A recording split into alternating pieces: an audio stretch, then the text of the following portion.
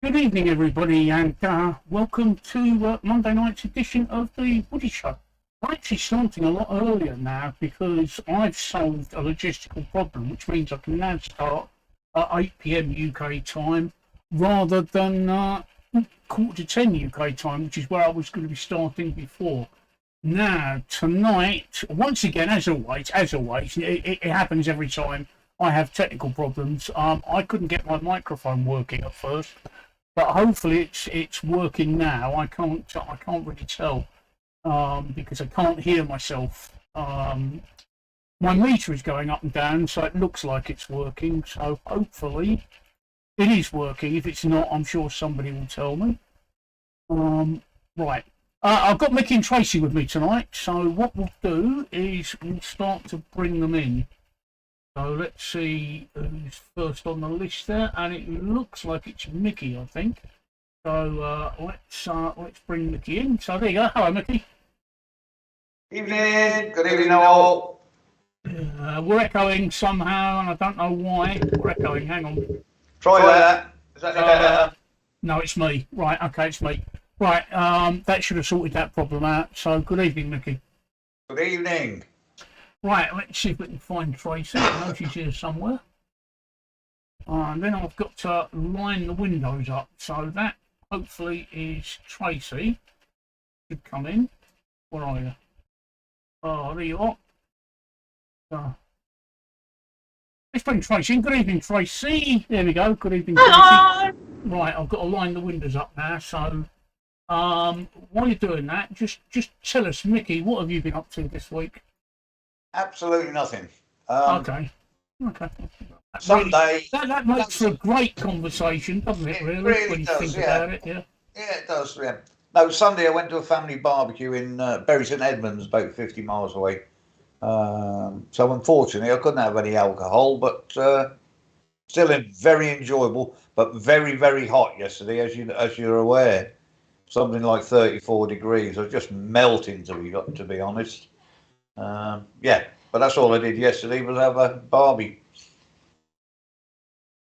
So what about you, Tracey? Sorry, you'll have to talk for a minute while I get all No, that's all right. sorted out.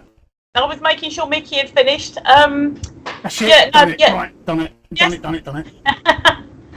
Yesterday was just so hot. I stayed in and I was clipping up previous streams to put on my my Twitter and TikTok. So like little funny bits. So if anybody who didn't manage to catch the stream or anybody who hasn't seen the stream yet can see these little clips, and obviously like there's the links at the end. So I enjoyed that, and I did something else and I can't remember. Oh, I did my Tesco order, and the Tesco website fell over at the last minute. But I managed to squeeze it through. And then I was kept awake half the night by the new neighbours who don't seem to know how to use a door handle. So they don't. I've got new neighbours along the corridor, and all night what we've got these security fire doors which are really heavy and they're self-closing. And so if you let go of it, it bangs and echoes and bangs really loudly. So that was happening at sort of like 4 o'clock this morning, and I'm thinking, really, you don't know how to use a door handle yet? Because closing the door properly and quietly. So, and I got woken up by drilling at 8 o'clock this morning. So yes, I was so happy today. Right. Okay. I'm not sure why, but I've got some problems with YouTube. The quality on YouTube is absolutely crap. The quality on Reddit is quite good, but the quality on YouTube is absolutely crap, and I can't work out. Quality on YouTube for me, it actually looks okay, but that's just for me. I'm looking at it and it looks fine. So, if there's anybody on YouTube, let us know what it looks like. No, it looks like crap to me. Let me just refresh the screen. It absolutely looks. It looks like old-fashioned 720. Oh no, it's fine. Yeah, it was. I just needed to refresh the screen. That was all. So you needed to clean your glasses. Yeah. I needed glasses. Right. Okay. Right. Okay. I don't like where my head's resting, so let me make myself a bit smaller.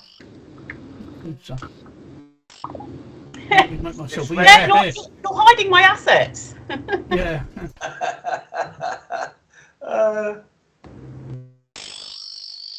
Rest your head on that pillow. Right. Okay. Boy.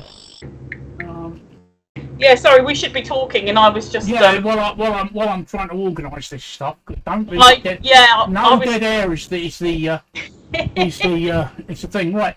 We've got 6 watchers on Reddit, and we've got 5 watchers on YouTube. So let's just say good evening, YouTube. I'm just going to make my head a bit smaller again. Hang on. Oh, make sure so that I'm not resting it. That's better, I think. Good evening, Reddit. So, or good evening, YouTube. So, can all 4 of you, can one of you say hi? Just let me know if my audio's working. And good evening, Reddit. Can one of you let me know if my audio's working? Because we've got 6 on Reddit and 4 on YouTube, which means Reddit is out the front again. I've got quite a list of things to talk about tonight. Good. But my microphone decided not to work tonight for some strange reason. I'm on my backup microphone. My big microphone, this one, it's not working. So I'm on a little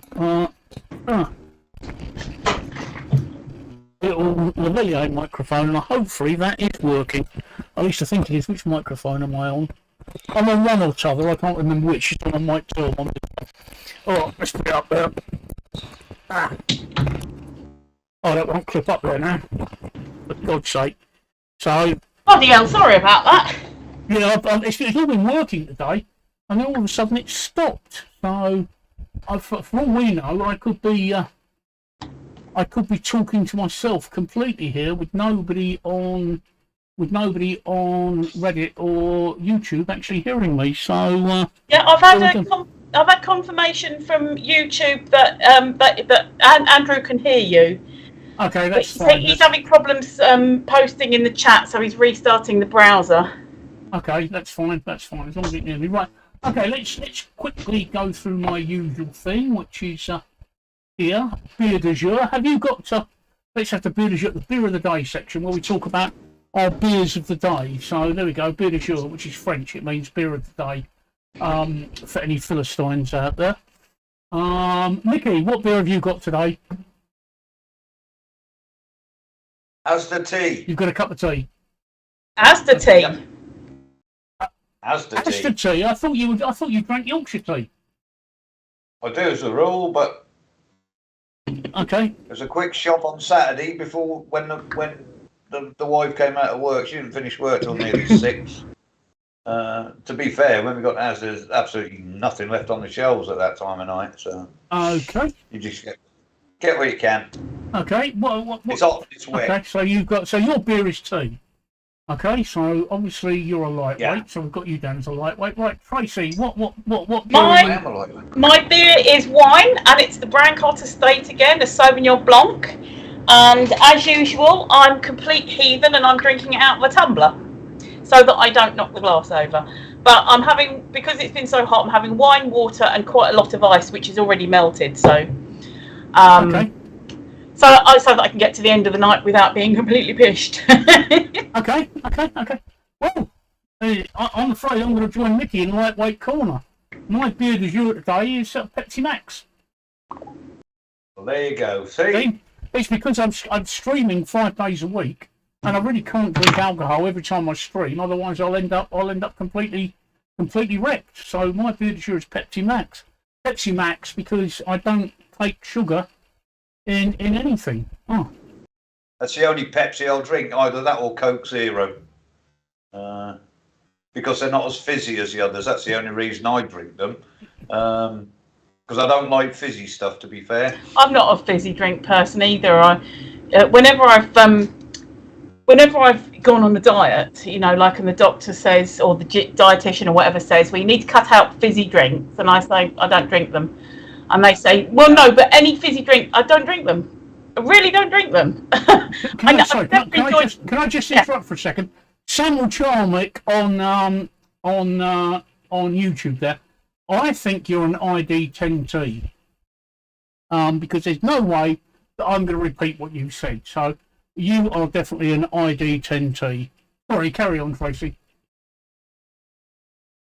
No dead air. Yeah, no, sorry, no. You could see me thinking. I was thinking over that. Yeah. So I'm not but I'm not a fizzy drink person. I will maybe once every 5 years or something enjoy a few mouthfuls of Coke or Fanta, something like that. But I'm really not. I don't buy bottles of Coke, cans of Coke. I really don't. I like a wine, but water is my drink. Water is definitely my drink. So. Okay, fair enough.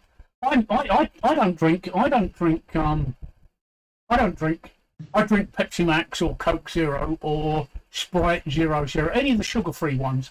I don't like the diet ones. I never did like the diet ones because they use sweeteners. And I don't know what it is about a Sparrow Martine or saccharin, but it always leaves a very nasty, sour It's horrible. aftertaste. Yeah, it's horrible. But since they've gone this new way with Pepsi Max and Coke Zero, it's quite nice. But I've never enjoyed sugary drinks. I've never enjoyed it. As an aside, sugar actually, cancer actually feeds on sugar. For those that don't know, I have a blood cancer. Every now and again, I have to have a PET scan. Positronic emission topography, which is what basically happens is, don't ask me how I know all this. Actually, I know all this because I sit there and I read the leaflets while I'm waiting. Positronic emission topography. And what happens is they come around and they inject you with a radioactive sugar, and you have to lie in a dark room for an hour to allow it to circulate throughout your body, and then you go into the scanner. Well, the reason they inject you with a radioactive substance is to give contrast so that the tumours really show up against the rest of the body. But more important, the reason they do it in a sugar solution is because cancer thrives on sugar. So basically, the sugar will immediately go to the cancerous cells in your bloodstream, and the radioactive material, the radioactive bite, will make it stand out. But that's one of the reasons why I don't drink a lot of sugar, because cancer actually thrives on sugar. I don't know whether you guys knew that. Did you know that, Tracy? Yeah, I knew about the possibility of it. I always remember sort of like the 1970s, 1980s, where there was this big movement of, oh, sugar gives you cancer, and everyone was like, no, it doesn't. But it's since been proved that sugar is an inflammatory. So even if you haven't got cancer, it can cause inflammation within your body. And so if you have cancer, which is in itself inflammatory, you know what I mean, then obviously it's going to feed it. It's just, sugar's not a nice thing. Sugar's not, and also, you know, they've proved that sugar can be, is more addictive than heroin. So, you know, when people say that they've got a sugar addiction and people go, oh, yeah, just stop eating sugar, it's not that easy. If you're addicted to sugar, it's like being addicted to heroin addict. Stop taking heroin. Okay. What, that easy? No, it's not. Mickey, we've got people ready asking questions. Do you want to bring them in? We've got Fred Herbert's planned. Good evening, Fred. Because I haven't watched The Sopranos, so I don't know what the answer to that is. 1999 even, yeah. And we got, I can't even pronounce his name. I'll just call him Bad. Any advice for today's youth? Wear condoms. Yeah, exactly that. That's my advice for today's youth. I didn't. Look at me. Wear condoms. That's my advice for today's youth. Excuse me looking up, because I've got Twitch up. Not Twitch. I've got Reddit up on my top. I've got 3 monitors here, and I've got Reddit up on my top monitor. So, because this sugarless mother is the last drink you'll ever have. Oh right, okay. Tony Soprano. Okay, I didn't watch The Sopranos. Yeah, no, I've never watched The Sopranos, so I don't know. But okay, I'll take that as the humour was meant. All right, I'll take that as the humour. And yes, Fred Herbert's right. You can ask anything except that. Do you agree, Tracy? Anything except that? Anything except for that. Mickey? Yeah, anything but that. Fred's saying on Reddit there that audio is out for 30 seconds and back for 5. for some reason, audio is out for 30 seconds and back for 5. On all of us, or on one of us, Fred? Which you have to be a bit more specific. Is it all of our audio that's going, or just one of us? Or give me a bit more of a clue on that. I can confirm that YouTube. I'm getting feedback here. YouTube is working fine for all of us, and I'm slightly too loud. My husband's telling me. You've been saying that for years, He's been Tracy. telling Yeah, you that exactly. for years, though. That's just normal. No, it's really. Sorry, Mickey. Carry on. I'm going to listen. Carry on. I'm going to have a listen on Reddit for a second. Carry on. Mickey, what did you say after I said that my husband's saying that I'm too loud? I did say he's probably been saying that for years, hasn't he?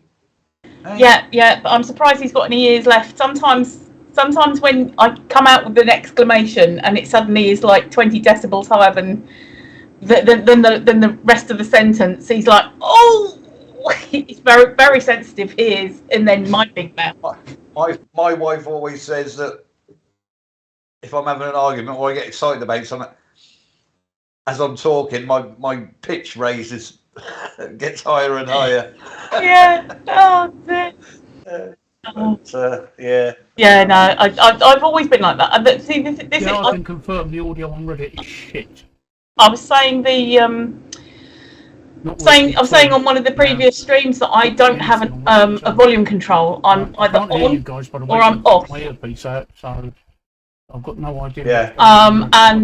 So literally when someone says tone it down a bit, I just have to, because I can't. I try to, but there's something in there. It's literally just on or off, and I don't know why. No volume switch. No volume switch. And I tell you what, when I try to speak quieter, it actually makes my throat feel really, really strained. Like there's muscles in there that are being used that haven't ever been used. And I can whisper. I've got nothing at all on Reddit. Hang on, let's put my earpiece back in. I've got nothing at all on Reddit. Oh no.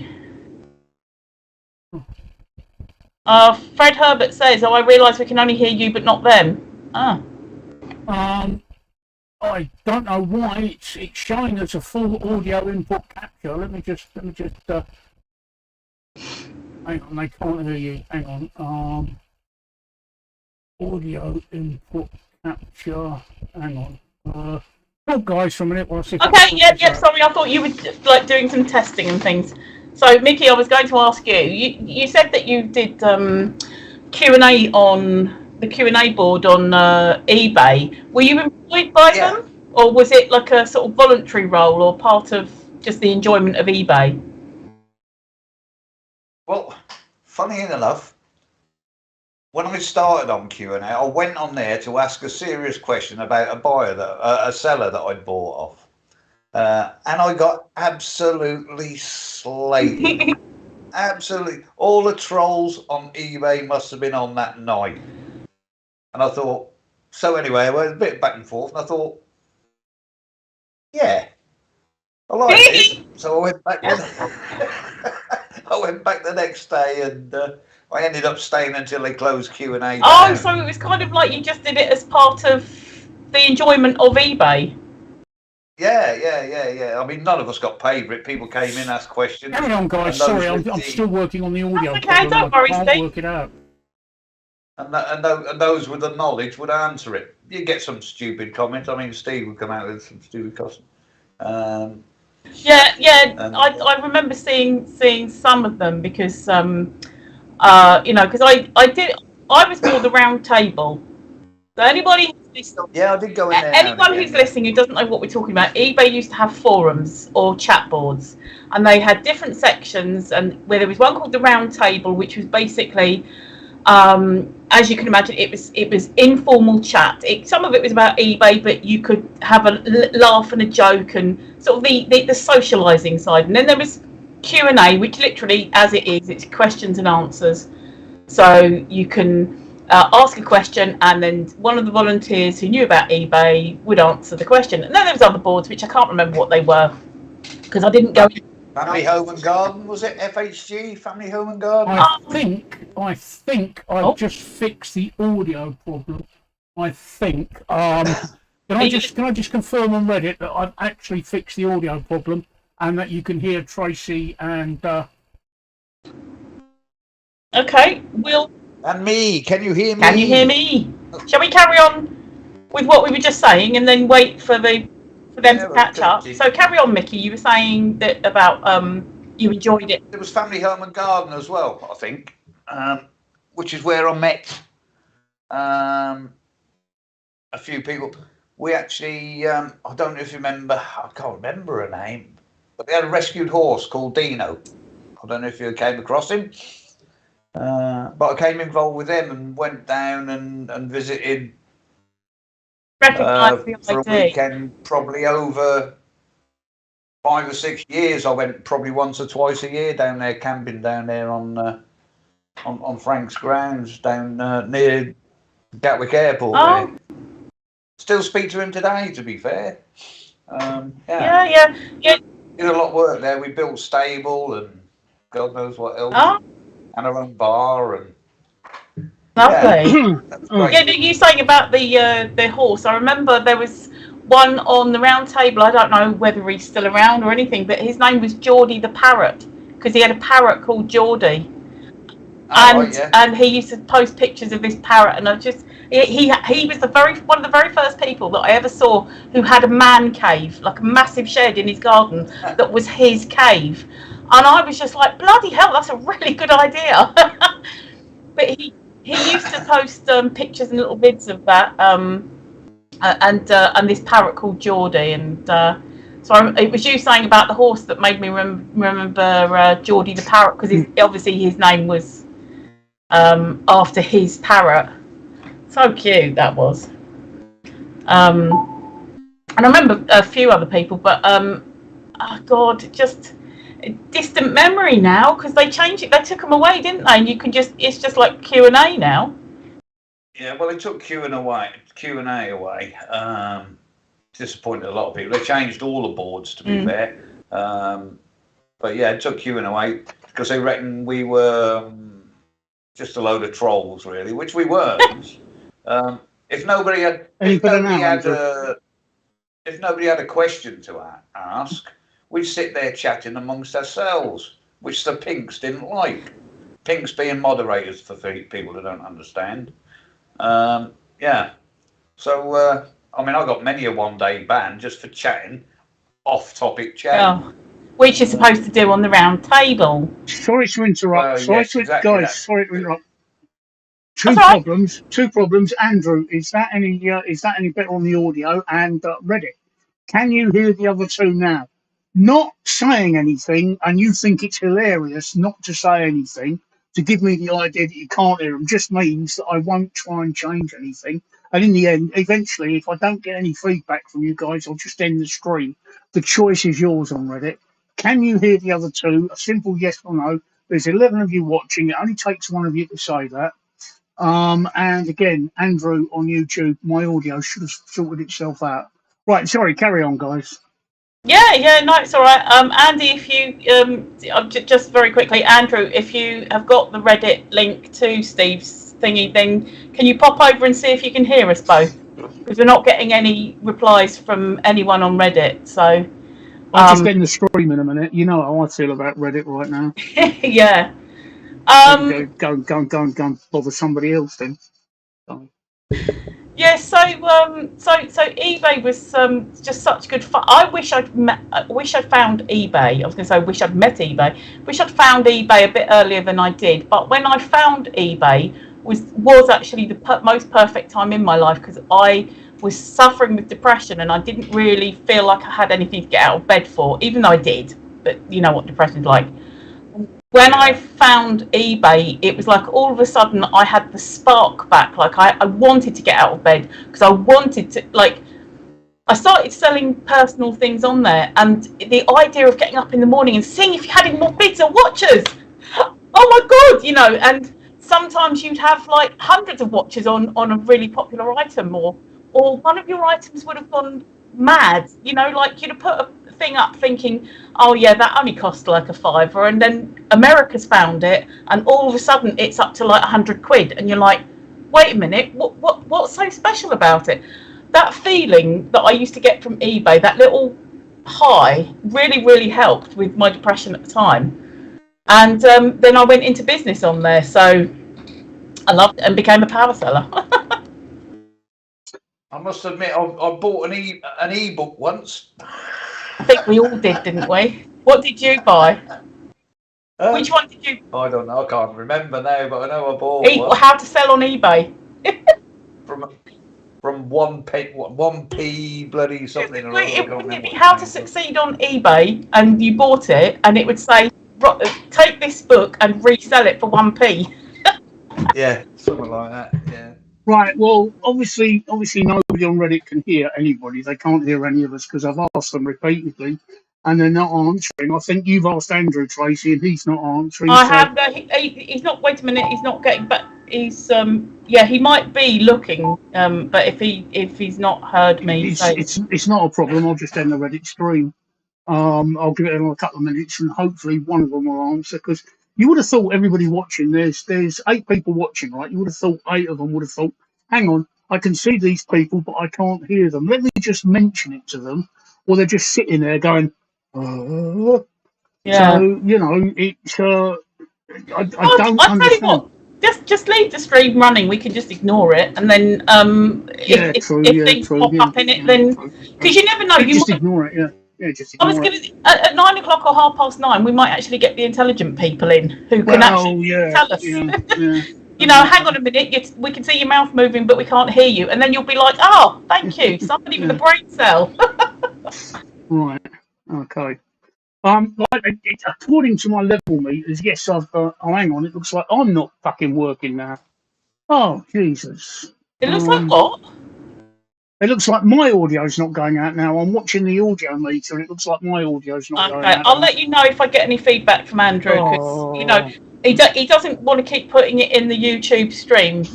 So he's feeding it back to me. So okay. He's not saying it. He's also doing artwork at the same time, so bear with if I'm not getting any feedback back. So,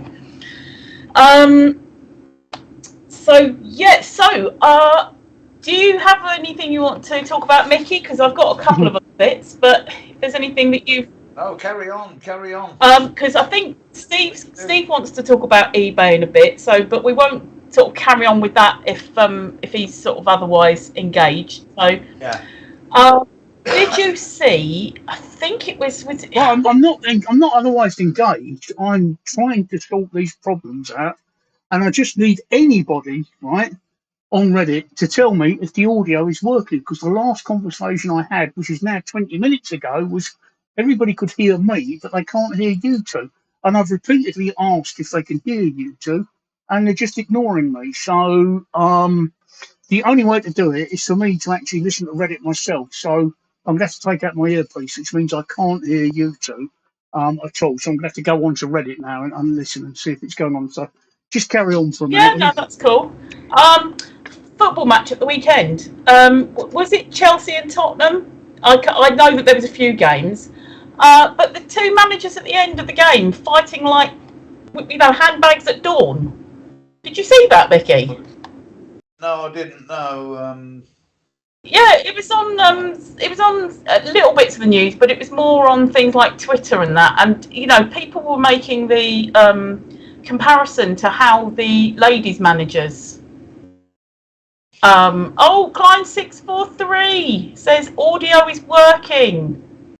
Thank you, Klein. Obviously, you've just got here. Oh. No, and you got your... we're not broadcasting on Twitch. We're not on Twitch tonight, Klein. We're not broadcasting on Twitch tonight because we're broadcasting on Reddit and YouTube for tonight. But in I think it's about 2 weeks' time we're stopping. Twitch is sorry to interrupt, guys. Sorry. Right, okay. 643. Right, okay. Too much. I'm getting myself on record. I don't know what I've done there. Come back. So, my Twitch isn't working because I'm not broadcasting on Twitch. I'm broadcasting on just YouTube and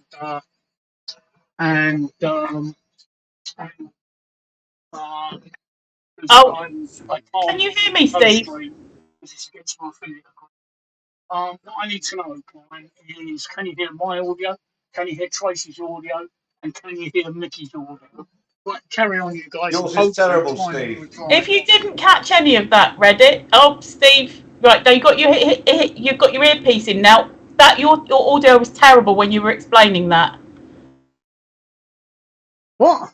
Your audio when you were I was Oh explaining. yes, yes, yeah. No, I'll explain that, Tracy. Right, you're not hearing me over YouTube already. You're hearing me over Skype, and the microphone in my earpiece is the microphone that's being used for Skype. Okay, so when I take my earpiece out, I'm moving it away from my head. That's why it sounds difficult, right? The microphone all the others are hearing me on is Yeah, this yeah, one. Yeah, yeah, yeah, yeah. yeah. Yeah, sorry. I So, always forget about that. But you repeated to Klein what I was in the middle of repeating. Both me and Mickey saw Klein come in, and we were saying that we're not doing Twitch tonight, but in about 2 weeks' time we will be Twitch exclusive. So, all right, okay, um, good. So we've I've got got it. what we're done. Yeah. Yeah. Well, I was just saying about the two managers of the football teams who played yesterday or whenever it was, who were having a bit of fisticuffs at the end of the game, and people on Twitter were drawing comparisons with the ladies managers, as you know, when the games finished with the ladies teams, you know how we behaved, we as women, compared to the men after the game, they were having to be pulled apart from each Well, other. It was like handbags at I dawn. wouldn't mind seeing a bit of a cat fight myself. Yeah, it was like handbags I at I'm dawn. completely clueless about all this. Sorry, I'm completely clueless about all this. Well, I only saw it, like I was saying, I only saw it because I was browsing Twitter and a couple of people had posted it and posted the little clip of they're all kind of like up to each other, the two managers. I actually Okay. wasn't on the pitch, so yeah, so that's so our audio is all working now, so Well, I think so. I think so, Tracy. I think so. I've been changing things while I've been working, so hopefully you can still hear me, can you, Tracy? I can, yes. I can hear perfectly Okay, now. good. I think because I've stopped using the microphone in this earpiece, I'm using my default microphone now, which is that one. So Yeah. everybody's hearing me on the same microphone, so that should have solved that problem. I did ask Klein 643 if we're all working, but he's not come back to me. So we'll go on the basis that I assume we are. All right. Yeah, I'm sure he'd tell us if it's not. Can we come back to eBay a minute? Yes. Yes. Yeah, I was a very big seller on eBay. I was a power seller. I actually back in 2006, I actually got invited to a dinner at eBay's head office in London, because I was one of the first power sellers to reach 10,000 feedback in the UK, which was a massive amount of things. There were only 20 of us that did it. The first 20 in the UK that did it, and I was one of them. So I went to this dinner there. And from 2004, when I started on eBay, until 2018, when I gave it up. So what's that? It's 4 years, isn't it? 2019, I gave it up. That's 15 years. I had quite a good living on eBay, and I prided myself on giving good quality service and good quality goods. And everybody I knew, um, customers as well as buyers on eBay, like Tracy and Mickey, were actually very, very good and very professional. But in the last year or so, virtually every purchase I've made on eBay has been an absolute disaster. The last purchase I made on eBay was this shirt that I'm wearing. Right, look, on Wednesday of last week, on Wednesday of last week, just bear with me 1 second. Yes, Twitch. We're not broadcasting on Twitch, Klein. We're not broadcasting on Twitch tonight. It's just YouTube and Reddit. I can't co-stream on Twitch any longer, because I'm in breach of the Twitch affiliate agreement if I co-stream on Twitch. So Twitch, um, I'll come back to the eBay store in a minute. Twitch is going to be from the end of this month. We decided today that we're going to carry on YouTube and Reddit until the end of this month, and then we're knocking it on the head. So from the beginning of September, so from the 1st of September, we will be Twitch only. That's the URL for Twitch. That's why it's up here, just so that you can remember the URL for when we go Twitch, because we're knocking Reddit and we're knocking YouTube on the head because we are not getting the figures. We're not getting the figures. No, I'm not breaking Twitch laws. That's what I'm trying to tell you. I'm not actually breaking any Twitch rules at all, which is why I'm not streaming on Twitch, because I don't do things like that. Right. Anyway, back to this story about eBay. So I ordered this shirt. I thought, well, I bought a domain name, the Woody Shop Place, right, last week, and I pointed it at my Twitch page, and I thought I'll get a T-shirt so that I can, when I'm streaming, it's got the URL on the T-shirt. So the guy, I ordered the T-shirt orange. There's a reason why I ordered orange, and I'll tell you why in a minute. But I ordered orange with black writing, and I said it's a domain name, the Woody Stock Place, and I wrote it down, the Woody Stock Place. On Friday, he sent me a graphic, which was a capital T and a capital W and a space with no dot on it that said the Woody Stock Place. And he said, "Is this what you want?" I said, "No, this is not what I want. It's a domain name, it's a URL, it's in lowercase, and I want it to read the Woody Stock Place." Okay, he said. So the shirt arrived this morning, lowercase, no dot. That dot there is this, because I wanted to wear the shirt tonight. All right, okay. I own a Sharpie pen, so I've had to put the dot on. I bitterly complained to him about it, and do you know what he said? God, can you guess what he said? Tracey, you know what he said, don't you? Yeah. Do you know what he said? I know what he said. He said, "Don't worry, I'll send you the dot in the post, and you can iron it on yourself." And I'm like, that's like having a dog and barking yourself. I don't even know if you possess an iron in this house. I'd have to check. I'm pretty sure we don't even possess an iron. But I'm not going to iron a bloody dot on the shirt all by myself. I'll tell you what, I'm going to give him a chance. I'm going to email him back tomorrow and say, no, that's not acceptable. I want what I paid for. I don't want to do it myself. You know, it really is like having a dog and barking yourself. So if you don't do it, I'm just going to give you negative feedback, and I'm going to file an item not a described claim. But it's just one of many purchases I've made on eBay that have either been incorrect or complete rubbish.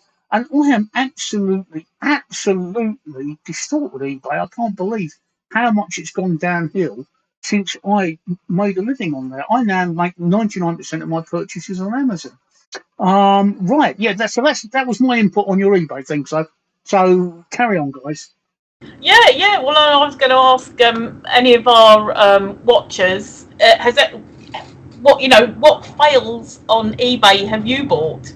You know, that you significantly not as described, or something completely turned up. Something turned up was completely wrong or disgusting. I remember buying a pair of black trousers or leggings or something like that.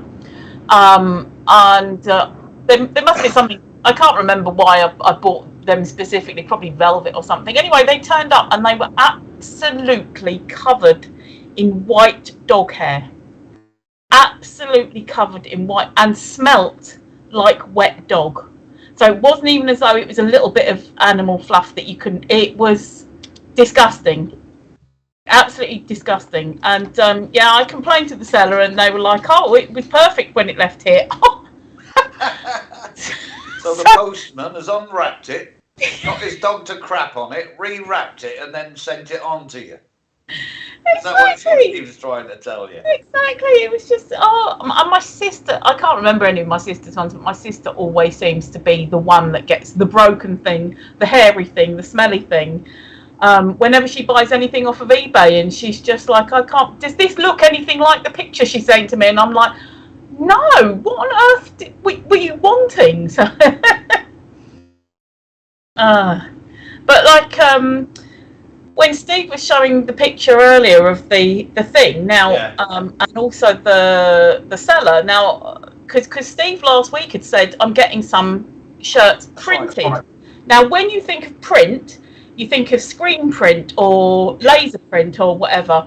And I could tell that that was an iron-on job. And I said to Steve, I mean, he was busy and stuff, but I said to Steve, did you want an iron-on job? Because at the end of the day, if you've paid for screen print or, like embroidery, if you've paid for one of those, but what you've actually got is an iron-on thing that you could have done yourself if you had an iron, then... I had an iron. Yeah, exactly. Well, if you want iron-on vinyls, my son-in-law does them. Yeah. Okay. And the shirts, the lot. He does quite a bit. I'll send you a link to his page on Facebook, so you can see the sort of thing he does. But he's not bad, and he's reasonably priced. Okay, sorry, I'm plugging his. No. It's a new adventure. It's a new venture for him. He's probably only doing it probably a couple of months now, and but I'll yeah. But he does that sort of thing.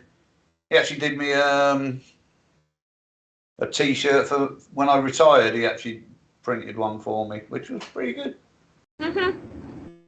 Yeah, no, but that's that. But that, you know what I mean, then, Mickey, in the sense of pricing. There's going to be different pricings for different things, and this is what I was saying to Steve. Did he want an iron-on decal, or did he want embroidery or a print? And so, if he's paid money that would have cost it to be printed, but he's ended up with the cheaper version, then that's something else to add weight to his significantly not as described. Because I mean, a dot is a dot, but sending one little thing to iron on. I see Steve's playing with the.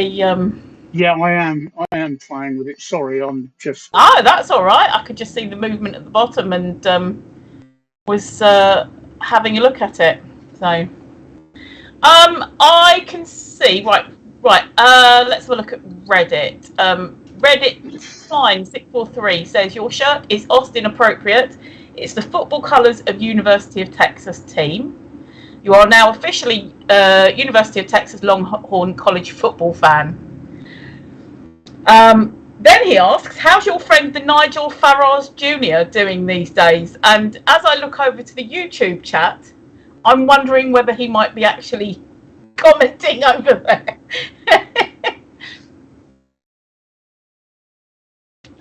If guys don't mind, I'll just put a link in our chat to my son-in-law's graphics. Oh, cool, yeah. I'll pick it up. Yeah, I'll pick it up. Let's have a look. Yeah, I see, yeah. So, Tyson Zabini on YouTube says, you're right, Cockers, hi. And says, how many viewers have you got on Twitch? Well, none, because we're not on Twitch tonight.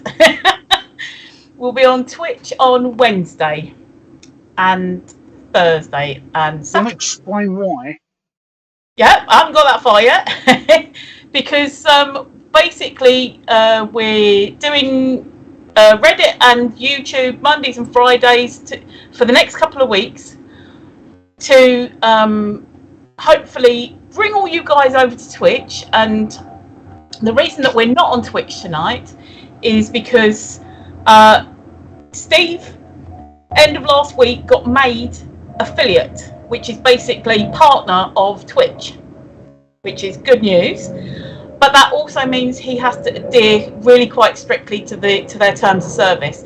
One of those terms of service, if you're an affiliate, says no co-streaming.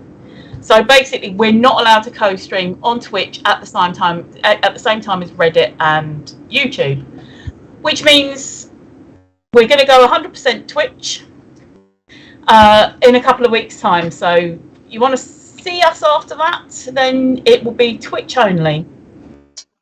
And Klein 643 on Reddit says, how's your friend Nigel Farage Jr. doing these days, Steve? His nickname is Mr. Unreliable. I bet you can't guess why. Yeah.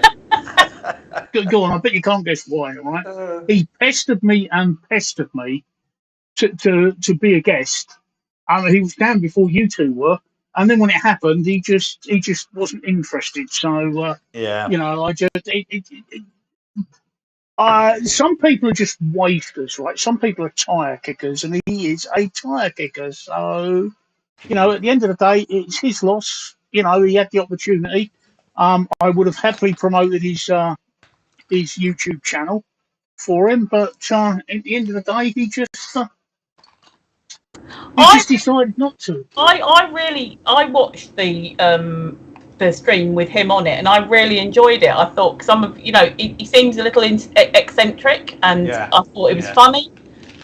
And I just wondered that perhaps doing that one live stream got the feeling of wanting to do a live stream out of his system, and he doesn't want to come back again for a few months. He has a history of doing this, right? He really starts things and he can't finish them, especially in bed. Oh dear. Well, I've got something in my hand that I've got to fix tomorrow. It's a Wi-Fi card for my computer I've got to put in there. It's been sat here for weeks and I'm getting moaned at because it's cluttering up the side apparently. So What are you on? Are you on a cable at the moment, Mickey? I'm on a Cat 6. Well, I'll tell you what. On Wi-Fi, you won't. Your Wi-Fi. Are you?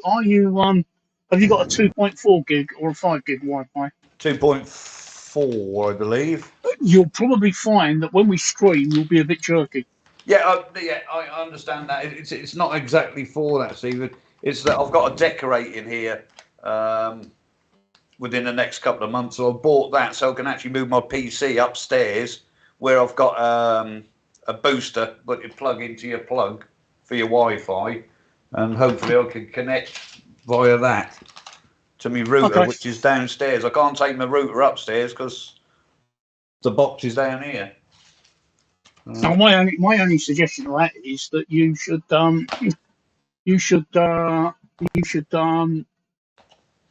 only connect via Cat 6.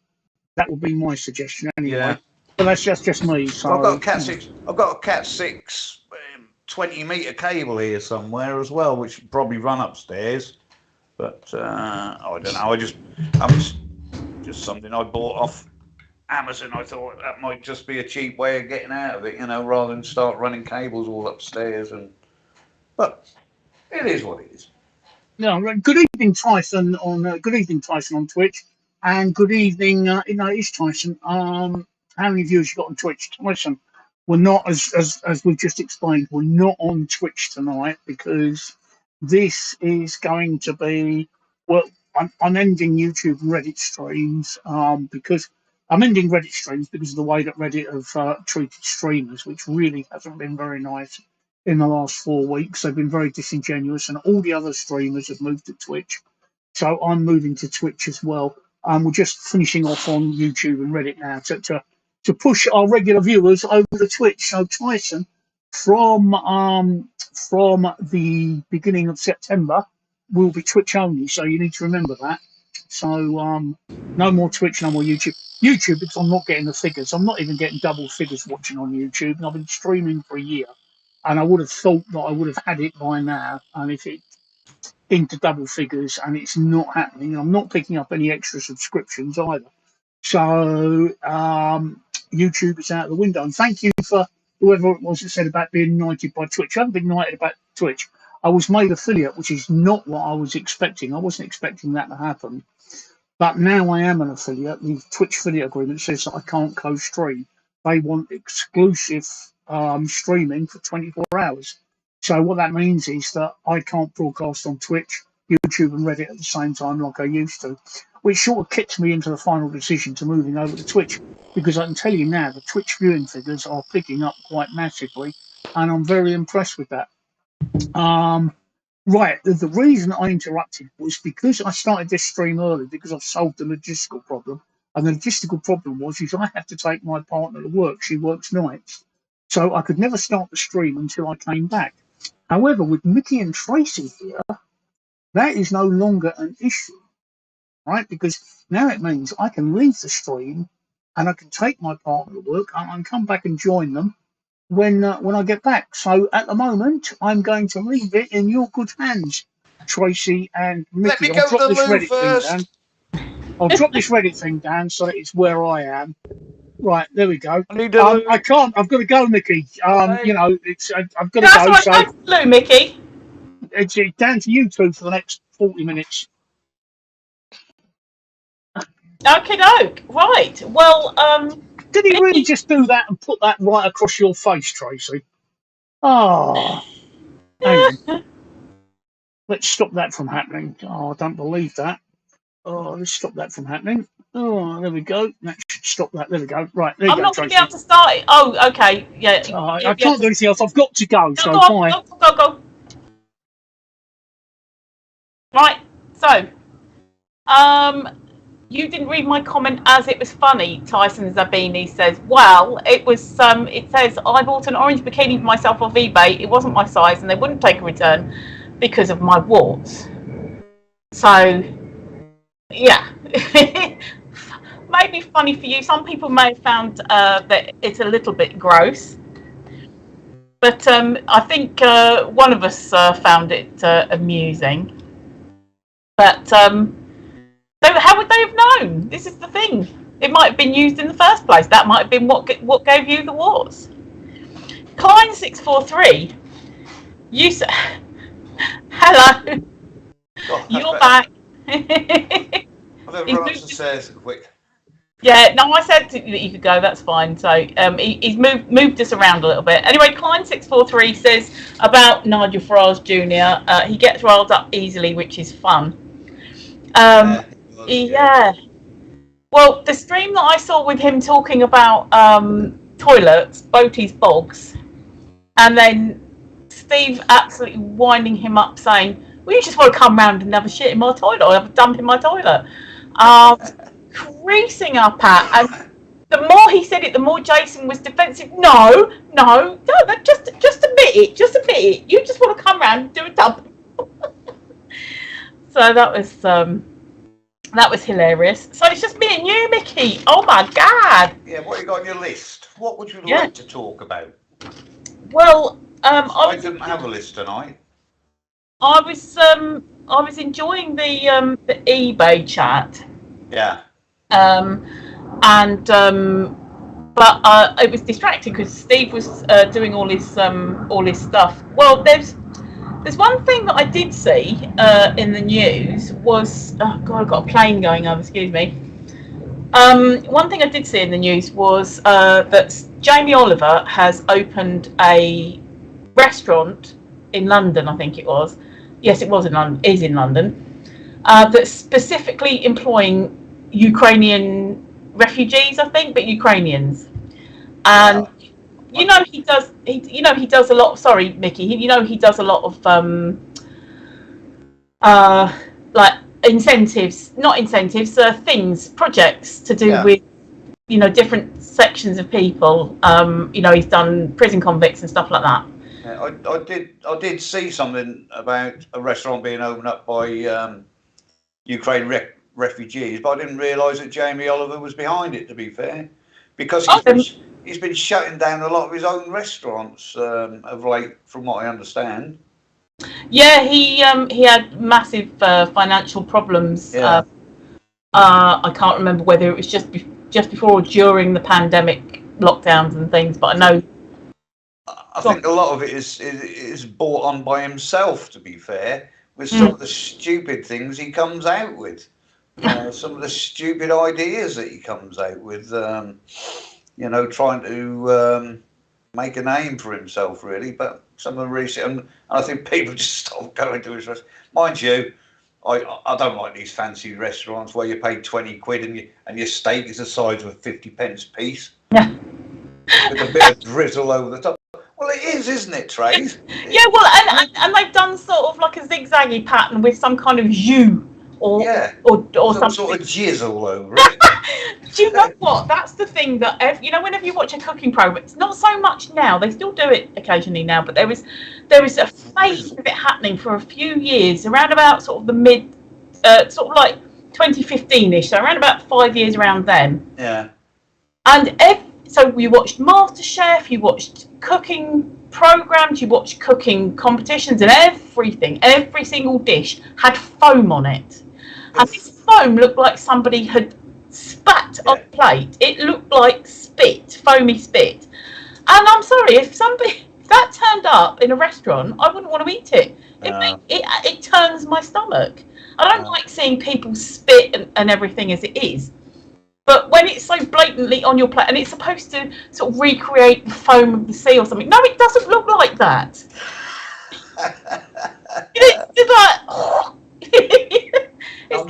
I'm just for plain eating. I mean, I'd like to say I don't want a 50p sized piece of steak with a bloody cabbage leaf sticking out the side of it, or whatever. A 4-leaf clover or something.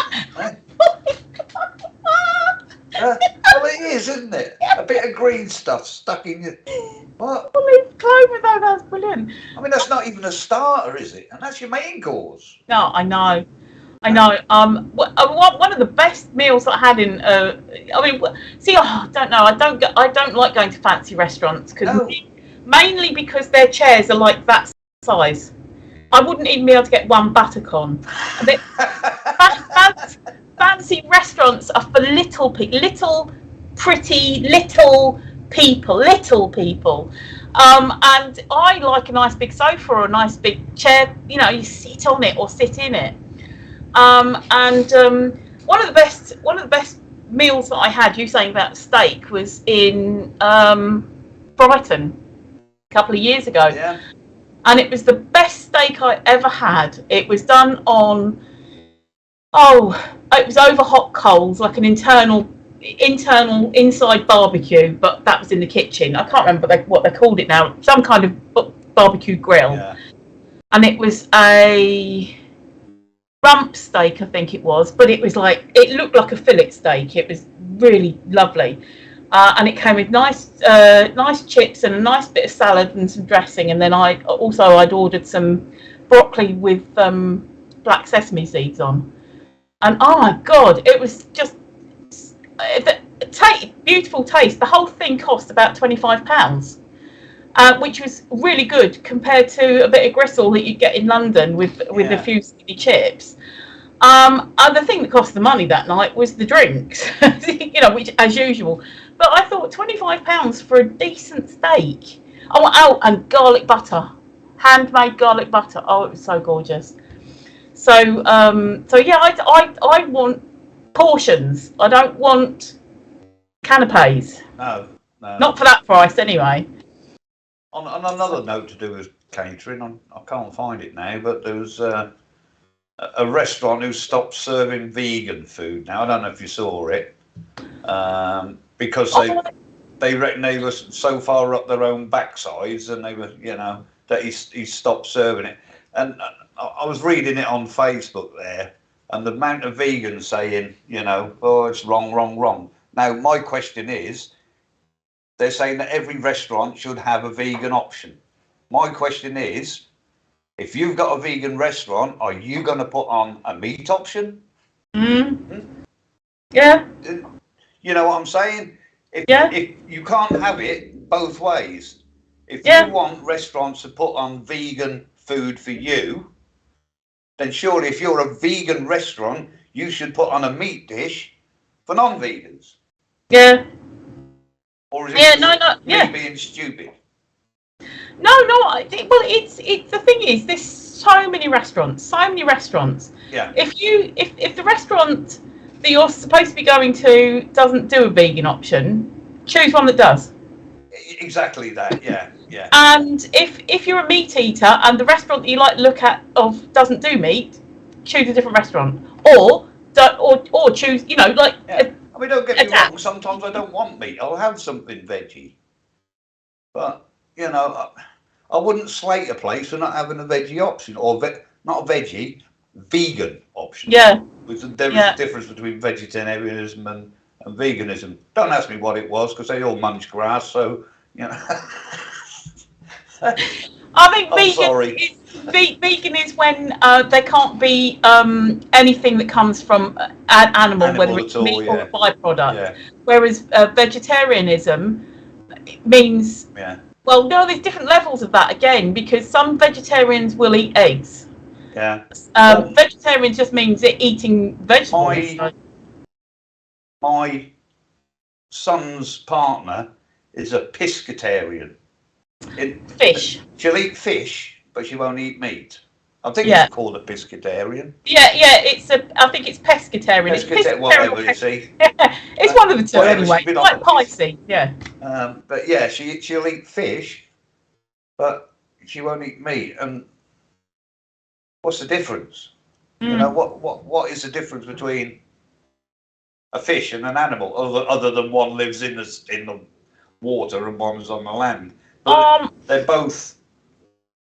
Sometimes sometimes it can be the textures, maybe. The what? Sorry. Textures. Yeah. No. It's the in the sea. They're not going to be eating the same things as land animals, but also it's the sentient. You know, like whether they've got you know, knowledge and understanding of what's happening and things like this.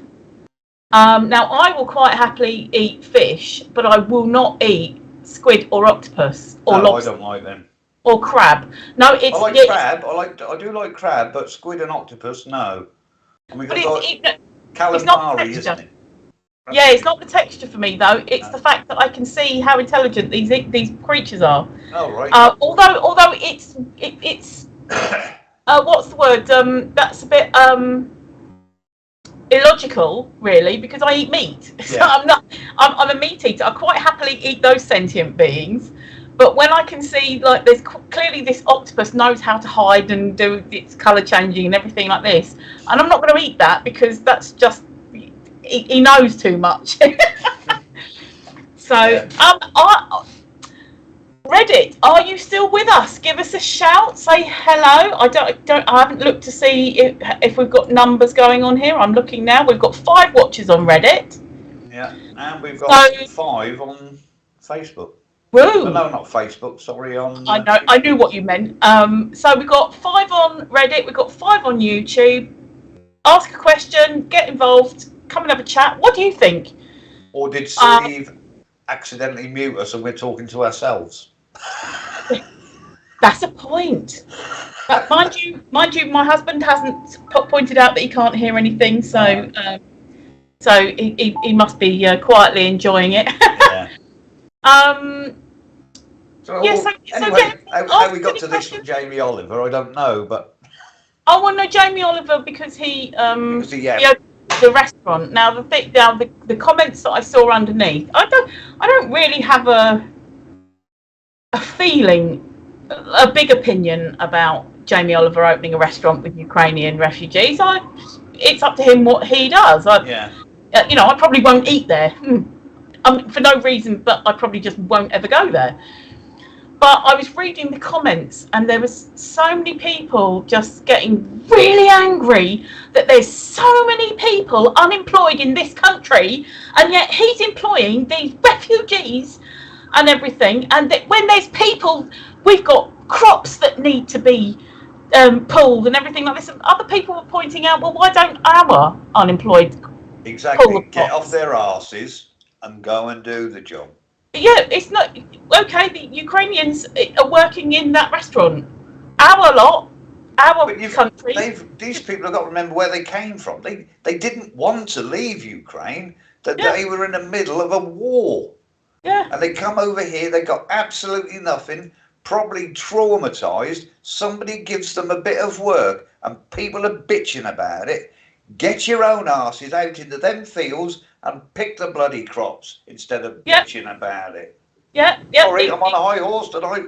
No, I like it. Good. No, I like it because high horse means we've got conversation. Yeah, but no, that annoys me when people say, "Oh, you bring these foreigners in to do this, that, and the other," and yet the same people are the people sat on their backsides doing absolutely nothing. Yeah. And that does really annoy me. Yeah. Well, that's what you know. The conversation, like I said, was going. Well, you know, why can't he employ, you know, the young people and everything? People were going, and other people were saying, well, why can't the young people go and pick the crops? Exactly that. We've got crops that are rotting in the fields. Yeah. There's a guy I saw. I think he's local to us. He's got a field full of onions, and he's letting people go and just take them onions, because you can't sell them, you can't get them out of the fields. You say to people, come and take them, because all they're going to do is rot. Come and take them. And people won't even go and do that. Grab yourself a bag of onions. Because you've got to pull them out of the ground rather than pick them up in a plastic bag in Sainsbury's. Yeah, no, it's ridiculous. What annoys me, because just made me think sideways there, because that's good. You see, when you're on your high horse and you're on a rant, it makes me think of like sideways things and gets my brain fired up. It's I living in London. I live in a more built up area than I think Steve does. Steve is. I wouldn't say he's rural, but he's on a. I'm rural. Yeah, I'm rural. Jealous. I've got a beach less than a mile from me. Oh no, see, perfect. That's what I want. I've got countryside probably a mile in the other direction. Yeah. See, but this is So, I live more within the smoke. In the city, yeah. And it really is smoke. Some days. Yeah. And you saying about people can go and pull the crops up and everything, like help themselves and things. And this is what one of the things that bugs me about living in the city. So many people are, oh, the city, it's so cosmopolitan and universal and everything. Yes, but we have green spaces, but they're manicured green spaces, cultivated green spaces. There are allotments, but I can't just walk into an allotment and pick your own and stuff like this. If I wanted to go and do a pick your own, I'd have to travel for at least an hour in a car to get outside of London to do the pick your own and then drive back. So I've used all that petrol and stuff like this. And obviously, I'll be honest, Trace, I couldn't live in a city like that. I really couldn't. In a concrete jungle, it just doesn't do anything. My dream is to live. I want sea air. Like I say, I've got a beach less than a mile from me. Oh, you got spare room. But this is what I mean. You living less than a mile away from the sea, you're going to be getting the sea air. You're going to be getting the fresh air and things like that. That's what I want. I want to live in a town or a large village, or on the outskirts of a town or a village. So, ideally, which is near the sea or right by the sea, and a pub within staggering distance, a supermarket within 15 minutes drive, stuff like this. 15 minutes, Christ, I can get to Asda's in 5 minutes. Oh no, that's what I mean. Within, like I don't want to be travelling like an hour to get to it. No. And I'm not too big on country spiders, so London spiders are bad enough, but country spiders, they're all very weird and wonderful. They're all right. Well, no, it's the thing that they get the bugs. They feed on bugs and flies. Yeah, keep the flies down, and it's. Yeah, it's just the I wouldn't want to live too close to kind of like too much woodland and trees, because you get lots of creatures trying to live where my daughter lives then, because she opens the back room, her curtains in the morning, and she's looking out over the fields. Yeah. But they get a lot of mice, foxes, rabbits, and all that sort of thing. Oh, I don't mind the foxes and the rabbits, and I wouldn't even mind mice as long as they were like field mice and stuff. They are. They're outside. They're not in a house. But no, house mice are just like London mice. So. Yeah. But yeah. Enjoy it. You would, and it's a lot better for your health, Trace, in the country. Yeah. Because I mean, London, you must. Well, I don't know if they've still got smog, but you've still got traffic fumes. I tell you what, when we were in the pandemic, lockdowns, especially the first lockdown, it was unbelievable. Within a few short days, you could hear the birds, the air cleared, because there was no planes going over anything, and where I'm so high up, I can look across, and you can see this like layer of like murk. It's like a sort of greyish purple colour, and then you've got the blue sky. That cleared. It was like all the colours were so much brighter and colourful, and so quiet, so peaceful, with the no cars and no planes, and you know, somebody sort of 2 miles away could go, hey, and you'd be able to hear them, you know, that kind of stuff. Pankman on YouTube says, I bet quite a few homeless people would go out and pick the food, get these people off the streets and prioritise them first. Yes, precisely. Yeah. And there's ex-military as well that are on the streets that, yeah, give them somewhere to live, and they'll, I mean, because round here, well, particularly Lincolnshire and that, when they did have people from abroad come over, they had caravans that they put them in, like mobile homes, you know, like these big 40-foot. Mind you, they were crammed in like 20 to one of them, but yeah, but they could do that for the homeless, not to overcrowd them like that, but you know, just yeah, give them somewhere to live and also give them something to work for. Well, hot picking and strawberry picking and stuff like that was done back in the 50s and 60s by people from London. And they would go to these places to help pick, you know, they'd book a holiday. So they would, it was like a working holiday. They'd do that, and then they'd have the enjoyment of the evening stuff and socialising and things like this. So it was a holiday away from London. Got fresh air, but also you were working. It was just you saying about the caravans and stuff. We've got a guy on Reddit. Yeah. The opinion dude wants to know how old we are. Well, I'm 66, and I'm not sure whether a lady wants to tell you her age. So that is entirely. I don't mind at all. I'm 50. How old are you, the opinion dude? Probably 12. No, I don't mind at all. I don't mind saying it. You know, as long as people don't sort of like fall over and faint and go, "Oh my God, you look terrible for your age." Yeah. I've not had that yet, but so yeah, the opinion dude. Did you get our reply? Yeah. So there, I just find sometimes that the government can be so short-sighted about stuff like this. You know, the picking and things like this. And a lot of the replies is, oh, well, it's because the companies that were employing the Eastern Europeans who can't come over here now because of Brexit, they were paying them less than minimum wage. And it's like, well, whose fault is that? They should not have been allowed to be paying less than minimum wage. No. If these people were coming over to do our work, pay them minimum wage. Yeah. Oh, and but it'll put the price of fruit and veg up. Yeah, but the prices of fruit and veg are going up anyway because they're rotting in the fields. So, what are a lot of the gang masters, which is what they called them, the gang masters who ran these fields, they pay them the minimum wage, but then they charge them extortionate amount for food and accommodation, which still leaves them in the same position, basically, as what you were saying. Exactly. So I mean, there should be there are ways around it, and there should be ways around it. It's just somebody's got to do it first. Yeah.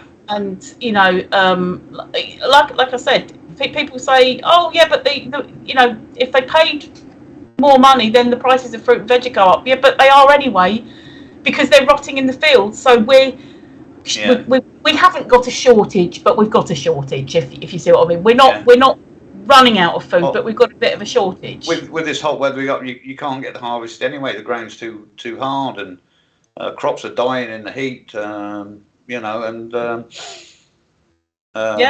we're now in Suffolk here. We're now under drought regulations. So, I think farmers get exemptions for them, so that they can actually water the crops. I'm not sure. I'm not 100%, so don't quote me on that. But yeah, the poor old farmers are having a hell of a time at the moment. So, So it's just. But there we go. Yeah, but food and stuff is expensive. That the government are just always. It's like the government is like using sticking plasters to stick things together. It's not quite working. It's just about holding. These two fighting for their place as leader of the Conservative Party. They've been asked many times, what are you going to do about, you know, these out of control bills and everything? And neither of them will give a straight answer. No. What we need is a straight answer. What are you going to do? I mean, they're talking about by February, fuel bills are going to be over £5,000 a year. And did you see that people on Universal Credit only get about £4,000 a year? Exactly. So how are they going to pay anything towards their bills? Yeah. Carry on. So madness. You saying that, I'm just astonished. I mean, that I can't get my head around it because they say the fuel cap is going up. Well, if it's a cap, surely that must be the maximum. Who sets this cap? And why? Is there a government department that sets this cap? Because this cap said, because they're making billions, these fuel companies. This is how much you're going to charge, no more than that. They can do it if they wanted to, but they won't. Why? If it's a cap, it should be a cap. It's a lid. Yes, that exactly. on. To stop them going higher. It's not a flipping. You know, you're supposed to screw the cap on. You're not supposed to. Oh, the cap's got to go up. Yeah, well, but it's not a cap, then, is it? No. But they're raising the cap in October, and then they're raising the cap again in February. But that's not a bloody cap, it's not is a it? Cap. It's just letting them do what the bloody hell they like. It's all right saying, "Oh, let's have a bloody a what's-he tax on them." I know what you mean. Profits tax. Yeah, it's all right saying that, but why are you letting them make excess profits in the first place? If you put a cap on, they'd still be making a profit. They'd still be making their billions profits. It might not make their shareholders very happy, but it'll make a damn sight of people, a lot of people who they're putting into fuel poverty, a lot happier if they say, right, bills will not go up above, I don't know, £2,000 a year. Yeah. I mean, what the hell? What happened to philanthropy? You know, the capitalists who put their money back into society, exactly. Or some of their money back into society. The problem is we've sold off all our energy companies. Most of them are owned by French companies. Now, French have put a cap on their fuel prices. But who's paying for that cap? Us from this country, of course. We're subsidising them. But people can't see that. It's absolutely ridiculous. Yeah, See, I'm getting high-pitched again. Oh, we like it. But I saw something in the last couple of weeks about I can't remember which fuel company it was, but it was one or two of the fuel companies had returned billions of profits. Exactly. Seriously. Shell, BP, both of them. You know, it must be lovely as a shareholder, but you've got all this money. Oh, because that people are owning the shares just what usually wouldn't be owning just those shares. Oh, no, shit. I can understand that a lot of pension companies got shares in them, this, that, and the other, and other things like that. But there's making a profit and there's making an excessive profit. Yeah, no, that's what I mean. And what's even more disappointing, in these times, they go and publish their directors' bonuses, which are obscene, because obviously they're linked to the profits. The more profit they make, the more bonus these guys get. Absolutely obscene. It would take a normal average person on minimum wage probably 30 or 40 years to earn one of their bonuses. Absolutely outrageous. Yeah, and this is exactly, come on, say diabolical. It's absolutely diabolical. People love it when I say that. I don't know why. I know. I'm going to clip all the bits up where you're saying diabolical and have a whole clip of you going diabolical, absolutely diabolical. If Steve can get me these streams, it's difficult to. I've got a whole page of whole there and there of clips that I want to clip up, and I think what I'll have to do is find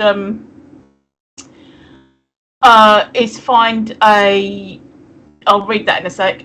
Is find a program where I can actually pull the stream myself, because I understand it's difficult for Steve to be. Anybody who's listening, basically, once this stream is done, it goes video on demand on whichever channel we're on, and then Steve downloads that for me and then sends it over. But he's finding that if he does that, he can't do anything else on his computer, which or on the channel. So, which is fair enough. I just need to. I just like playing. I like doing the arty things with it. I like putting the things at the bottom. Someone said that Reddit might not be working, but I can see the numbers of viewers going up and down. Are you still there, Reddit? I've just refreshed and Reddit is still working on my screen. Okay. Yeah, I think it might be Andrew, so that's all right. Say hi, Reddit. Just let us know you're still watching. We probably sent them to sleep with our inane chat. Well, join in. Yes. What do you think about what do you think about the fuel companies who are taking billions of dollars or pounds in profit, or euros, and people being forced into fuel poverty? What do you think? Have you got any questions, any comments? Join in. We're rabbiting on because there's nobody's throwing anything at us, so we're just a couple of old buggers down the pub cheering it What in over. the world's the rights? I just talk a load of old bollocks. Just tell me I'm talking a load of old bollocks. Yeah. But yeah, you would think that someone within the company would be saying, right, we've got billions of profits. Can we just put, even if it's $1 million of that billion, back into society? Where can we put that, and how can we go about it? Yeah. But a lot of the time, there's backhanders to the government. Look at the social housing they could build. To get people off the streets, to get people out, and that would, if they were doing things like that, people could understand and make these profits. But just to take them, what are they going to do with these profits? I mean, I think, I can't remember if Shell or BP quite a while back said if they were capped, they would still continue business in the UK. So why aren't they doing it? Yeah, that's my question. Why aren't they doing it? And then you've got Biden in America stopping them getting the oil and the gas out the ground in America, and then they're importing it from the Middle East and Russia. Hey? Yeah. How crazy is that? I know, and then they have stuff to say about the human rights in the Middle East and in Russia, and it's just I have no idea who Cart Narks is. So, is that another play on words? Vecna in your head on Reddit says, "Do you like Cart Narks on YouTube?" Shall I Google Cart Narks? Talk amongst yourself, Mickey. Give it a go. I thought it might have been one of those play on words. Yeah, probably. Oh, Cart Narks. What is a Cart Nark? Is no, that's probably not it. How long has Cart Narks? Right, Cart Narks. How long has Cart Narks been around? With around 160 videos, 160,000 subscribers, and 18 million views. Cart Narks is an elite YouTube channel. Cart Narks was first launched in August 2018 under the auspices of The Woody Show, an irreverent shock jock radio show.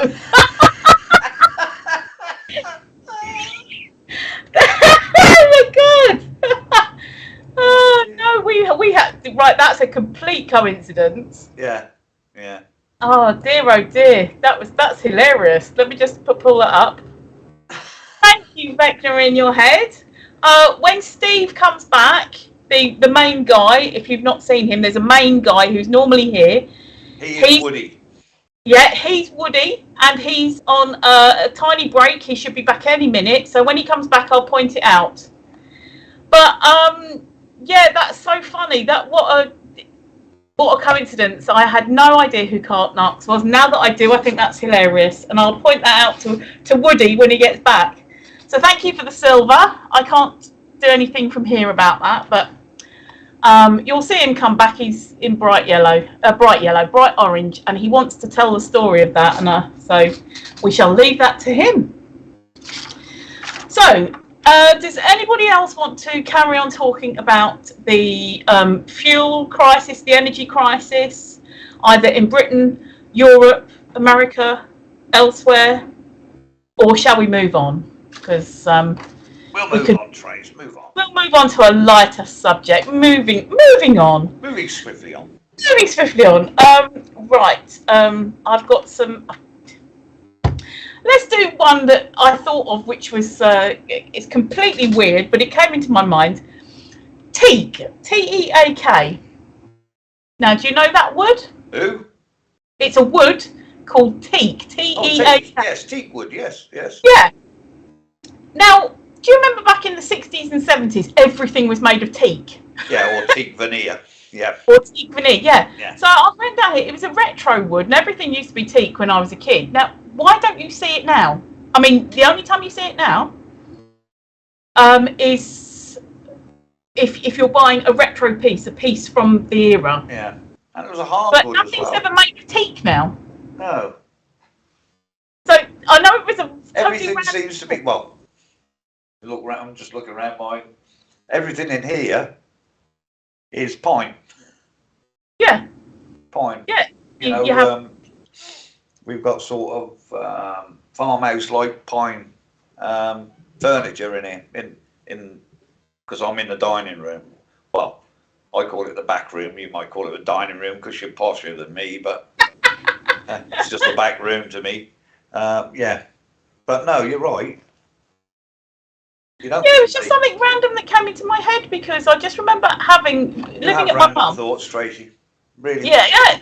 But it was something that I thought I must ask because maybe it's just me. Maybe you guys are like, no teaks everywhere. Point. But you go into antique shops and often they've got like a retro corner or a what else do they call it? Something modern, postmodern or something like that. And there's teak. And it's like 50s, 60s, not so much 50s, but 60s and 70s. And I remember being a kid and everything in my mum and dad's place when it wasn't the older stuff from her, like, you know, her family. From before teak, it was mahogany, wasn't it? Mahogany was a big thing, wasn't it? Yeah. I remember. But it was always very dark. Yeah. It was very dark mahogany. I remember when I was little, where I used to live, there was a big grandfather clock made out of mahogany with the old pendulum swinging. Yeah. I can hear clonk, clonk, clonk. Vector in your head on Reddit here says, I live in Hollywood, California. Have you ever been? No, I've never been to the United States, I'm afraid. Same here, but I know a man who has, but he's not here at the moment. I thought I could hear something. I thought I could hear someone wheezing. Yeah, the guy who has been to America has just got back. He's finished his break and he'll be on screen in a minute. So he'll be able to talk to you, Vecna, all about that. He's probably getting himself sorted. But Steve, Vecna in your head gave silver earlier, so... No, he can't hear me. It's a good job you got that right and didn't say Vector in your silver gave head. No, it's all right. It's Mickey laughing at me. Don't worry. Yeah, it's right. Steve, Vector in your head on Reddit first said, do you like Cart Knox on YouTube? And I googled it, and Cart Knox is a person who had a shock jock show called The Woody Show, which made me laugh. Because that was a coincidence. And then Vecna in your head gave silver. So I thanked the person and I said that I would tell you. And also then, I live in Hollywood, California. Have you been? Me and Mickey haven't, but we know a man who has been to America.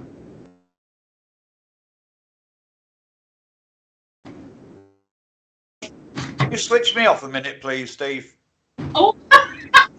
So funny.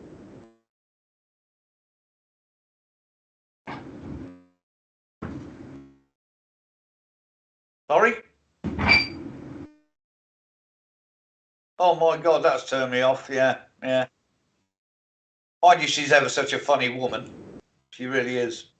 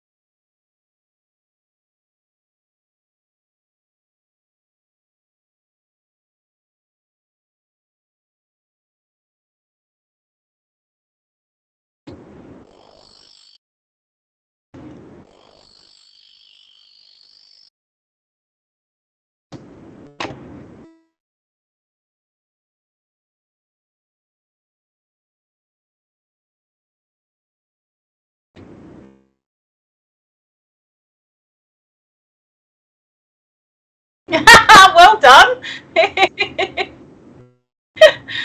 Yeah, no. I thought it was hilarious that there was. I don't know whether it was Becknet in your head put two and two together with the Woody shows, but I just thought it was a funny coincidence, one way or another. So all good.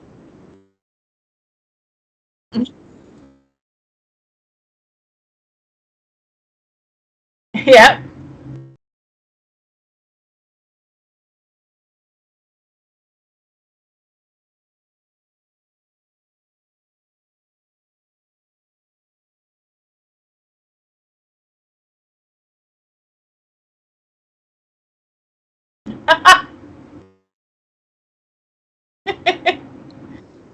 Oh God, your audio doesn't seem to be working. Oh, for fuck's sake. Do you know what? I've just done all that and my audio's not working. I know. Oh, I've just done all that and my audio's not working. Oh, sorry. Oh, I don't believe that. Oh, that's because I turned everything off. So, Vecna in your head. Yes, I've been out to California and you just missed my entire spiel about me being out in California because my microphone wasn't working because I hadn't bothered to bloody switch it on. Oh, I don't believe I did things like that. But yeah, to cut a long story short, I'll repeat most of what I said.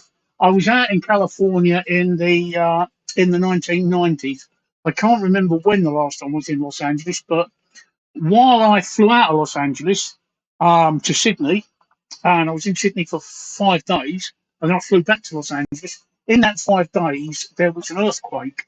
Not a big one, but it was quite a reportable earthquake because it made all the news.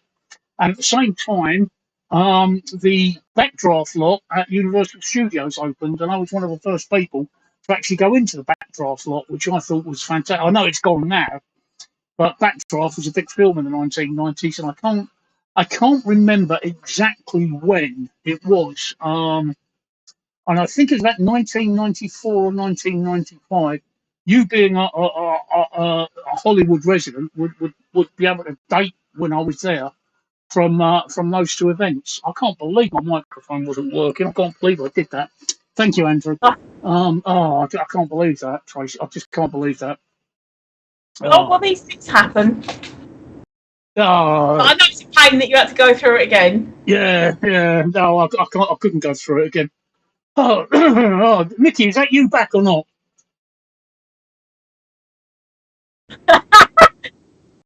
Oh, oh dear. Oh,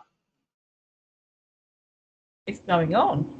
I'm still getting my breath back from taking my missus to work. Oh, No, I can imagine. When ah, yeah, no, I can imagine. Hang on. ah. The thing that made me laugh, right, is like I've been warning everybody that ten to nine I've got to leave to take my wife to work, right? At Yeah. 10 to 9 I've been telling both of you, right? And at 10 to 9 I said, right, I've got to go. Mickey said, hang on a minute. What, did I say it? No, Mickey did. Oh no, I was gonna say yeah. He said, hang on a minute. Well, I can't. No, I've got to go right now. I can imagine this. Oh, she getting late in for work. She gets docked an hour's pay because she's late. And when the supervisor says, why are you late? Oh, my husband was streaming and his mate said, hang on a minute. His Yeah, mate needed a wee. it's not going to work, is it, Tracy? I know, that's hilarious. Oh Oh, dear. and then he cut his video off. Well, the reason that I control the video the reason I control the video, Tracy, is because when you or Mickey cut it off, whoever's left takes priority and the screen goes large. So what he actually did was he cut your head off completely. So all everybody could No, I see was your agree. breast talking. Ah, Talking breasts. so yeah. I just couldn't believe you said, hang on a minute, when I've been warning you that I have to leave at 10 to. All that time to, last minute Bill, I'm going to It's an nickname age you. thing. When I need to pee, I need to pee. I'm going to call you last minute Bill now. I can't believe that I've been warning people for all that time. And then, And then you went. Right, so Vector in your head probably left waiting, watching me, talking nothing and not having my microphone on. Well, but then they should have said can't hear anything. So Yeah, well, I told you that's the problem with Reddit, right? They don't say anything like that. This is another reason why I'm leaving Reddit. It's not, it really, really. we have got 10 watchers on Reddit at the moment. 10 watchers, yeah, 10 watchers. Yeah. No talkers. Oh, I saw 10 Tyson was lawyers. there. Hello, Tyson. Are you still there on YouTube or have you gone? Sorry, did I miss much while I was. Oh, pardon me. Did I miss much while I was gone? No, only me on a rant. Only you. On a rant. I was ranting About cost of living. Yeah. About Jamie Oliver. About people moaning because Jamie Oliver has opened a restaurant run purely by people from Ukraine. But and I was on about, well, people here don't want to do the work.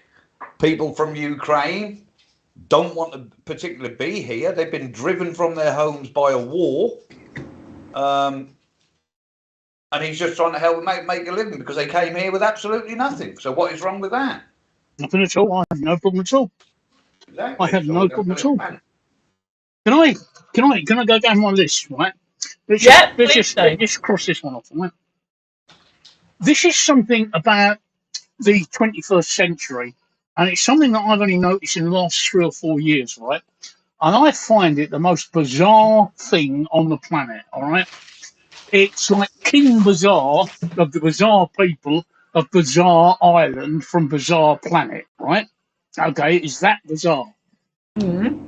Is that bizarre, is it? It's that bizarre, yeah. Am I getting it across that this is bizarre? It's bizarre. Are you sure it's bizarre now? Yeah, it is bizarre. Is it coming across as bizarre? Right? Mickey, do you think it's bizarre? I thought he said bazaar. Right, okay. Right. Do you want to see something really bizarre? Oh, God, no, put it away. No, seriously. No, not that. Right, seriously, right? I'll tell you something really bizarre, right? Did you know it's actually impossible to move one eye without moving the other? Probably. Yes. It's wrong, it's not. Because I can actually move one eye without moving the other. No, hang on, wait. Did you just say that you could? It's impossible to? It's impossible to move one eye without. Oh, yeah, no, I know. One eye on its own. It's impossible. I've heard that, yeah. And I can do what you can do, and so can my sister. Okay, no, so you got the middle on its own. I can't. See, one eye moving without the other. There we go. Right. Okay. Anyway, yes, that's bizarre. That's not the bizarre I'm talking about, right? The bizarre I'm talking about. This is for. You know that's going to be a clip, don't you? Yeah, this is a clip for later. Yeah, I know. That's why I did it. That's why I've taken the graphics off as well. Because when I do a Facebook reel, they're actually reversed, which is like complicated. Good evening, working hardly on Reddit. Thank you for dropping in and saying hi. The most bizarre thing, right? King Bizarre of bizarre things, right? Is offence in the third party. Oh. Let me get comfortable for this. Let me get my popcorn. Offence in the third party. I am just absolutely amazed by that, right? And for those that don't know, okay, offence in the third party is somebody being offended on behalf of somebody else, right? And it's the most bizarre thing in the world, okay? And I come across it every single day. An offence in the third party is the most amazing thing. I came across it in a group that I run, a dash cam group on Facebook, right? And somebody said that the foreign truck driver was a flip-flop. Now, that is insulting. What? A flip-flop. Was it what? A flip-flop. A flip-flop. Yeah, it is. Nicky knows what a flip-flop is, don't you, Mickey? Yeah.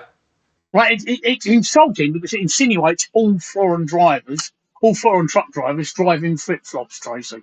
Yeah. Right. So they call foreign drivers flip-flops. Okay. And then somebody in the group piped up and said, "You can't say that. That's offensive." And I said, "Are you an HGV driver?" And he said, "No." And I said, "Are you a foreigner?" And he said, "No." And I said, "So you're getting offended on behalf of somebody else?" He said, "Well, yeah." He said, "Because if I don't get offended, who's to stand up for them?" And I thought, are you off your head? Getting offended on behalf of somebody else. It's just offence in the third party is such a bizarre thing that I've ever come across. Ricky Gervais has spoken about it quite often.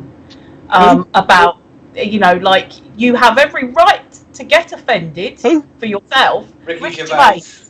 Who? Ricky Gervais. You're both talking at the same time. Who? Go on, Mickey. Ricky Gervais. Ricky Gervais. Yeah. Him. Yeah. The world's unfunniest man. That's him from the Oh, Office. right, okay. Which is the I world's find him funny. funniest. Carry on, Tracy. I couldn't hear you because you both spoke at the same time. Yeah, but Ricky Gervais has spoken about it before, in the sense that you have every right to be offended for yourself. Yeah. But when you're offended on behalf of someone else who you don't even know, like it's just like a hypothetical person, and you're getting offended on behalf of this hypothetical person. I find that offensive. Yeah, I find that offensive. That's probably offence in the fourth party. It's just the most. I need a hearing aid tonight. It's just the most bizarre thing. It's absolutely ridiculous. Working hard. I'm sorry that there are two British comedians, right, which are just not funny. Ricky Gervais and Russell Brand. They're just not my humour. I just don't find them funny. I'm sorry. That's just me. I like Ricky Gervais. I don't watch anything he's in. I like Ricky Gervais, but then I didn't like his humour before, but then I got it and then I understood it and I like it more. So I think there are probably funnier people that I have laughed out loud more at, but yeah, I mean I like his humour when he's not trying too hard and when he's not trying too hard to be offensive. Mind you, some of his routines are spot on, and I'm not going to repeat them on here because people will be offended on behalf of other people. So, I did find Tommy Cooper funny. Yeah, I remember watching his show where he died on stage. That was horrible. Quite Tommy Cooper. I don't know if it was horrible. I think Peter wanted to go that way. Yeah, but I don't know, I can't remember what year it was. I think I was only about 8 or something. It was quite traumatic. I saw him go over and everyone was laughing. Well, they thought it was part of the act. Yeah, everyone thought it was part of the act, and we all thought it was part of the act. And then it sort of cut to the adverts and that, and then he wasn't back and things. And it was just, when you're quite young and you haven't been exposed to people dying. He was a terrific comedian. In the way that he had to be good to get it so wrong. Yeah. Yeah. If that makes sense. Like Les Dawson playing the piano. He was a very good piano player, actually. Yeah. But he had to be very clever to do it incorrectly. Get it wrong, yeah. Yeah. Oh, yeah. So anyway, that's what I wanted to talk about. I wanted to talk about offence in the third party. It's just a concept that's beyond me when people, especially on Facebook, it seems to be rife on Facebook. If you say anything on Facebook, someone will get offended. I mean, the other day, I poked fun at myself and a complete stranger got offended. It's crazy. Crazy. That's just Facebook for you, isn't it? But then Facebook, right? Facebook, I've noticed, okay? But if you ask a question on Facebook, don't expect an answer. Expect 500 different tangents. Yeah. Nothing. The very first post, right? What happens on Facebook is they're all sheeple, right? You ask a question, and the very first post that comes along won't read the question properly, and they'll answer a completely different question. And then the next person doesn't read the original question, but they read the person's answer. And then answer it based on what they said. And then the next person will do that. By the time you've got to the fifth person, it's like a completely different thread. And you think, what the fuck? Chinese whispers, isn't it? It's like Chinese whispers. You can't say that. I'm offended now. On behalf of the Chinese. I am offended now. You can't say that. You've been told you can't say that. Oh dear. Yeah, we can't do that. We can't do that. Good evening, Henry Barrington there on Reddit. How you doing? Um, And see that's I've seen threads like that go across time, across the boards, across the internet, where like exactly what you said was you start off with whatever it is that you've said, somebody replies to what they think you've said but you didn't, then everybody else after that is replying to that first post, and then everyone's offended at you, or like they're annoyed at you, and you're there going like trying to defend yourself and saying I didn't say that, and everyone's going, but it's there in black and white, and you're going, where? yeah, It's not. I love Steve's responses to things like that, because he normally comes up with something like, "Read what I said, not what you think I said." oh, my response is Yeah, your response, is yeah. normally that. You've seen it when it happens, haven't you? Especially in I my have group. seen it when it happens, which is why you normally put, "Read what I said, not what you think I said." Yeah, Which group are you talking about? The moderator, the driving one. yeah, Yeah. yeah. It's just unbelievable how people will misunderstand completely what you said, and then have a whole conversation based on what the person that misunderstood you thought you said. And you think, what? Yeah. And everyone's offended because they thought that's what you said. Yeah. And no, that's what he said. That's not what I said. Read the OP again. I have to go away. I sometimes walk away from my group and I have to go and ask my missus if I actually type in Swahili. Come on, who's offended now? I'm offended for Swahili. Yeah, exactly. I thought you might be. I thought you might be. Yeah. Oh, there have been times when I've gone. That you actually think they can type. There's been times that I've said to people, am I going mad? Am I going, seriously, am I typing something completely different than what I think I am? Yeah. Oh, hello, Chungus on Reddit. I'll leave Steve to read that one out. A method, a carrot, and a tortoise walk into a bar. Did they hurt themselves? Okay. You're going to have to wait. Carry on. Let's have the rest. Yeah, we want the punchline, please. While we're waiting for the punchline, right? A bloke walks into the bar with a parrot on his shoulder. And the barman looks at him and says, "Where'd you get that?" And the parrot looks back and says, "There's millions of them walking about outside." Oh, dear.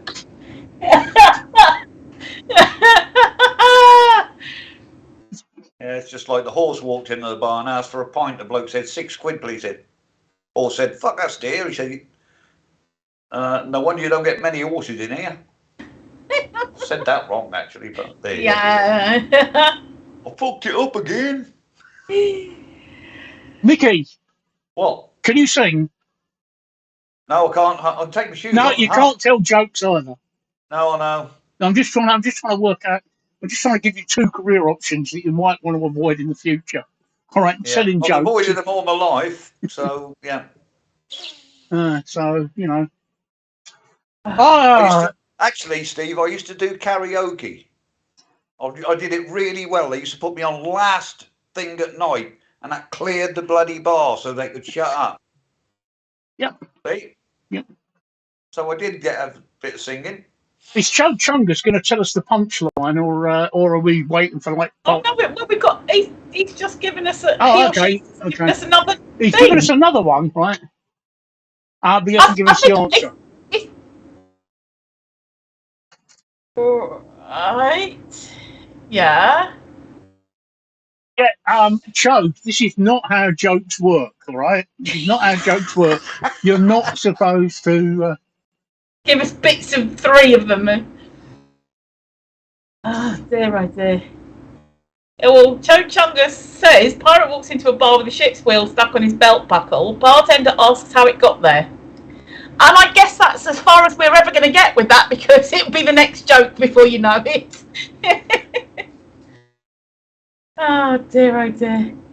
Yes, so so carry on, Steve. Bizarreness. Okay, a man walks into a bar, right? And there's like pieces of meat hanging above the bar, right? And he said to the bartender, he said, "Well, what's that hanging up above the bar there then?" And the bartender says, "If you can jump up and slap all three pieces at once, you get 3 drinks for an hour. If you miss even one though, you've got to pay for everybody else's drink in the pub." And he said, all right, I'll have a go at that. I'll have a go at that. And then he took another look and he said, no, I think I'll pass. And the bartender, why? What's wrong? And he said, the stakes are too high. Oh.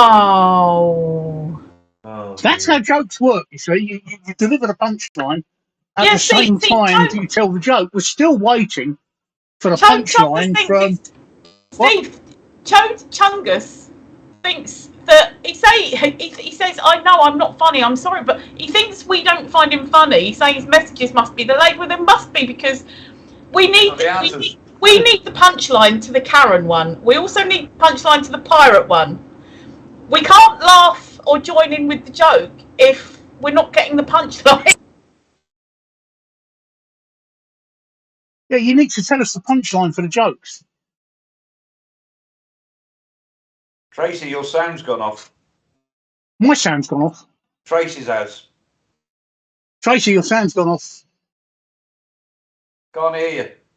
Can't hear you, Tracey. It's not my end either. It's your end. All right, I'll tell you another joke. While I'm waiting, so Chode, are we going to have the punchline to the method Karen and Tortoise? Well, Tracy's talking her audio out. That's what we're waiting for. So it's not your message being delayed. You just haven't given us the punchline to that. Meanwhile, a man walks into a bar with a bag, and he sits there and he orders a drink. Puts a bag on the side there and he orders a drink. And half an hour later, he orders another drink, and he orders a third drink. And the barman says, "Look, mate, you've been here for about 3 hours." And he says, "You've got that bag on the side there." He said, "I'm really curious." He said, "What's in the bag?" And the guy says, "I'll show you." And he pulls out a little miniature piano. And he pulls out a little man. And this little man starts playing the piano. And the barman says, "That is amazing." He said, "I've never seen anything like that before. Where did you get that?" And the barman says, and then the guy says, "Well," he said, "I was walking down the street and I found this old lamp and I gave it a rub as you're doing. This genie popped out." And his barman said, "What are you doing?" He said, "The genie said, for releasing me, I'll grant you one wish." And the barman said, "What did you wish for?" And the guy said, "Well, I didn't wish for a 12-inch pianist." Oh. I'll leave you to work that one out. Yeah. Yeah. Norland's Fanaste. I'm in London. Tracy's in London. I think Tracy's frozen. No. She said she's going to restart. Oh no, okay. I wish you'd have said that. God. Oh, She okay. did. No, I mean I wish I'd have realised that. That's going to cause a problem. Because I think I'm going to have to restart the whole Skype thing again. Oh, that's going to be a problem, right? Okay. But she's still showing on the Skype call. Oh no, she's gone now. She's gone now. Hopefully she'll come back in again. Right. Okay. Yeah. Oh, okay. Yeah. Okay. I understand. I understand what Chode is saying now. Yeah. I've been at that pub as well, Chode. I'll try 12-inch pianist. Get it? He actually asked for a 12-inch penis, but he got a 12. Never mind. Never mind. He's got to explain it. It's not funny. Right. Right. Okay. Well, that was quite funny, Chode. Right. 3 moles are moving down the tunnel. First mole says, "I smell sugar." Second mole says, "I smell cinnamon." Third mole says, "Weird, I only smell molasses." Oh, come on, Steve. Molasses, yeah. It only works in an American accent, Mickey. Yeah, I know. I It don't only have works. one of those. This is the difference. This is the difference between Americans and English, right? I'm just a country boy. George Bernard Shaw, one of his famous quotes is, "The British and the Americans, two great nations divided by a common language." All right? Yeah. The Americans say ass or arse, right? A-double-S. The British say arse, A-R-S-E. And that's why it doesn't work, right? Because to me, an ass is a donkey. Testing. Yes. Right? Yes, you're back, Tracy. Oh, yes, you're back. An ass is a donkey, right? And that's why it doesn't work. It would work if I was an American, but it doesn't work because we're British. So anyway, look, Norland Fanaste asked where we're all from. I'm from London, UK. Tracy. I am from London, UK as well. And I'm in Suffolk in the UK. which is on the East Coast. Oh, there we go. See, there we go. Right. So, There she is. so sorry, Chode. It's not that your joke's not funny. It's just that we're two great nations divided by a common language. Yeah. I like Jewish Gordon Shaw. He had some great quotes. I think he was the other one that did that golf was a good walk spoiled. I think he was anyway. I could Google it to find out. There we go. Yeah, I know you're American. I know you're American, Chode Chungus. I know you're American because of the way you spelt molasses. That's why it. Like I said, it only works. The joke only works if you're American. Can you see the joke, Tracy? I'm still pulling everything back up. So Norland Finaster on Reddit there's asking, do you have an IKEA close Yes, by? everybody. Everybody has an IKEA close by. No, we don't. You've got an IKEA in Norwich. I've never been in an IKEA. There might be one in Norwich, but I've never been to it. I love their meatballs. Oh, meatballs and chips. We got one in Croydon, we got one in Thurrock, and we got one at where have we got? We've got Thurrock, we've got Croydon, and somewhere else. Yeah, I've got two big IKEAs near me. Yeah, the closest one to me is Croydon, Purley Way. Yeah, and I have been there a few times, quite a lot back in when I can't remember when it first opened, but it was quite like late 80s, early 90s. So I've in the 90s, there quite a lot then. Yeah. So I think I've just found Reddit. Oh, what is going on? Reddit's no. All right, just carry on. All right, do you want me to give you the stream link again? No, I've got it. All right, okay. Yeah. No, I picked it up. It was just my window. I was trying to move the window over, and it wanted to get nice and big. And I don't want it big. I want it to one side. Okay. So you'll have to excuse me. I'm eating something tasty by the sound of it. No, that's actually better. That's actually fruit jellies. That's actually better, Joe. That works in British. You see, that's why that joke doesn't work here. But yeah, it is amusing. Yeah. But then molasses doesn't work the same as molasses, so it failed in that respect. Yes, Nortlands. I have tasted the meatballs. I like IKEA meatballs. In case while you were away, Tracy, we discussed that some jokes in America don't work because of the way they spell and say ass. I was just scrolling down the Reddit feed and I saw what the explanation about the carrot, the tortoise, and the method. Yeah, but it doesn't work now. When you say molasses, it doesn't work because we don't call them molasses; we call them molasses.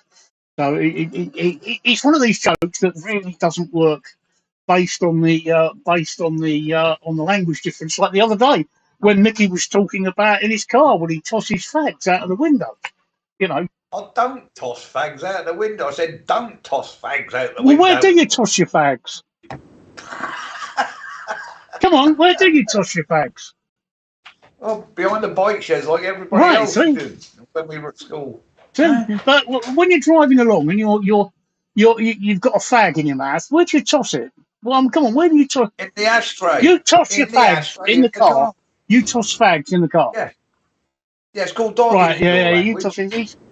You see, the Americans will be going, he tosses fags. But no, there's nothing rude at all. Nothing rude at all. Two great nations divided by a common language. Right, yeah. So we're talking about IKEA meatballs. In fact, yes, I've had the IKEA meatballs I think twice, and they're so nice, so good. I loved them. I love IKEA. I think it's the combination of. I mean, it's the meatballs themselves and the gravy, and it's the combination of the two that just pulls two good ingredients and makes it even better. So. Yeah, so there we go. But Mickey, you've not had IKEA meatballs.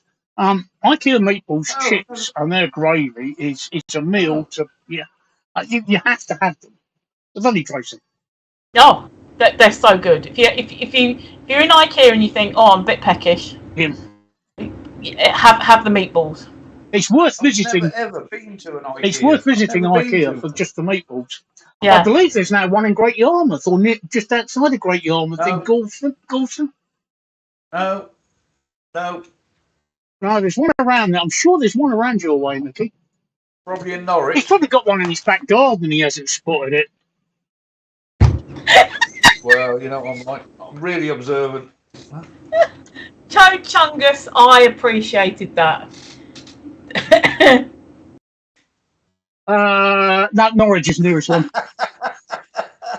Norwich is the nearest one.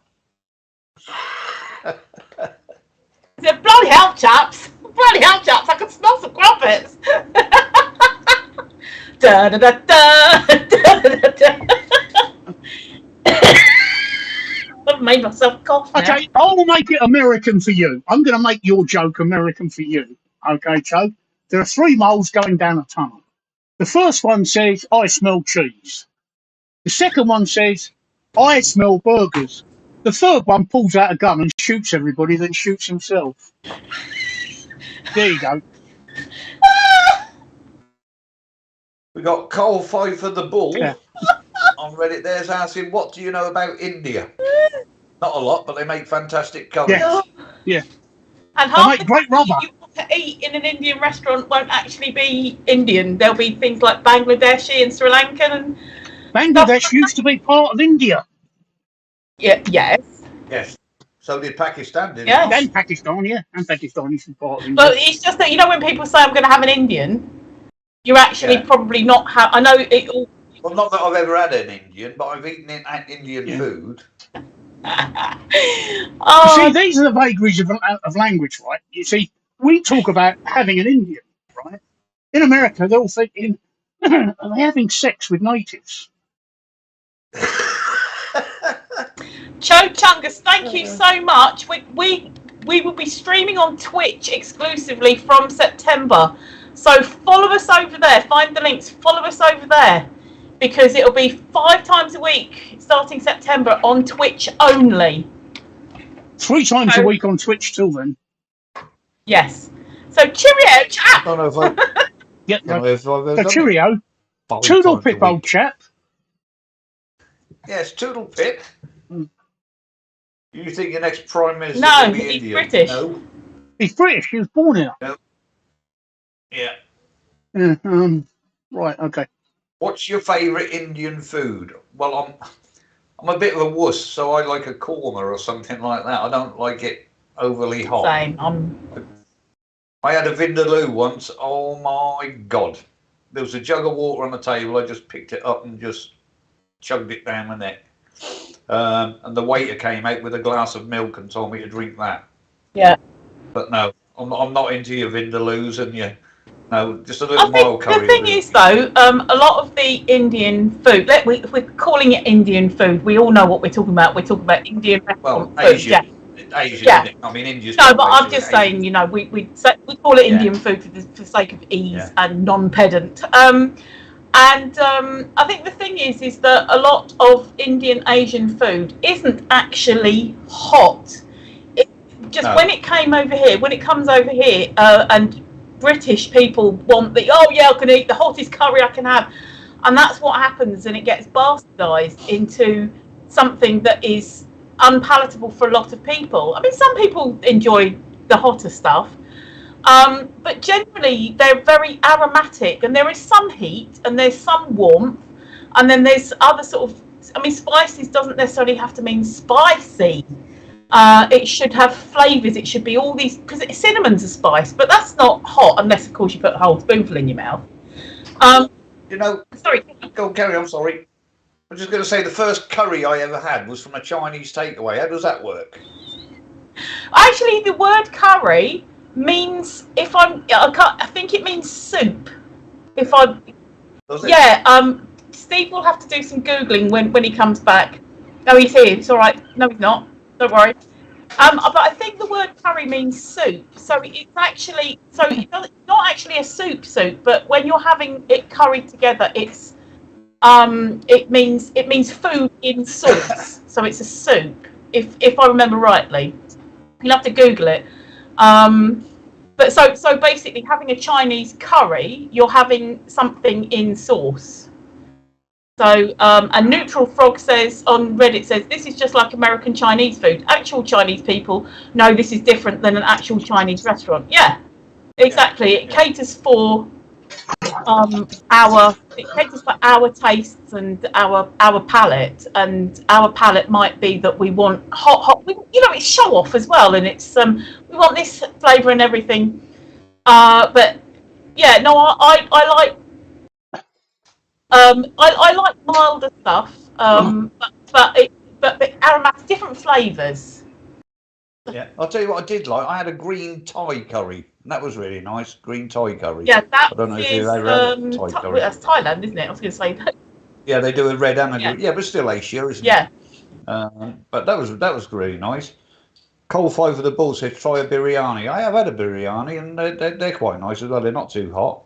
Yeah, I like a lamb biryani. Well, it's usually mutton because lamb they use mutton. Yeah, yeah. But I like the fact that it comes usually comes with a little side veggie curry or something. It's usually like obviously bits odds and ends of. My problem is with eating an Indian is I'm not keen on rice. Don't have to have rice.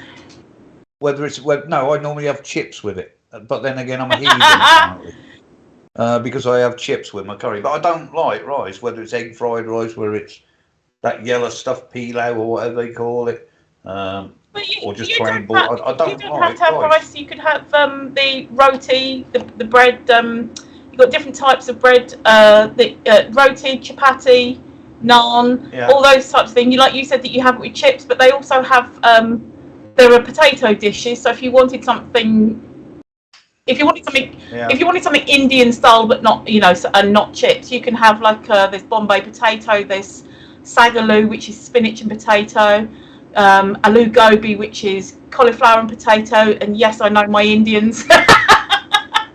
So there's lots of Norland Svinasti there on Reddit is saying the Asian food here in Sweden are adapted to the Swedes, and since it's not as popular to heat strong food, they make it with way less chili and stuff. Probably the same with the UK. If you go to Asia and ask for a strong Asian food, you will shit fire. This picture that has replaced me for the moment is on the left, that's me. On the right, that's my other half. We are in Asia and we are eating Asian food. So I'm fully aware of what Asian food is. Thank you. Just thought I'd mention that. That was Korea, by the way. Good and we're down at the little DJ table. Palsy. What? Good evening, DJ Palsy on Yahoo. Oh, right, okay. Oh, yeah, YouTube. YouTube, Yahoo. Anyway, that graphic there is. That graphic there is me. She's on Yahoo because she's pleased to see him. Me eating Asian food in Asia. So yes, I do know what Asian food is, and I know what I've not only I've been all over the Far East. I've been to Hong Kong. I've been to Singapore. I've been to Thailand, and I've been to Korea. So yes, the bad news is they keep letting him back into Britain. Hey. So the bad news is they still keep letting you back into Britain. Yeah, I know. It must be my British passport. I'll tell you what, it's a nightmare. It's a nightmare trying to get into Britain, even if you've got a British passport. It's an absolute nightmare. Yeah. It's just, especially coming into big airports like Heathrow or Gatwick. I mean, I'm lucky. I've now got a biometric passport, so I go through the gate. But even with actually, no. My wheelchair gets me through quickly. But I still have to go through the gate. And the queues there are starting to build up now, so it's not that easy anymore to get back when you come in. Yeah. No, we got one. We got those biometric ones. You just stick it in the gate, look at the camera, lets you through. Yeah, that's what I do on Pornhub. I just stick it in and look at the camera. Yes, I'm not. Sorry, it's. There's not many things I can boast about Neutral Frog, but I can actually boast about that I've circumnavigated the globe twice. I've actually been completely around the world twice. Once in one direction and once in the other direction. And I've been very lucky in that I've been to every country I've ever wanted to go to, with the exception of one. One country that I've always wanted to go to that I've never been to, and I don't think I'll ever go to, and that's Egypt. I've always wanted to see the Great Pyramid of Giza, but I don't think that's going to happen because The last time I had the opportunity to go, some tourists were attacked, and it meant that some American tourists were attacked, and that meant that Egypt became a no-go area for people. And unfortunately, I can't go now because my illness prevents me. And that's my only regret. I would like to have gone to Egypt. Um, I would like to have gone to Egypt. Um, I don't remember your question. I don't remember how long it took me to get through the airport there in Thailand. But I do remember that the cab drivers are the most amazing things ever. Um, they've got this system at, I can't even pronounce the airport. They've got this system that when you come out of the airport, right, to get a cab, you actually have to go up to a desk and they tell you your cab, and there's bays outside that are numbered, and your cab pulls into a numbered bay, and you get into the cab. But that's not the most amazing thing.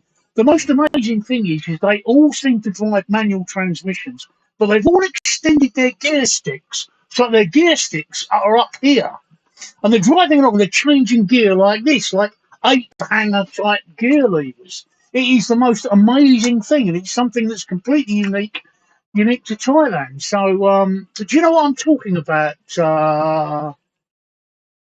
Norland Sanastly? Have you ever been in one of those cabs? And they have golf balls or tennis balls on top of their gear levers as well. And it's just the most amazing thing. I've just never seen it anywhere else but in Thailand. Sorry, carry on, guys. That's all right. It's interesting to hear you talking about stuff. And my eldest daughter has been to Egypt, and she said it was. She saw the pyramids, and she said, but it's really strange. What it is like you've got the tourist brochures, you know, and everything have the photos taken at very specific angles, because what you've got is running right beside the pyramids is a main road, and you cross that road and there's the resort. So it's not like you imagine in the tourist brochures that it's right out in the middle of like the desert. No, it's literally right next door to the resort and a main road. You can sit in Pizza Hut and see the pyramids. That's bizarre. Okay. Seriously, you can. Yeah. If you look out the window of not in my local Pizza Hut, you can't. Well, probably not in yours, no. But in Egypt, there you sit in Pizza Hut, having your slice of pizza, and you look out and see the pyramids. Huh? Now that's how commercial it's got, rather than leaving it alone. But I'm not going to go on another rant, Trace. No. I quite enjoyed the other one. As long as you get in absolutely diabolical, I really don't mind. I was saying that I want to say diabolical as many times as possible so that I can clip it all up and have one whole clip of just him going absolutely diabolical a few times, and I think it'd be hilarious. I think it's diabolical. You should think it's so funny.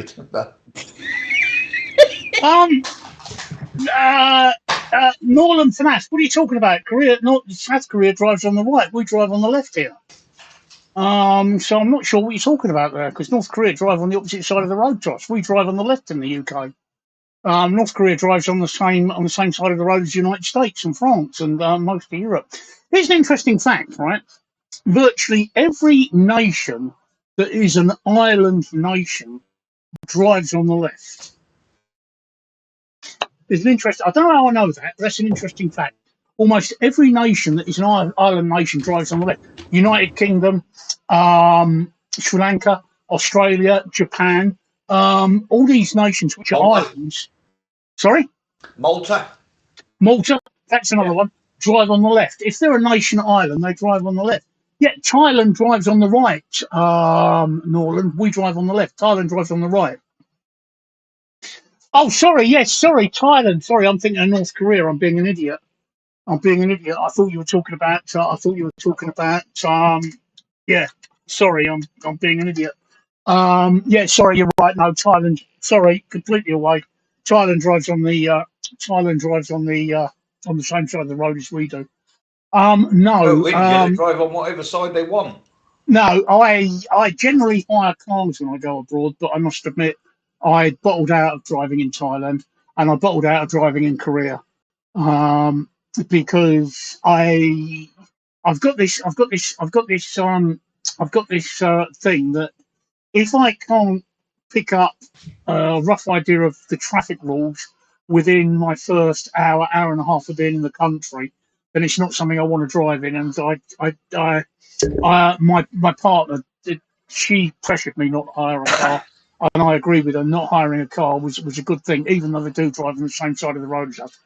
The only place I've been in Thailand is I've only ever been to two places in Thailand. I've been to Bangkok, which is the capital, and Attaya, which is the old capital. So I've never actually been out to the beach resorts or anywhere else. So I guess that having the old capital and the current capital being the two places that I've been to are not very good grounding for learning to drive in a strange country.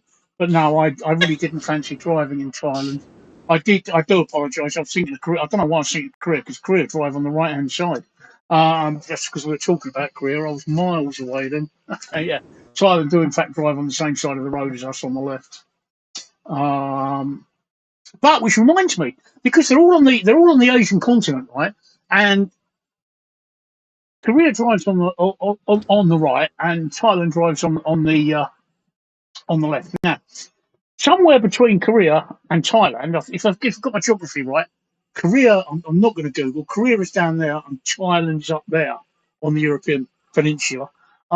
Somewhere in the middle there's got to be a country where they cross over.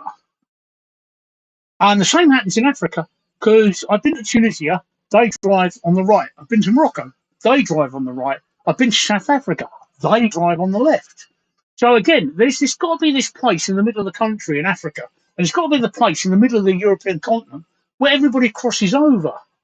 Well, if I ever win the lottery, I'm going to get a camera and I'm going to sit at that point one day and just photograph all the accidents that happen. There's got to be, isn't there? Yeah. There's got to be a place where they cross over. Where do they cross over? I don't know. I've always wanted to know that. Where do they cross over in Africa? Because the top half of Africa drives on the right, and the bottom half of Africa drives on the left. I don't know whether it's all countries, because I've only been to South Africa and they drive on the left. I'm not sure whether Zimbabwe used to be Rhodesia. I've got a funny feeling they might drive on the left as well. I forget, without looking, I forget what the next country to South Africa and Zimbabwe is. But I think they also drive on the left. But the top half drive on the right. And it's got to be a place where it crosses over.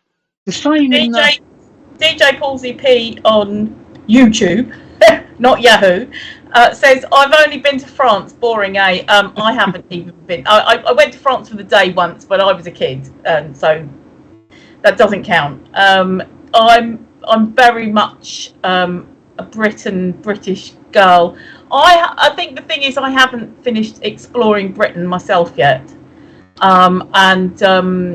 I do, though, have the feeling that I'd like to go to Iceland at some point, and possibly Amsterdam, possibly Denmark, something like that. So I've got a feeling that I want to go and look at other places, but I've got so much of Britain that I want to see. And Ireland, is the island off of the British Isles, and I haven't even been there. So yeah. I guess I've got to be honest and say that the reason I've travelled so much, I'll be honest and say this is why I've travelled so much. Back in 1990, 32 years ago, goodbye Neutral Frog. Goodbye. Back in 1990, 32 years ago, I managed to break a world record, and that I achieved some notoriety, infamy for doing that. And because of that, I got to travel all over the world. I got flown all over the world by television companies, and companies paying me to advertise and sponsor their goods. I got flown to America by Commodore Computers. I got flown to Australia by Commodore Computers.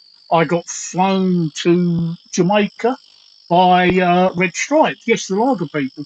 I got flown to Korea by LG, the phone people. Thailand was a holiday that I went on. I went to Singapore and Bali, and that was by Currys and Dixons, who are owned by PC World, Currys Dixons, PC World, Dixon Stores Group. They flew me out to Singapore and Bali. They also flew me out to France, and they flew me out to Jamaica. I've actually been to Jamaica twice. They flew me out to Jamaica, so I was very lucky to do that. That's why I've travelled the world. I just thought I'd mention that. I'm not one of these exotic world travellers, but I've been very lucky in my life, and that was 30 odd years ago now. I haven't done much travelling. I mean, in the last 20 years, the only two places I've been in the last 20 years, been to Amsterdam, South Africa, Spain, and Thailand. And Korea. Um, yeah. So there you go. That's Can I where I've.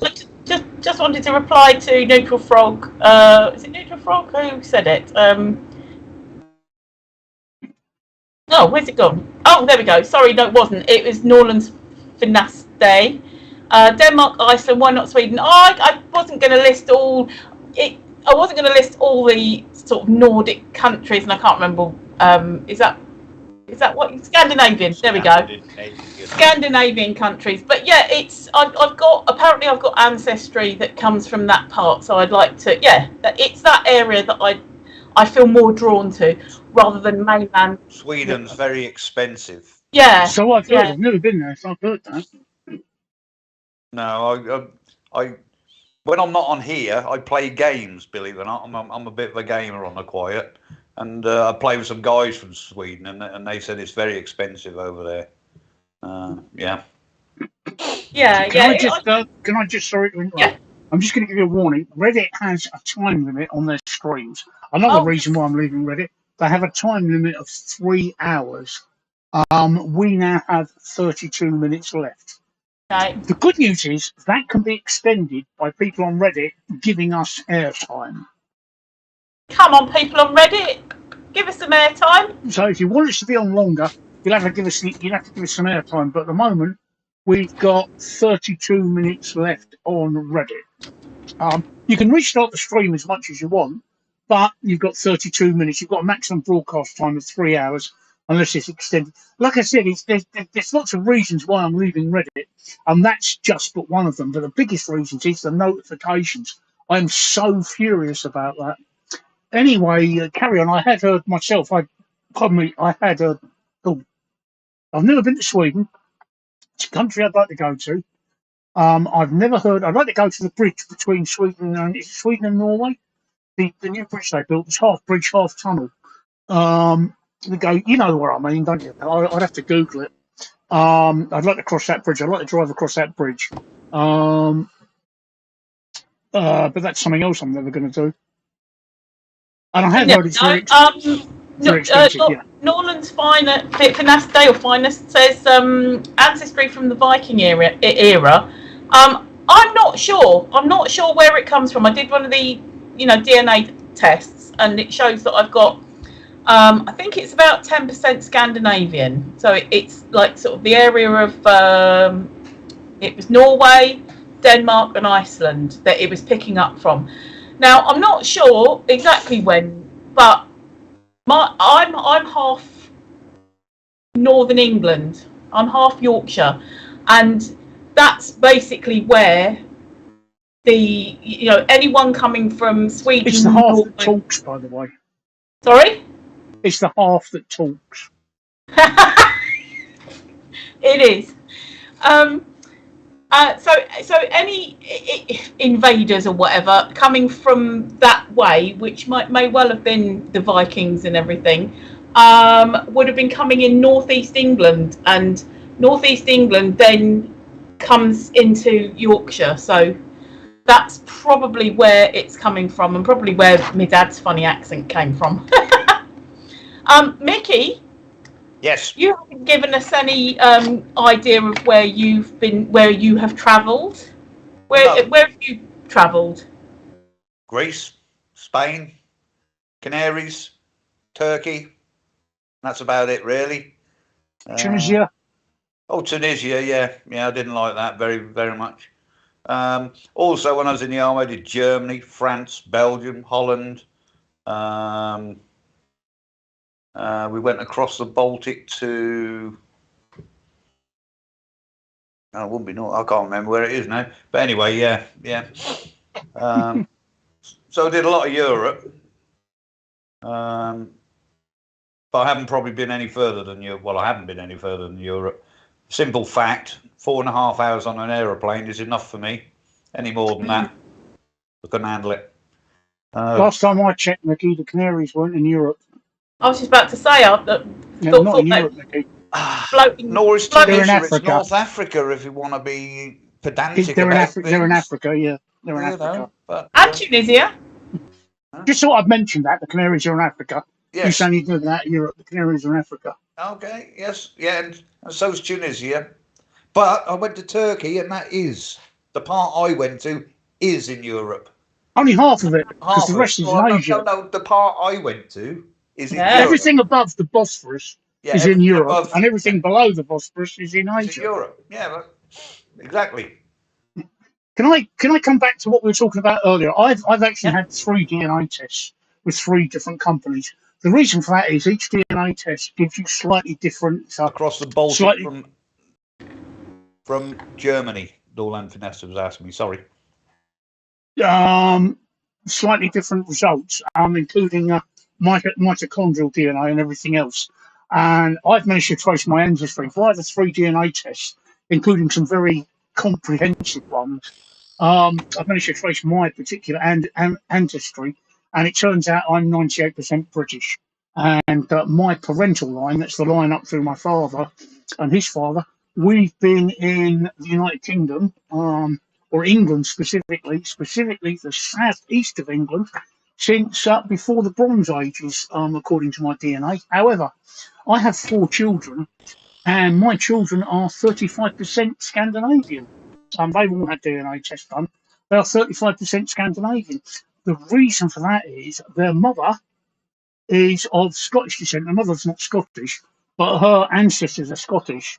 And they all come up from the border areas or northeast England around Lindisfarne, where I know Tracey's been, which was the most invaded part of the UK by the Scandinavians. So obviously, in my wife's lineage, the Scandinavians came over to the north of England, lower Scotland, dipped their wicks, got everybody pregnant, and it ended up there. My children are actually my 2 girls have blonde hair and blue eyes. My 2 boys have brown hair and brown eyes, I think. I can't remember. But they've got all the genetic markings of coming from Scandinavia and the Germanic nations. So I thought I'd mention that. Yeah, I tested with ancestry. Norlands Fanaste, the Canary Islands are not politically part of Europe either. They're not in the European Union. They're not. Geographically, they're in Africa. Politically, they're only part of Spain. They are not in the European Union. Right. Sorry. Go on, Tracey. You can say. I did my test with Ancestry, and then I uploaded the raw data, the raw DNA, to my Heritage. Yep. Now, do you know what? I don't spend a lot of time on my Heritage, simply because I'm not paying for any of their services at the moment, and I haven't. I find the DNA matches on Ancestry. There's a lot more there than on my Heritage, and the ones on my Heritage tend to be the ones on Ancestry as well. But I love the ethnicity estimate. I mean, it changes every year because it gets more and more accurate, and I love that because your DNA sort of like moves in and out of groups and things. But it was just interesting to see when things came back. My youngest daughter did a DNA, and it turns out she's something like 97% British, English rather, which was really weird, because I'm only 47% English, and it was always presumed that her dad had some Irish in him, and obviously not. So what's happened is that my youngest daughter has inherited lots of the English and lots of it from me, and lots of the English from her dad, and I think there's a tiny bit of Scottish and a tiny bit of Irish, whereas mine I've got more of a sort of mix because I've got the Yorkshire and So I was something like 47% English and 30% Scottish, which surprised me because although I've got a granddad whose great-great-granddad or something was Scottish, I wasn't expecting it to be that high. I've got more Irish ancestors closer to me in time, so I was expecting to be more Irish, but I just find it fascinating, and I love doing all the tracing and things. And that's where I was going with this. And you're related, Steve, to one of the Howards or something, or the Boleyns, which means me and you are related. No, I'm related to Anne Boleyn's grandfather. Same. That's it. Same. Anne Boleyn's grandfather. Which means you're related to Catherine Howard as well, because Catherine Howard was Anne Boleyn's cousin. Okay. You should be showing up in my DNA test then. Are you using? No, not necessarily because of it being so far back. You should still show up. You should still show up. Have you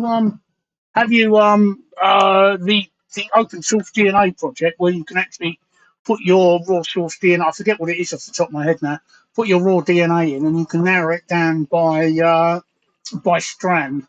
Quite. I'll remember it in a minute. No, I haven't looked at that, but just from what I've learned about DNA and the way that just the way that it gets picked up on and becomes more and more distant. Obviously, as things become more and more accurate, you will get closer and closer to me in the DNA markers because of the way things get so more and more accurate.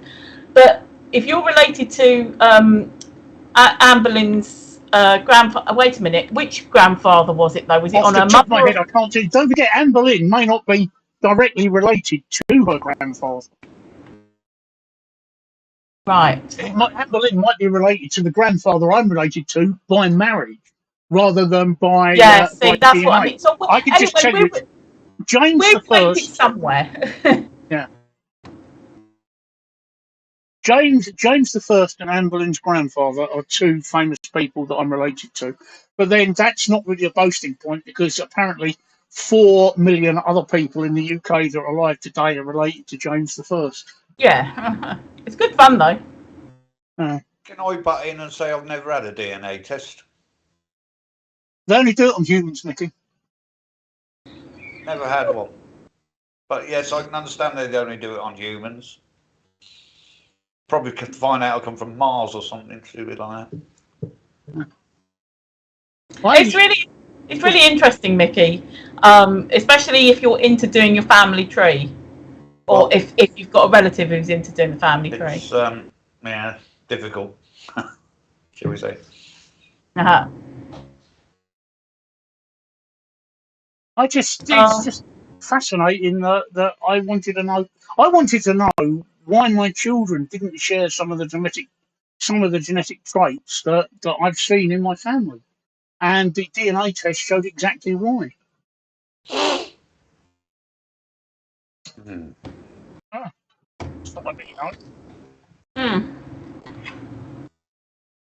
Oh, Waniac 0917 on Reddit says, I told my dad I was going to do a DNA test to see if I have any Vietnamese half-brothers or sisters when he was in Vietnam. And that brings me to a story or something that I saw on Twitter this week where American soldiers, American military, are being told not to do DNA tests, like it's become one of their rule or something, or one of their unofficial rules, not to have a DNA test.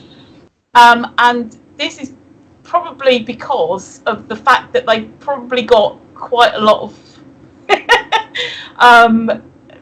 unknown sons and daughters, brothers and sisters, whoever, across the world. And that reminded me, because the thread that I was reading was saying, I found that my father fathered somebody in Vietnam, fathered somebody in Britain. It was an interesting thread to read. So,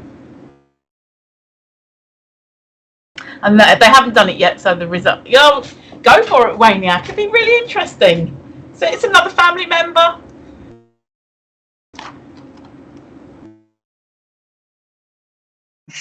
So, where are we? Sorry, where are we? Reddit, right at the bottom, Waniac. It looks like a sort of a little ginger man with a ginger beard. What? Right on Reddit. You Yeah. said, yeah. Right. Oh, a little ginger. He's emoji. Yeah, I see it. Yeah. Yeah. So if you scroll almost to the bottom, he says that the very first message from Waniac. Okay. Which I should have said hello and welcome. Thank you for joining in. And you haven't done the test yet.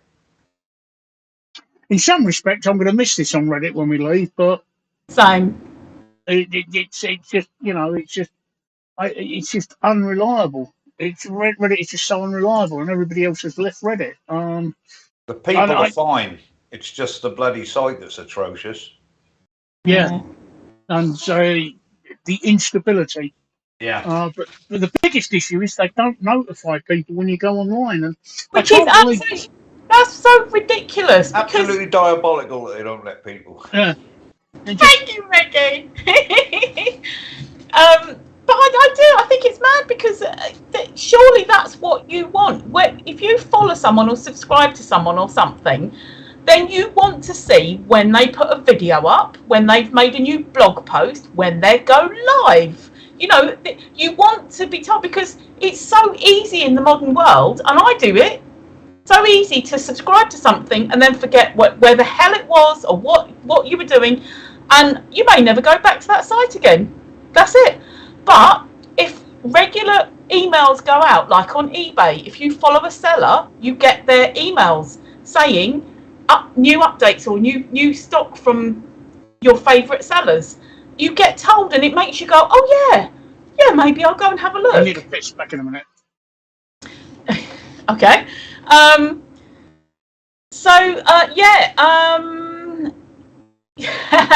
Little ginger man. I'll answer you in a minute, Norlands. But Waniac 0917. Well, it does. It looks like a little ginger man.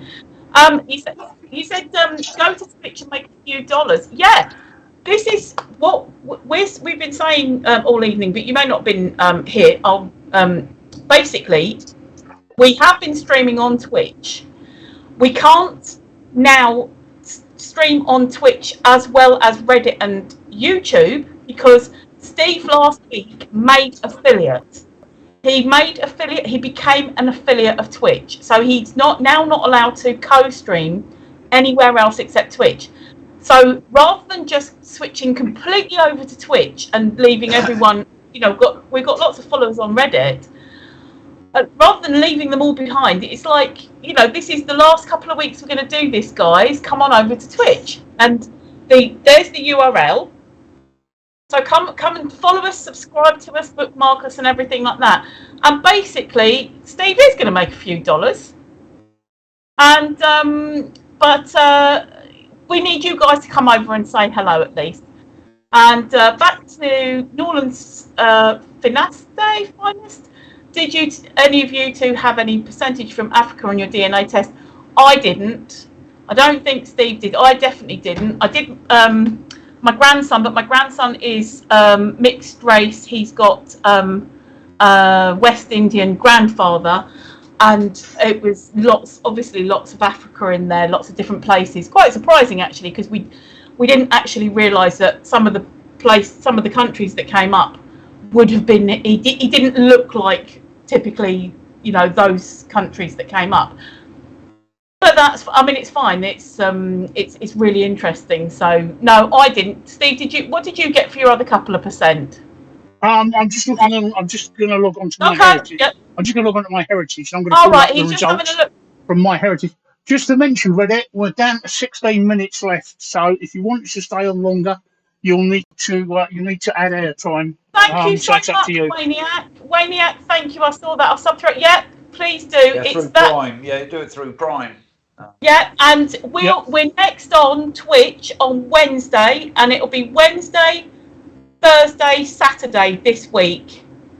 Same time of the evening, but the schedule's on there. And then in a couple of weeks' time, not next week, a couple of weeks, it'll be Monday, Wednesday, Thursday, Friday, Saturday on Twitch, same time. But you'll see the schedule anyway. But thank you so much. Anyway, Norland, Steve's just logging on to his MyHeritage to see what his percentage is that he's got on the other places.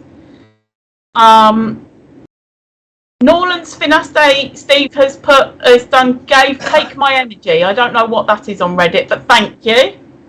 Yeah, thanks for the awards on Reddit, guys. But if you want us to stay on, you'll have to extend the time, which is the easiest way, because otherwise Reddit will kick us off in about 15 minutes.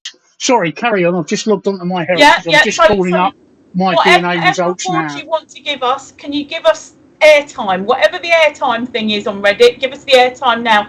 Otherwise, we're going to have to completely restart the stream because we'll have been streaming for 3 hours. We'll have to completely restart, and we don't want to lose you. We don't want to lose you guys. So, give us some airtime energy and stuff. So yeah. Thank you. So there's Linky Poos. I think Steve is still looking to. I'm just going to. Yeah, no, that's fine. That's fine. Yeah, DJ Paulsy P on YouTube says Reddit has killed itself anyway. Yeah, that's basic. That's. Unfortunately, YouTube has killed itself as well, because you can see tonight the only person chatting on YouTube is DJ Paulsy.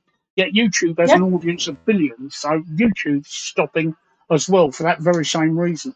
Right, carry on. Exactly. We're going completely exclusively Twitch from, I think it was the 1st of September, wasn't it? Yes. Yes, 1st of September. Nice, neat date. So, no messing about. 1st of September, Twitch exclusive. Exclusive to Twitch. Sometimes it'll be me and Mickey and Steve. Sometimes it'll be just me and Steve. Sometimes it'll be just Mickey and Steve. Can I just tell you guys, on Reddit, you're only going to see part of my DNA test because it's in 16:9 format, and I can't really convert it, so you'll see some of it. If you want to see the whole picture, you'll have to go over to YouTube, which is, you can find me here on YouTube. Bear with me. Because YouTube is 16:9, which will display the picture better. That's my YouTube URL. So anyway, let me just post this up. Right, there you go. That you can see. I'll move it across for the people on Reddit, but that gives you an idea of my ethnicity. Let's move that to the center, and you can see the figures there. There's the figures. That's the MyHeritage DNA one. My partner has the Ancestry log on, so I can't log on to get the Ancestry DNA test because she's got it. But that gives you my DNA test there, and shows primarily where I'm from. Let me just drag that to the center. Can I just say to Norland's Finaste Finest, it might be Finest. Norland's Finest says my kin got 15% North African, and we are white-haired, blue-eyed people. I don't know if it's from far back because we all came from Africa once, right? 15% is actually quite significant. So somewhere, hang on, 15%, you've probably got a grandparent, great-grandparent, something like that, or great-great-grandparent. You've got someone fairly close in your line that's got that was African or is African or Jamaican, West Indian, because West Indian were Africans who had been misplaced over to there.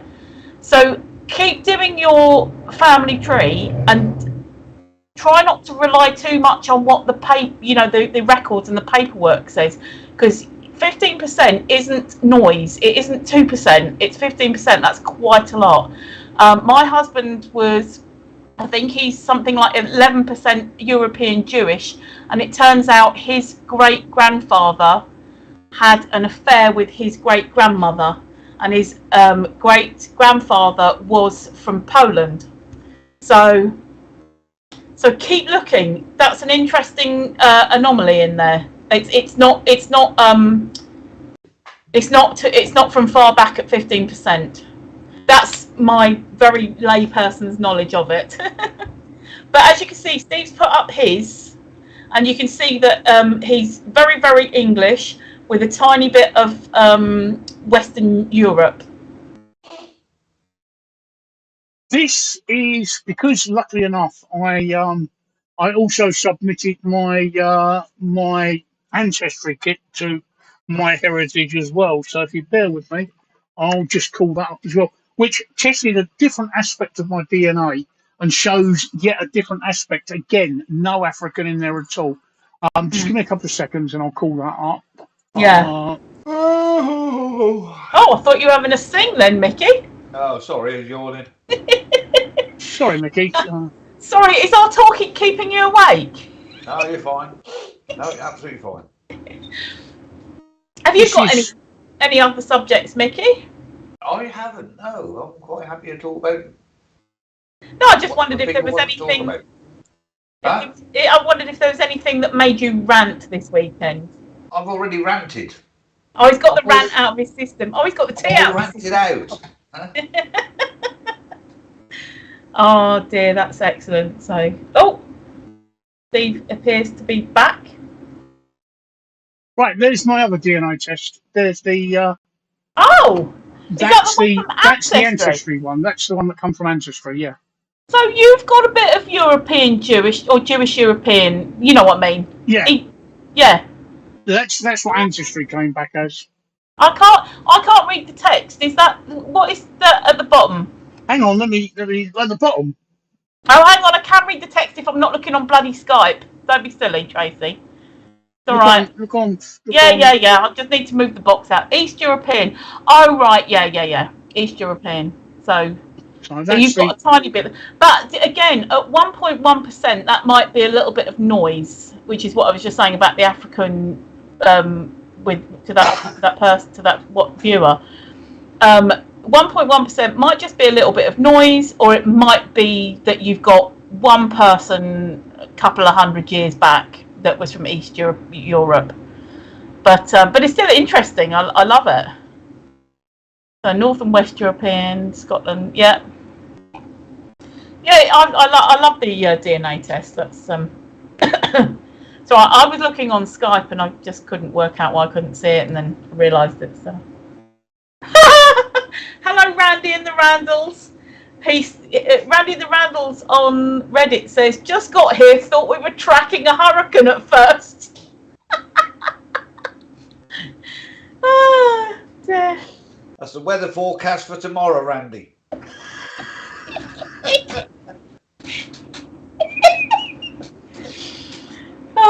It's massive storms about to happen. Please. It's been so damn hot. We were supposed to have had them today. Yeah. But we've not even had a sniff of thunder or nothing. So. Nope, not a thing. Not here. It fizzled itself out around about Winchester. Because I was tracking it on the lightning map, and apart from one lone lightning strike in St Albans, the rest of it just kind of in Winchester. So I dread to think what Steve's doing behind that map. Well, you don't really want to know. That's what I mean. I dread to think. Really don't want to know. Okay. See? Oh, he's back. Yeah. I'm back. I'll tell you what, because I'm just going to show you what I was talking about. Right? You've seen my two DNA matches, ancestry and my heritage. I did a third one. I forget who it was with. However, I've now called my daughter up. Remember what I said about her heritage? Bear in mind, all of my kids have the same parents. Anyway, I've just called my daughter up, so there's a scraping noise. Is that you, Mickey? Yeah, that was. Yeah. Moving my microphone. I've just done my daughter, so using his microphone to scratch his ear. Okay. I've just called my daughter up, so you'll get to see that again. If you need to see these, you'll have to see the full.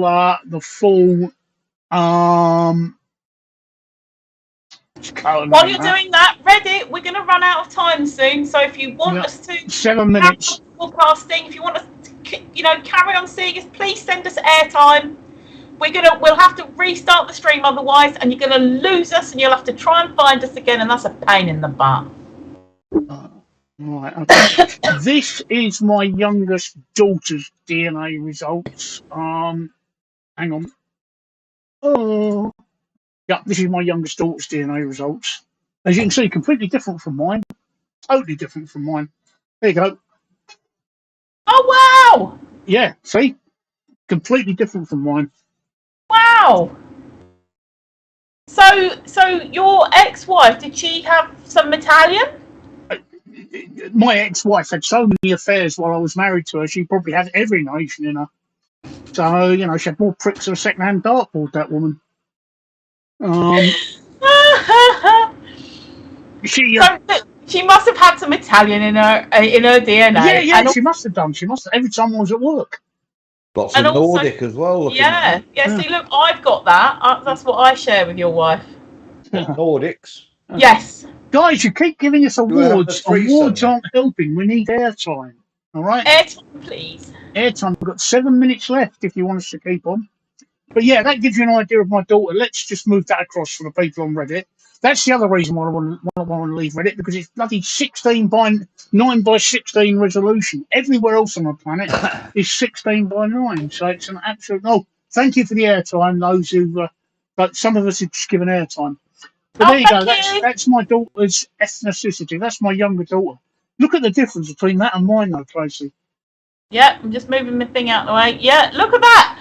See, look, there you go. This is what I was saying to Norland's finest. There's 13.5% Italian there. That's not noise. That's not No, faults. that's That's not noise. That's background. Italian. That's going to be a great grandparent or something like that, or Yep. great great grandparent who was from Italy. And And look at bloody the. hell, she's got a lot of Scandinavian. Yeah, that's what I said. My ex-wife, her genetic line. My ex-wife, by the way, refuses to have a DNA test, and I don't understand that. Why? She absolutely refuses. All the kids have asked her to have one. I've asked her to have one, and she's absolutely refused. I don't know what she's afraid of finding out. I tried to tell her that she's the mother of her kids, and she just looks at me and says, "Don't be stupid."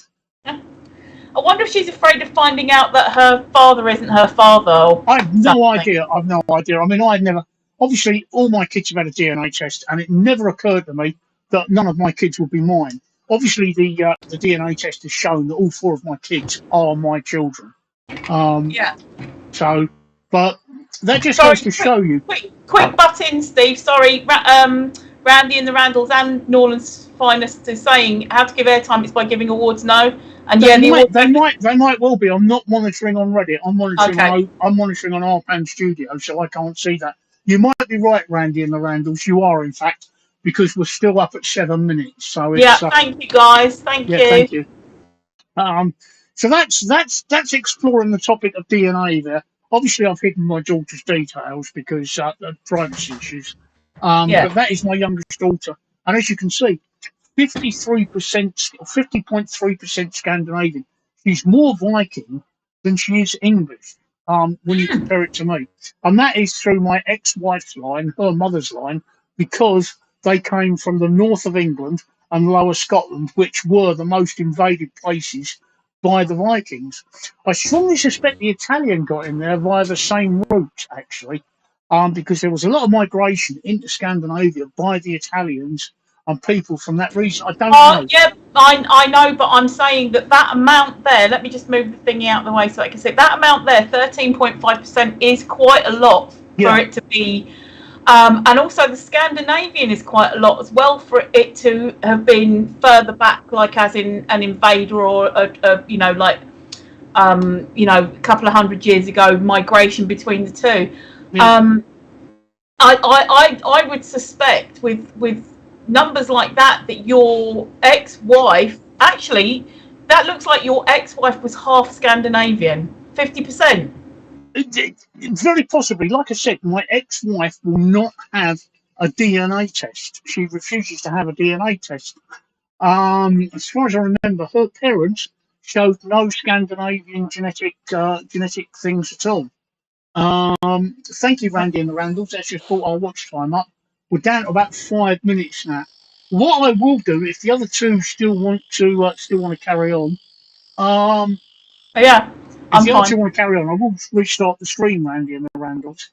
But this is one of the reasons why we're going to move over to we're moving over to Twitch. So from the end of the month, you'll only be able to find us on Twitch. Anyway, that's exploring my DNA. So yeah, I don't know why my ex-wife won't have a DNA test. I suspect there's something secret she doesn't want I to was let on going to about. say, looking at your daughter's results there, I suspect that quite possibly. Oh, Her sorry if this parents, is one of her can of worms, parents, but her parents aren't her parents. or one of them, Well, which yeah, which basically comes down to being, well, her mother's obviously her mother because she popped out of her. We assume. We don't I was know. going to say, but you don't know because it may well be that there was an unofficial adoption. Yeah. And that's maybe what she's worried about, and like she doesn't want to know. She knows the truth, but she doesn't want to know the truth. But it's just that amount of Scandinavian that your daughter's got. I know there's still estimates and everything, but that's quite a sizable chunk. It's not like she's got 10%, and you could go, yeah, that's from where my wife's family came over, like mine. But it's 50%, and 50% means that she's 50%. That should be one of her parents. And that should be at least. Yeah. No, I agree. DNA works on 50-50. So if you have no Scandinavian in you, Steve, that means your wife is Scandinavian. Yeah, no, I understand. I understand. It's just it's just one of those things. I am not, as you saw mine. I am completely completely English. I mean, I'm 85% English, so the Scandinavian roots only come down from her side. Thank you for whoever gave us a massive amount of airtime. I think that was Randy Randalls. I've just checked. Yeah, we've got up to 18 minutes. That was Lovely, a massive chunk. So thank you. Let's see if I can find my oldest daughter. Norland's Finest says, doesn't have to be just that. I don't want to do a DNA test because I do not trust the biolabs to not keep it. I think that's fair enough. You've got a point. I mean, there are things when you do the DNA test, you do tick to opt in and opt out of certain things. And it is one of those things that you have to weigh up when you do the test. But I'm probably 90% trusting of the companies not to lose it, sell it, and everything like that. So, because you can opt it, just about to blow a massive hole in your theory, by the way, Tracy. Go on, what? No, you'll see in a minute. I'm just about to blow a massive hole in your theory. Oh, right, okay. This is my oldest daughter's DNA test. Bear in mind that I can tell you now she shares 50% of my DNA, as my youngest daughter shares 50% of my DNA, which means they are both related to me, and they each share 25% of each other's DNA. So the familial match is not in doubt, right? She has the same parents and everything, but she's going to blow a big hole in your complete theory. No, but no, it's going to put it into doubt only because these are still estimates. These are still estimates. They're not completely accurate, and they get more and more accurate each time. But go on, I'll be interested to see this. Right, it's going to blow a massive hole in your theory. Actually, this is my oldest daughter's DNA. There we go. Boom. Right. Where's the Italian? Oh no. See, she doesn't have to inherit the Italian because the Italian was only 11%. So she just probably didn't inherit that part of it. I thought you were going to say something about the Scandinavia. No, I told you about the Scandinavia, but there's no Italian. My eldest daughter shares the same mother as my youngest daughter. Yeah, see, but there's no Italian in there whatsoever. Look. No, but she at 11% for your other daughter. You can easily miss that with another child. But what I'm saying is that so you've got the Scandinavian there at 9.4%, which means that that's bonkers considering how much your other daughter inherited like 50%. So I don't know. I told you it was going to blow a big hole in your theory. No, it's not a theory. It's just like the way that it works. It's supposed to be that you get 50% from each parent, and if one of your children has got 50% Scandinavian, then that means that one of the parents is Scandinavian. But They got all of my children got 50% of their DNA from me. Yeah. That's how it works. It's 50-50. So, but yes. Norland's Finest says siblings only share about 50% of the same DNA on average. Yeah, it's just strange how each sibling inherits different things, and it's mad that one of his daughters inherited 50% Scandinavian, which means that all that's come from the mother, probably, and then the other one's only got 9.4%, which is so yeah, it can easily miss the lower amounts. Like I said, I'm just about to blow, right? But I'm going to blow a massive hole in your theory, Tracey. You've just seen my oldest daughter's one. This is my youngest son's DNA coming up now, right? And this is the one that's going to surprise you. All right. This is my youngest son's DNA. There we go.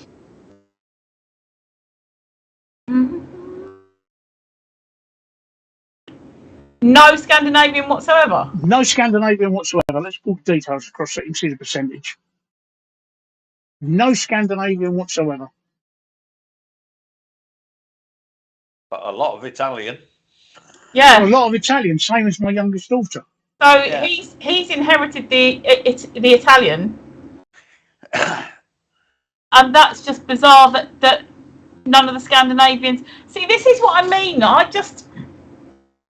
The MyHeritage ones just seems to pick up on all like randomly different things compared to Ancestry. The Ancestry ones just seem to match more because of the way because they pick up on the way that the DNA,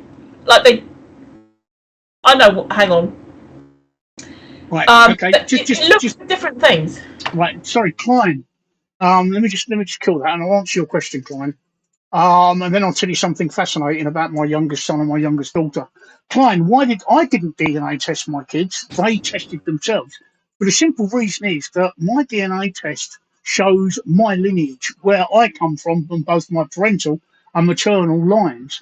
They don't show my kids where they come from because their mother is not in my line. So the only way that they could find their exact roots out was by themselves getting DNA tested. I didn't test them. They all saw the results of my DNA test and thought it was phenomenal. So they all decided to get their own DNA test to see where their roots were because only 50% of their roots come from me. By the way, Tracey, here's the one that blows the hole in your theory. Remember my youngest daughter's Scandinavian? Yeah. My youngest daughter and my youngest son are twins. So they... Oh, no. Yeah, and? Well, there's no Scandinavian in my son, but there's lots of Scandinavian in his sister, who's his twin. Yeah, but then they're fraternal twins. They're not identical. They're maternal twins, yeah. Yeah, of course they're No. They're fraternal twins. They're not identical. I never said they were. Yeah, I said they were twins. Yeah. So being male and female non-identical twins means that they're just brother and sister. Yeah. In the sense that they were born exactly the same. Well, 6 minutes apart. Yeah. Yeah. And they look like each other. Yeah, but they were not. Basically, two eggs were fertilised at the same time. Yeah, I've got YouTube's frozen on me now. That's better. YouTube froze on me. I think it's because Mickey stood up and held his pee-pee. But yeah, that's literally just because it's a brother and sister. They could have been born 10 years apart. It's different eggs and different sperms. But there we go. That's all the DNA tests I'm showing you. I can back work it. What's called a Lazarus kit, which I put in all of my kids' kits into the Jed match. I think it's called Jed match. I'm sure it's called Jed match. It is. Yeah, it is. I can generate a Lazarus kit, which as long as I've got another, if I put my 3 kids in and mine in, it will generate a kit that should show what their mother's DNA is. But I don't want to do that. I'd rather their mother have a DNA test. But the kids have asked her, and she said no. I've asked her, and she said no. So the DNA is definitely saying she's got something to hide. And I think Tracy hit the nail on the head. But with those high percentages, I mean, look at my twin son. He's got 59.2% English. Now, given that he's definitely got 50% of his DNA from me, where the hell's that other DNA come from? And it could well be that perhaps somebody's been telling fibs. Mm. And that's the disadvantage of DNA, that it can show up things. I think maybe she doesn't want the world to know that there's something definitely going on there, and I think the DNA test would show it up. Yeah. Yeah, it does pull skeletons out of the closet. And the amount of people who've discovered that who they called dad wasn't dad, or who they called granddad wasn't granddad, and things like that. And it's so it can be a shock. I mean, we got my husband Andrew tested. Because I was doing his tree as well alongside mine and things, and it would have been interesting to find out if we were related, and our paths have almost crossed many times during life. Anyway, so he got tested, and I said to him before he tested, I said, look, you might find out that your dad's not your dad. You might find out your mum's not your mum. There are all these things that could happen. Are you willing to take this risk? And he's thought about it, and he said, well, my dad's always going to be my dad, my mum's always going to be mum, and everything. And so we looked at, when the results came through, we looked at it together, and I said to him, because his cousin had tested before, and I said, if your cousin doesn't come up as a match straight away, then your dad's not your dad. And he's like, all right, I'm ready. And we looked, and first match was his cousin. I said, it's all right, you're related to both your parents. And he was like, so it's still like because I felt the same when I got mine done. I knew that one of my cousins it was one of my cousins somebody had got done anyway. And I know that I look quite a lot like my dad, but there's always that chance that I might not be. But I was, so. I need a piss again. Hold the fort, Tracy. Okay, yeah. So running down what the comments on Reddit, we are still live on Reddit. We are. We are, yeah. Good, yes. So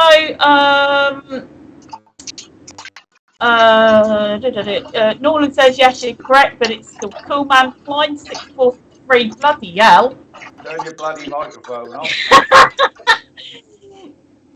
You don't want to hear what we can hear. No, not really. What I'm doing. It sounds like Pepsi. Client 643 says, I think Charles Darwin said the same thing as Tracy. Norland's Finest says that's a theory, or she doesn't want to, about Steve's excesses, or she doesn't want to say it turned away her blood for a test. It's common as well. Hang on. Or if she's afraid of needles, or might be that you are the ex asking you to check and she wants you to go thinking about it. Hard to know. It's a spit test, but of course, yeah, same type of thing.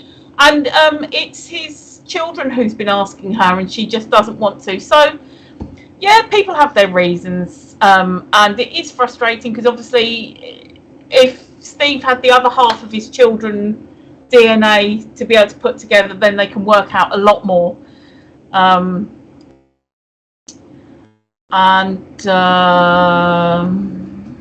Hold on. Where does that say one new message? Right. Right. So there's a little bit of a conversation going on in Reddit there as well. So, maybe your kids, maybe Steve's kids will get around in the future so you can see. Maybe she will. Maybe there'll be at some point she'll go, yeah, actually I will. I want to know, or I want it to happen, or something. So that's fine. And then we've got Hello, the ceiling inspector. I had to give up drinking for medical reasons. I've suddenly found I don't have many friends and I don't go to work happy hours anymore, so I've lost some commonality with co-workers. I have hours of free time now. Well, you can come and watch our slots. We're going to be on Twitch exclusively from the beginning of September with the URL is there. I'm giving you some good advice there. What did you guys have for dinner, Klein643 says? Thank you. A sensible question at last. No, I'm only joking. Well, something I can probably answer because I was lost in that DNA one. I had absolutely no clue because obviously You haven't. I haven't, yeah. So Can I just coming back to DNA? It's the map you're looking at there. The other DNA test I had was the Y-DNA autosomal DNA test, which is the most expensive. It gives you the it actually doesn't give you the information that Ancestry does. What it does is it gives you your information on your emigration paths and shows you your haplogroups. You have to understand what haplogroups are, but basically what that is showing you is that I actually came, like most people, from Central Africa. That's via my parental line. That's how my parental line got to be in the UK and the migration path that they took. That's from my autosomal DNA. Just thought I'd mention that. Yep, sorry, Steve. There's a little bit of Reddit thing going on. Hold on. We'll answer the dinner one in a minute. Accountancy 7681. I won't bother with that then. No, sorry. Accountancy Carry on. If they want to chat about something else, there we go. No, he says I only see 2 people. There's the third. I was out going toilet. The other one was out of the room, and Klein didn't know what I was talking about, and Klein wanted to know, is this broadcast from the piss hole? Yeah, I was going toilet. So yes, Mickey was about to tell us what he was having for dinner, and I've got some sirens going on. Hold on. Carry on. Unless you're ignoring of that. Is what I had, chili and pasta. Yeah, we're down to 3 minutes time, by the way, people on Reddit. We're down to 3 minutes. I will restart the broadcast if the other two want to stay on. What about you, Mickey? Do you want to stay on? I'm fine. Yeah, I can stay on, but I need to take 5 minutes, which you can switch me off for, so it's not a problem. Hang on. Consider it done, mate. There you go. Right, let's Mickey back. Nice. That was my parental DNA, autosomal DNA. Yeah. Which, like I say, that was a very expensive DNA test. That's the one. The Y is the Y chromosome, isn't that? So that it isolates the male line, is it? Yep, that's it. You've got it in one. I also had the same done for the maternal line. So I've had that was the other test. I've had my male line isolated, and I've had my paternal line isolated and my maternal line isolated. Do you want to see the results from my maternal line? Who was that with? I'll call it up. Hang on. Yeah, because that's something that it's not something that I want to do right now because I've got loads of stuff that I need to be doing with the original DNA test that I did and doing the family tree from there. But that's something that I will keep in mind for the future. It's a few £100, Tracey. Oh, bloody hell. Okay, well, I'll keep it in mind for... Meerkat 24688 on Reddit says, uh-oh, here come the popo. Yeah, they're going off Reddit in 1 minute and 54 seconds. Okay, could you hear it? It wasn't the police, it was the fire engines, and I was leaning out making sure that it wasn't my house on fire. We're running out of time on Reddit in about a minute, so send us some airtime, otherwise we're going to have to restart the stream and we might lose you all. There's lots and lots and lots of engines going past, so I might go and have a hang out of the window the other way. Right, so, excuse me. All right. I've just got to make sure that I'm not on fire, you see. Okay. Well, anyway, that's the result of my maternal. Thank you, Norland Fanasay.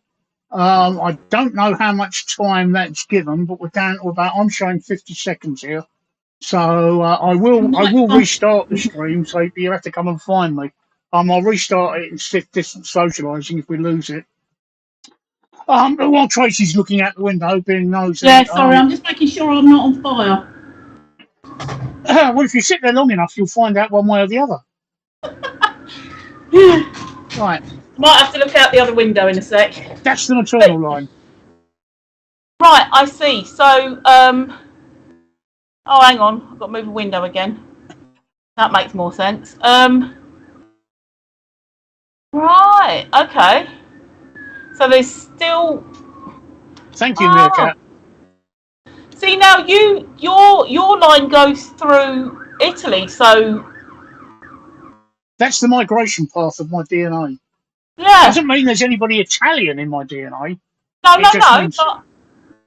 That's my mother's line. I've got you now, so yeah. Yeah, I've got you. That's how they would have ended up. Yeah. As you can see, they didn't end up in the United Kingdom at all, which is what makes me say that my father's line is the one that comes from the United Kingdom. My mother's line doesn't. My mother's line comes from elsewhere. To find out exactly where, I'd have to have my mother DNA tested, but she's dead now, so I can't. Mm. But that's what dilutes my Englishness. My mother's line, my father's line, as I showed before in the previous picture, smacked straight into the United Kingdom. Yeah. But that's a very expensive DNA test, Tracy. Bloody hell, yeah. But that's why I had. Klein said, "Why did I have my kids' DNA test done?" I didn't. The kids were absolutely fascinated with the results that I had. By the way, that's living DNA that runs those tests. Yeah. And I had 3 with them, which I got the combined. They do 3 separate tests, and I got all 3 tests done at the same time.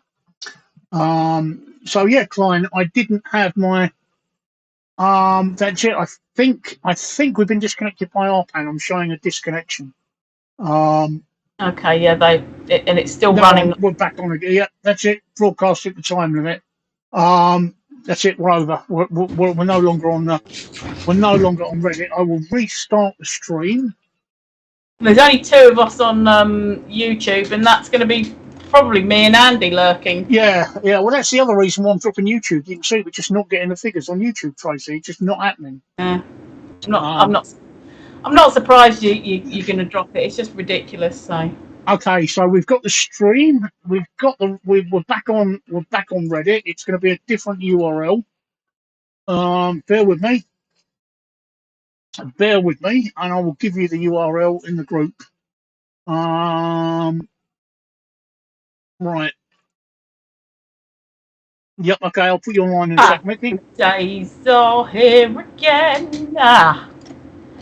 Right, there you go. There's the new URL for Reddit. So smell again. So we're back on Reddit again, people. Oh yeah. That's the new URL in our thingy. So yeah. Yeah, I'm there. So that's that. So that's unfortunately with Reddit, it's got that ultimate limit of 3 hours. And of course, anybody that's now followed this, I noticed that while we were broadcasting, there are a lot of people on Reddit that were following me. I think I've got about 20 notifications. And in the old days, 8 months ago, right, if you followed somebody on Reddit, as soon as they started a live broadcast, you were notified. What basically just happened now with Reddit is that they don't notify people anymore. And when you said to Reddit, Reddit, and they said, "Oh, we're coming back on streaming. We're taking it off of the front page. We want to fix things.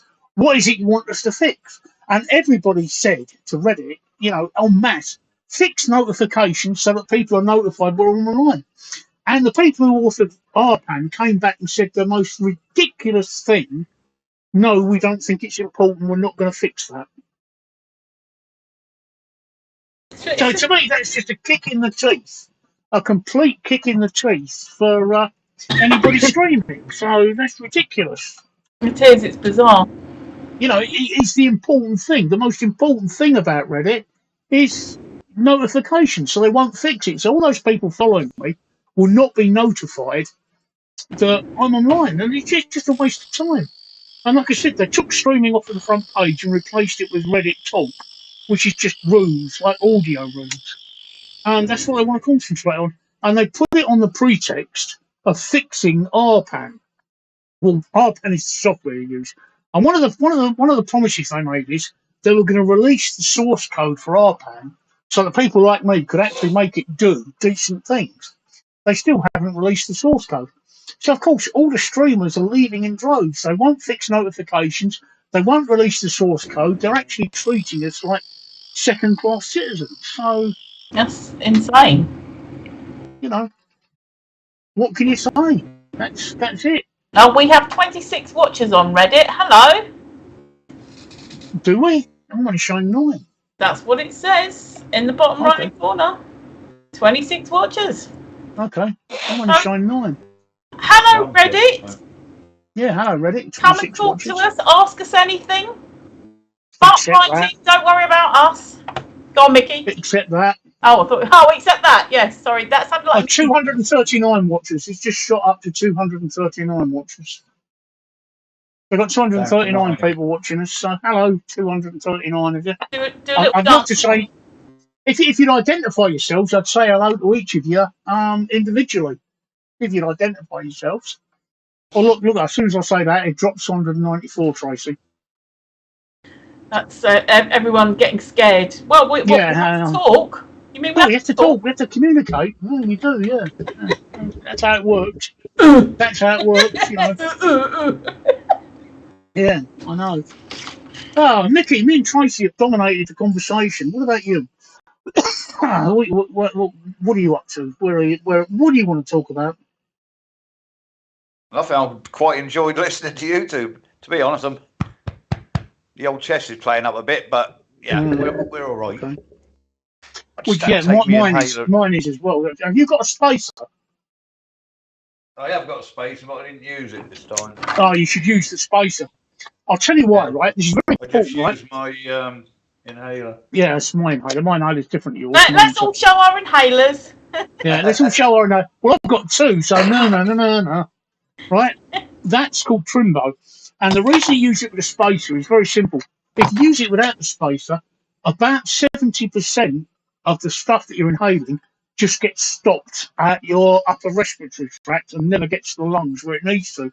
Yeah. But with a spacer, 98% of it goes into your lungs. So it's always better to use it with a spacer. So if you haven't got a spacer, Tracey, you need one. So this is something called Trimbo. You only get that in very serious conditions. I'm just going to take that. So carry on, Tracey. I use the is it salbutamol? Blimey, can't remember what it's bloody called now. Yeah, that's what mine is. Salumol. Yeah, Salamol. Yeah. The thing is, I don't need it with a spacer. I understand the concept of it and stuff, but it does work when I need it, and when I need it to work, it does work. But I would. That's my salbutamol. I would. Albuterol.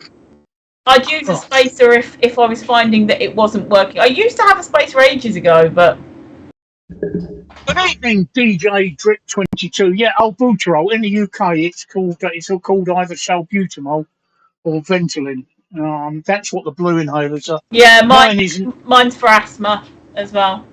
Mine's something called Trimbo. You'll have to Google it because it's got lots of unpronounceable ingredients in it, including some steroids. So that's what I was sucking on It's actually what's called a preventer. So that's designed to prevent me from coughing. And the albuterol, as you would call it, or we would call it salbutamol, although mine's called Ventolin, is designed that when I do cough to actually calm it down. Yeah. Although my condition is something called bronchiectasis, and the last thing you want to do with bronchiectasis is to suppress a cough, because the best thing that can happen with bronchiectasis is you actually cough. That is absolutely the best thing that can happen.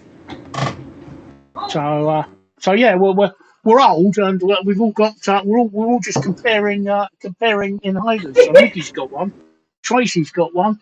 I'm not sure DG Grip. I'm not sure what Flowvent is. So if you'll bear with me, DG Grip on Reddit there says about Flowvent. I'm just going to Google Flowvent because it's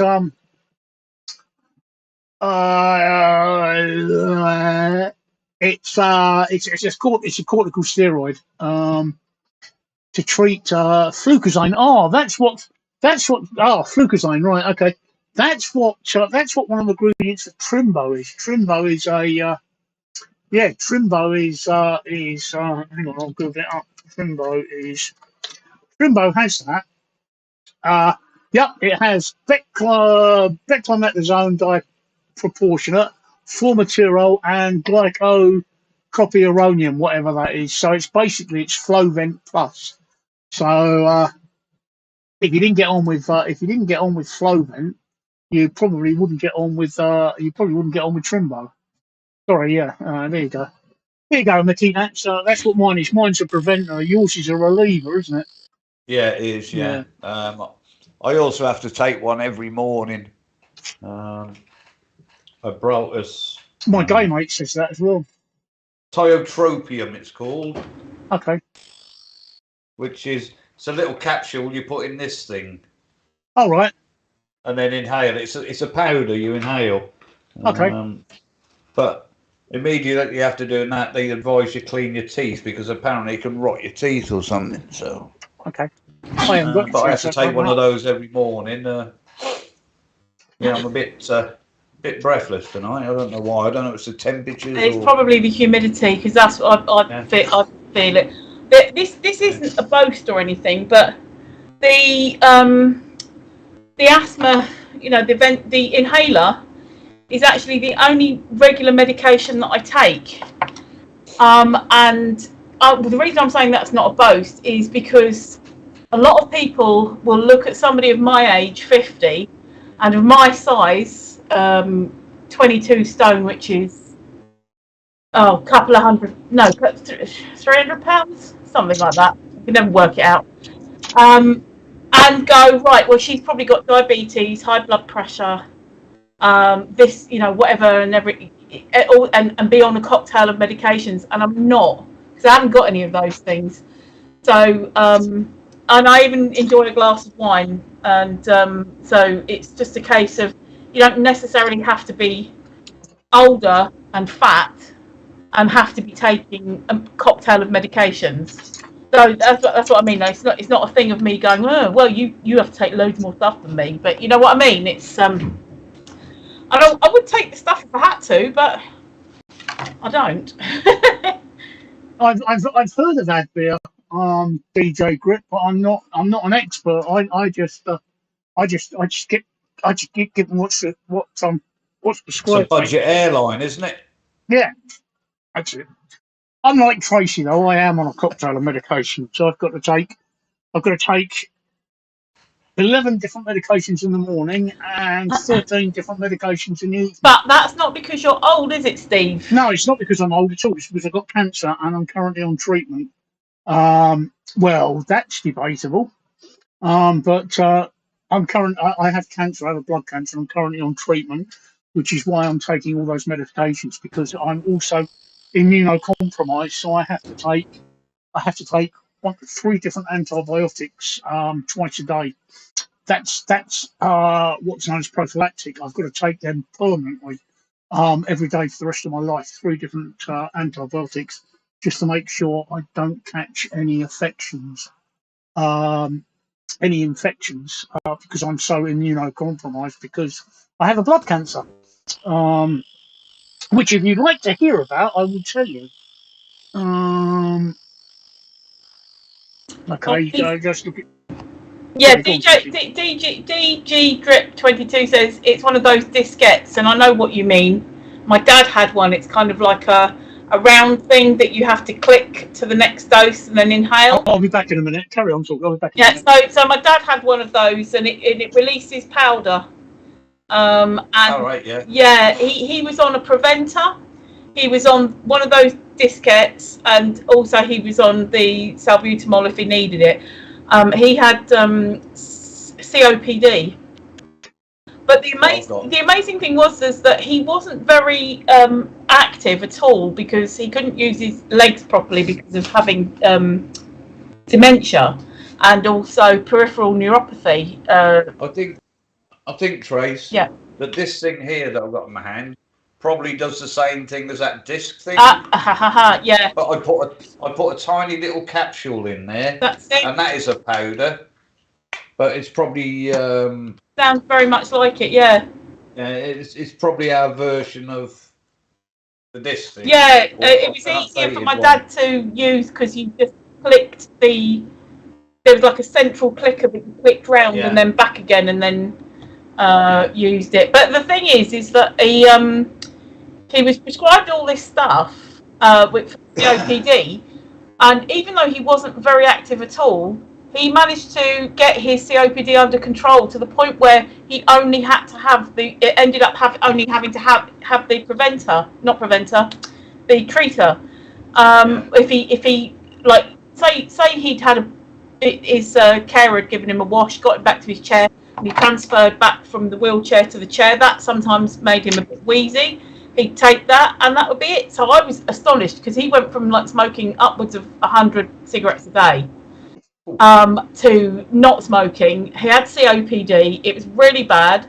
I think they said that he was like top end of moderate, and he got it back down to mild by using all the treatments regularly. So I was very surprised at that and very pleased. So yes, it is milk.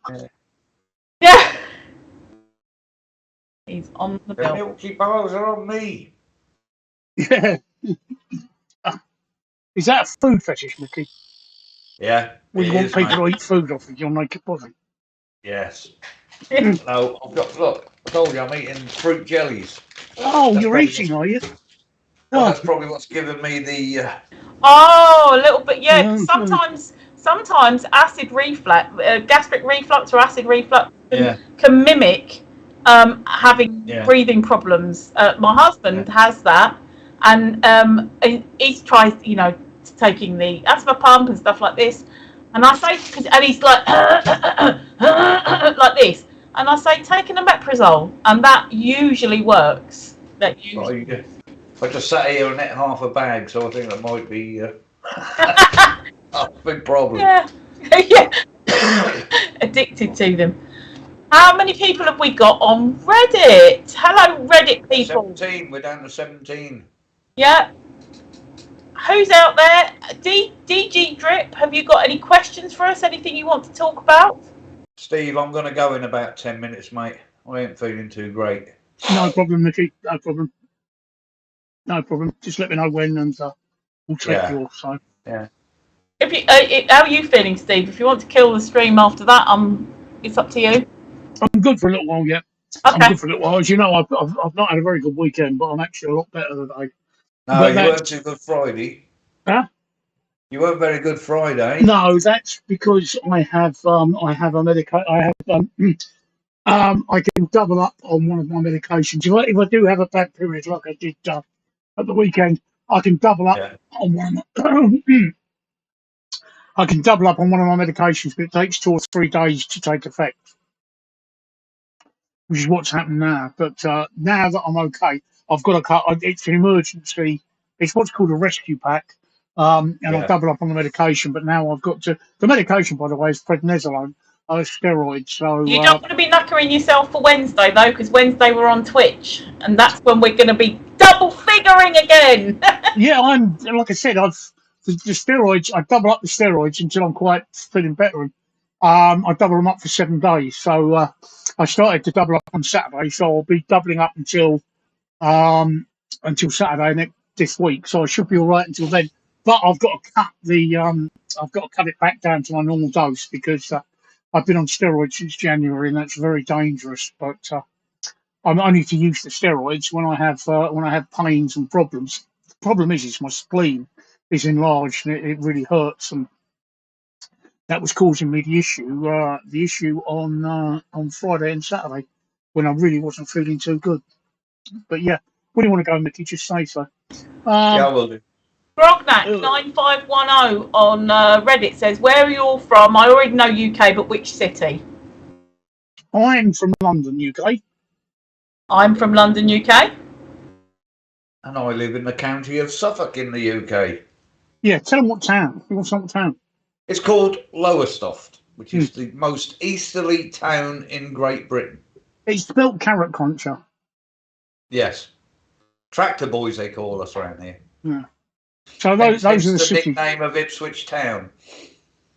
Although I'm in London, all right. Although I'm in London, you must remember that there's London and there's Greater London. I'm actually, which is the county of Greater London. I'm right on the border of Greater London and the rest of the world. And I actually come from a little village. I come from a village. I live in a village called Chislehurst, and the actual address is Chislehurst, Kent. And it's right down. If you Google it, you'll see it. I'm right down in the southeast corner of London, so I'm not anywhere near the centre of London. I'm nowhere near the tourist sites that you'd associate with London. Tracy's a lot nearer to the centre of London. I'm very much you can nearer. probably see the sites, can't you? Yeah, I can from my window. I can see pretty much a lot of the sites, and it's literally a bus ride, maybe 2 bus rides away. A relatively quick bus ride too. What am I? I think I worked it out because of the potential of having a nuclear bomb dropped on us. I think I'm about 3 miles away from the tourist areas. The epicenter. The epicenter, yes. Yeah. So that's diabolical. Oh God, Mickey! Love it. Brilliant. To answer Klein 643's first question and Reddit. Yes. I'm hoping. Well, given the choice, I don't want either of them, but I'm hoping it's going to be Sunak because Truss. Not only does Liz Truss sound like a piece of bondage equipment, but I also think she's very. What's the word? But you keep changing your mind. Is it fickle? Yeah. She says one thing, and then half an hour later, she'll completely reverse her position and say the exact opposite. And she's been doing that quite a lot just lately. So I'm not. I'm not too keen on her. Incidentally, a little fact: Rishi Sunak is the richest MP we've ever had. Nice. Yeah. Did you know that? Nope. Did you know that Rishi Sunak is the richest MP we've ever had? And his wife's even richer. Yeah, his wife's even richer. So, given the choice of the two, I would hope for Sunak. I'm not actually a member of the Conservative Party, so I don't get to vote. It's only the members of the Conservative Party. I'm not a member of any political party. I think there's a lot of people behind Truss pulling her strings, you know. Well, yeah, like I said, Liz Truss does sound like a piece of bondage equipment. Yeah, one will tell us one thing, and like you say, half an hour later, somebody will tell us something else, and she changes her mind completely. I think in that respect, she's trying to be a bit like Boris, because Boris has always done that, but he got away with it because he was doing it with kind of Do you know what? Liz Truss Boris is a cunt. If Boris was on the bloody ballot paper, I reckon the idiots would vote him back in. I really do. Oh, he's learned his lesson. Oh, bless. Oh, bless him, eh? Line 643 says Duke of Kent is from Kent. No, he's probably not. No, he's not. No, he's not. Oh. No, it's not. No, it's one of his honorary titles. It's like Charles is the Prince of Wales, but he's not from Wales. Or Andy the Perv is the Duke of York, but he's not from York. And it's like what's his name? William is the Duke of Sussex, but he's not from Sussex. So the Duke of Kent is not from Kent. Let's have a look. You don't like Truss because she was anti-monarchy. No, I told you why I don't like Truss. I don't like Truss because she's indecisive and fickle. I had no idea. I had no idea she was anti-monarchy, and I don't care if she's anti-monarchy. It's neither here nor there. But I don't want anybody in charge that changes their mind every time the wind changes, and that's how she comes across as me. So that's why I don't particularly want Liz Truss. Can you see her at PMQs? Oh God! I hate to think of it. Yeah. That's a hilarious typo there, Klein. Yeah, hilarious. So Sunak is married to the richest family in India, and his wife claimed she was non-resident in the UK to save on tacos. When I read that, I was thinking, oh, maybe that's just kind of like a little joke. And then when you'd corrected it to taxes, it's like, oh, it was a typo. Brilliant. When I first read that about his wife, I thought, does it actually matter? Well, it does if she's earning money here and not paying taxes on it. She was quite legally doing what she did. Yeah, I She know. didn't break any But rules. So I'm thinking, I think what the problem is, or where it stems from, is she might not have been breaking any of the rules, but her husband was the Chancellor. she still Yeah. wasn't breaking any rules. No, but wasn't there? I don't dispute that. All I'm saying is that people got it up their arse Uh, because she was married to the Chancellor. You know, Yeah. whether rule yeah, breaking or not. offence in the I mean, third it's just a party. matter of association, isn't it? This Yeah, is an offence in the third party, isn't it? Yeah, exactly. but I think wasn't part of the rules. She was claiming domicile, whatever. Yeah. Because the rule is that if you're claiming that, you're also saying that you're going to go back to what your country of residence. So basically, she was earning this money over here and saying that she was going to go back to the country of residence. I didn't care. I don't care. I actually think dragging somebody's wife into it is quite disgusting. You attack the person, not his family. Yeah, but he was also. You attack the policies, not the man. He was also hanging on to an American green card, or no, it was an Indian green card, something like that. He was hanging, but again, that was basically saying that he didn't plan to carry on living in this country after a certain amount of time, which was their way of. Yeah. I mean, like I said, I would have neither of them. I really wouldn't have either of them. I actually think the best candidate withdrew himself quite early on. Ben Wallace, our current Secretary of Defence. I would have thought he would have made a cracking Prime Minister. But he withdrew, and that's a shame. I wouldn't have a choice of Truss or Sunak. They would not be my choices. However, the question was, which would you have? And the answer is Sunak. So, it doesn't matter about all these scandals. That's the simple choice. Sunak or Truss. And my answer is Sunak. Regardless of what his wife has done. There's one of those two who's going to be our next Prime Minister, and I would sooner it was Sunak. What about you, Tracey? Yeah, it is so difficult because what is the choice? We can't choose anyway, but what a choice! And I'd say Sunak. I'd say Sunak because better the devil you know, and we know more of him than Liz Truss. And again, Liz Truss, it's backwards and forwards, and and she's going to be so. If she gets to be Prime Minister, she will be so heavily influenced by the people behind it. All the parts behind her. She's not going to have one strong policy that isn't influenced by people whispering in her ear, and again she'll be backwards and forwards of no, I didn't say that. No, actually I said that. No, but actually I didn't say that. Whereas at least Sunak, he seems to say things and it seems to stick. No, and what a way to choose. Yeah, Mickey. Well, if I had a choice, neither of them. But, well, that's what I said, but we haven't got that choice. No, we haven't got that choice. I'm not a Conservative voter, but the lesser of two evils would be Sunak.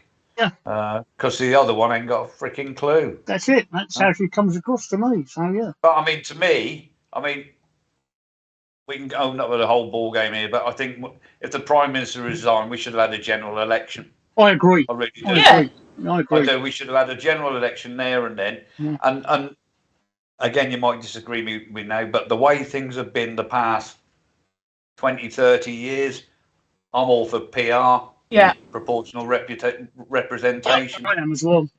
That would give us, I think, a lot fairer system. That puts a lot of checks and balances in, but you'll never get it over here. No. I mean, as far as they just want their little two-party state, and that's the end of it, really. But I'd be, if we ever got the chance of voting a referendum for PR, then I'd go for that.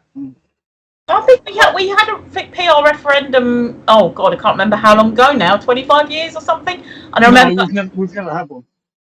Are you sure? We were asked. Not a referendum, no. Not that I remember. No, we've never had one.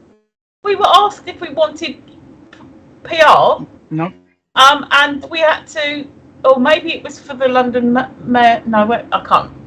No, I remember. We've never had a referendum on that. Bloody hell! I remember something where we had to vote as to whether we were going to have PR or not, because I remember all the people who were against PR were saying, Well, if you get PR, then you won't get the person that you vote for. It means that they might come second and stuff like this. And but I don't get the person I vote for anyway. So what's the difference?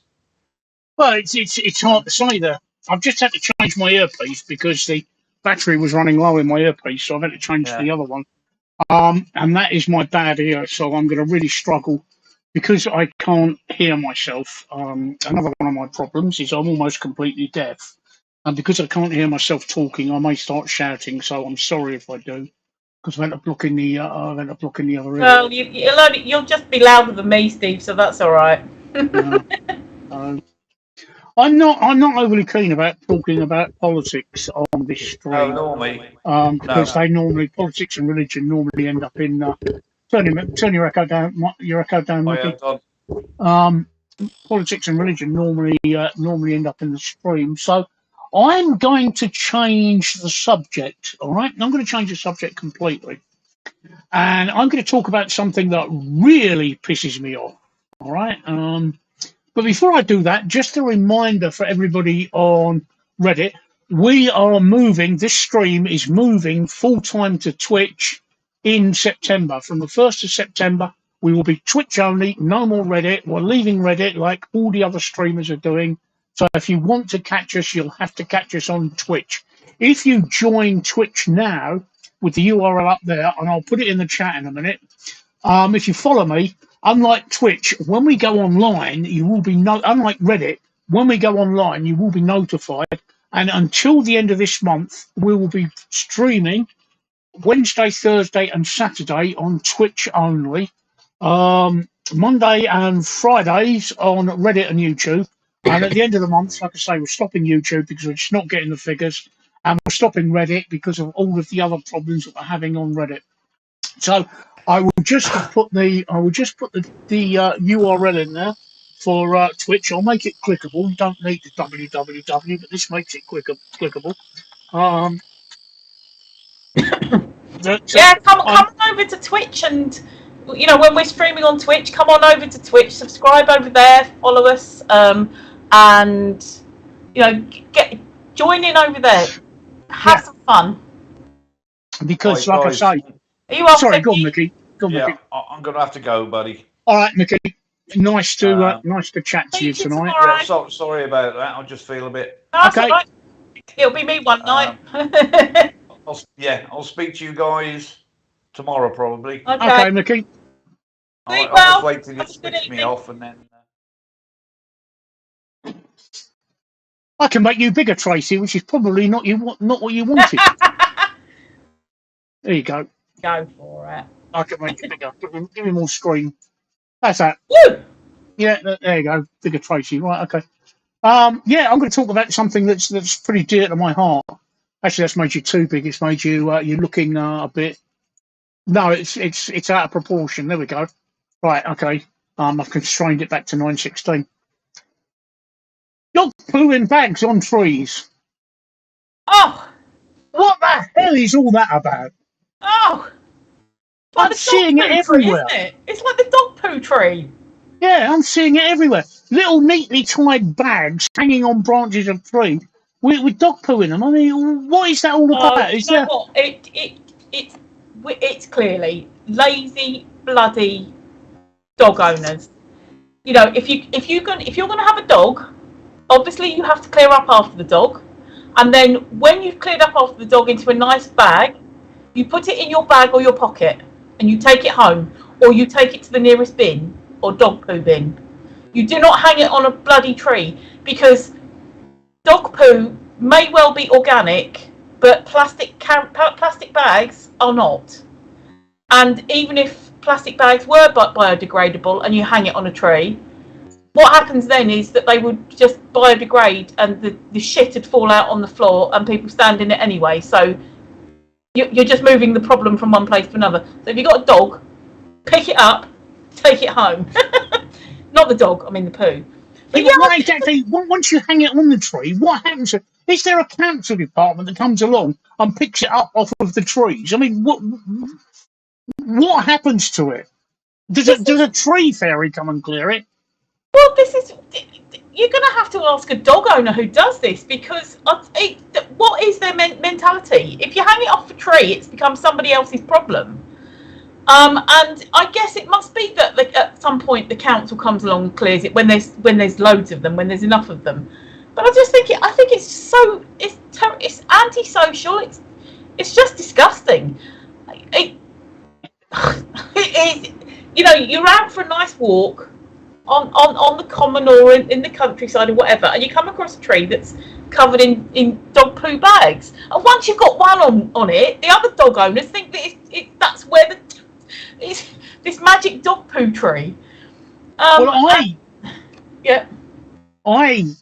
couple of months back now, I was walking. Well, no, I was in my wheelchair actually, and I was over the local. We've got a big green area at the back of us that leads into some woodlands, and I was just on the edge of it, just seeing how well my tree would, how well my wheelchair would cope with rough ground.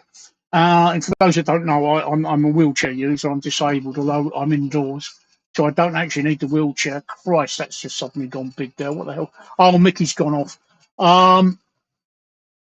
Right, this. Yeah, I know. All right, there we go. Right, okay. Right, so and I saw this guy hanging this dog poo, and I said to him, "What are you doing?" He said, "I'm putting it there until I come back." And I said, "What do you mean?" He said, "Well," he said, "my dog's just done his business, and I really don't want to carry it with me everywhere, so I'm hanging it on the tree. And when I come back this way, I'll pick it up and I'll put it in the dog poo bins at the end of the park." And I said, "Well, why don't you go and put it in the dog poo bins now?" And he said, "Well, I love my dog." And I said, "Well, you can walk your dog to the dog poo bins." So, all right, he just wandered off, and I wandered off, and I came back, and I saw him, right, and he came back out of the wooded area, and he came past the tree, and he didn't pick his dog poo up, and he got halfway over to leaving the park when I caught up with him, and I said, "You forgot your dog poo." And he said, "Oh," he said, "I thought it." He said, "I knew there was something I forgot. I thought you." Yeah. I wish it was that incident. Actually, it was that incident, Tracy, that made me fit the dash cam to my wheelchair. Oh. I didn't have the dash cam on the wheelchair. Now I've got a dash cam on my wheelchair. Try that one again with me and see what I do to you. And I will. I will. If I see people doing it, I have no problems about confronting them, because it is a ridiculous. They hang it up on the tree, and like you say, it immediately becomes somebody else's problem. Well, what happens? What about kids and things? It's just as bad as letting it shit on the pavement. Yeah, I've known people who, like, especially when you're on a corner plot. If you live on a corner plot, house on the corner, and people come along and chuck their dog poo bags over. It's just like, well, what?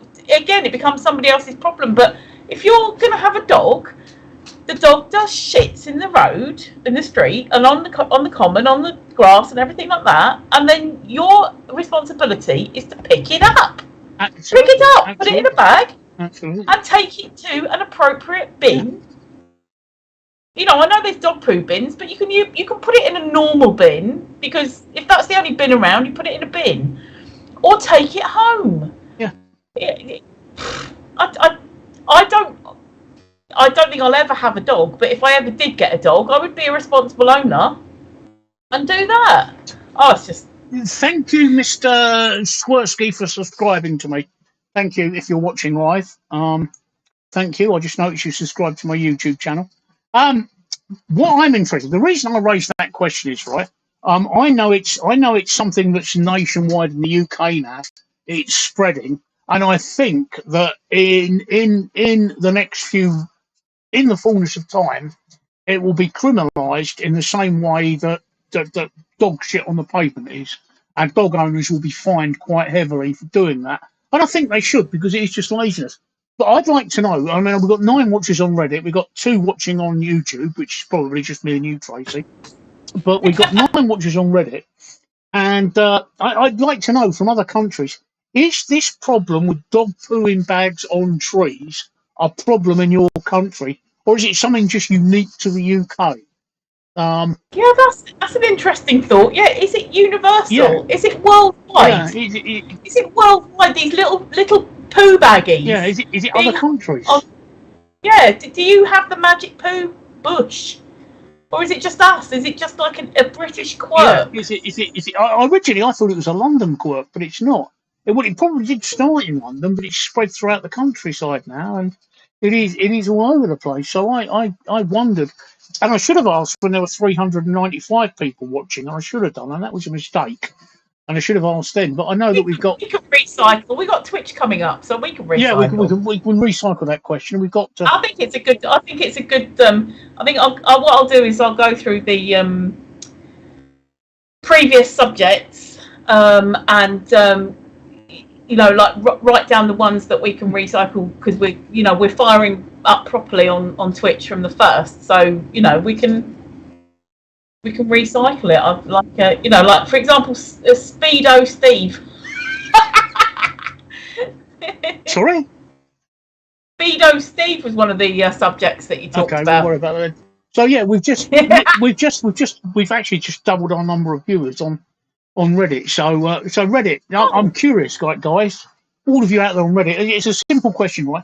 Is people hanging dog poo in trees a problem in your country, or is it just something that's unique to us? Do you know what we're talking about, or do you not have a clue? That's what I'd like to know. So come on, there's enough of you watching on Reddit. You must be able to answer the question. Although I sometimes you wonder about watchers. Saying that on Twitch, Tracey, I came across when I was doing it on my own. Was it Thursday night? Yeah, Thursday night. Yeah. When I was on my own on Twitch, I was chatting to a guy called Louis from Germany, and I'm always interested in where my listeners come from and why they come. And he said that he came from Germany, and the reason that he was watching and listening is because he's learning English. Oh. And I thought, yeah, what a great way to actually learn colloquial English than to listen to somebody talking colloquial English, not educational English. And conversing as well, actually having conversation. Yeah. I thought that was an interesting thought. So come on, Reddit. Is people hanging dog poo in trees a unique problem to the UK? Tracey, just entertain the troops for a couple of minutes, will you? Oh, blimey. Yeah. Well, I shall run through my Twitch spiel again. From the 1st of September, we will be Twitch only, and there is the URL.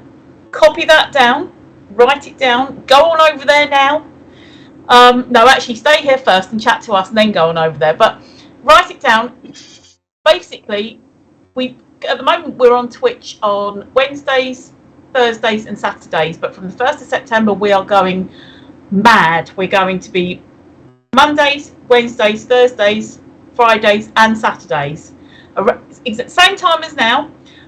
So get that marked down so that when we move over to that, and we will be stopping doing Reddit and YouTube. So no more Reddit live streams, no more YouTube live streams. All the action and all the questions and answering and all the mindless rambling will be over on Twitch. So yes, come and see us over there. Yeah. Write down that. Right, because I'm actually breaking my neck for a wee here, but I'm gonna leave a picture. That's the problem with drinking Pepsi, right? Pepsi Max is a diuretic. Is it diuretic? Is that the right word? Is that the right word? Yeah, that's the one. It's a diuretic. It makes me piss like a racehorse. It's the extra fluid as well. Yeah, and the bulk. And plus, I've just drunk 2 pints of milk, which really doesn't help. Oh, blimey, I love milk. I'm a great milk drinker. I absolutely love milk. But on the subject, I'm going to leave us with an image that we can discuss. So let me just. Oh, I was going to say you'll have to take some of your own, so you'll be able to, or just do some footage of your own, so that we can. Right, there we go. I'll be back in a minute. Right, there we go. Right, you bugger off for your pee. Right now, see, this is what we're talking about. These are little baggies, so they're not very big bags. Little baggies that people will scoop up their dog poo in and tie it off. Sometimes they put in extra rubbish and things. That one in the middle there looks like there's extra rubbish in, and they hang it off of a tree. And this is what you get. It's usually like a prominent branch, like that. So this is what you get. You're walking through this lovely countryside. Look at that lovely greenery, lovely trees, lovely, look, the smell of greenery, smell of flowers, and fresh air. And then you've got this poo tree. Now, yeah, it's great that they're picking up the dog poo. It's great that they're taking it away from it being trodden in. But then what they're doing is they're leaving it for other people to pick up. That's not a dustbin. Now, do you have that in your country? Is this a worldwide phenomenon, or is it local to Britain? Because, is this a British thing? It's, leaving dog poo bags. You've got the dog poo bag bush going on there now. So, yeah, it's are you crazy, isn't it? You came back really quickly there, Steve. Yeah, I said it's crazy. I just thought I'd put that picture up so that people could see what we were talking about.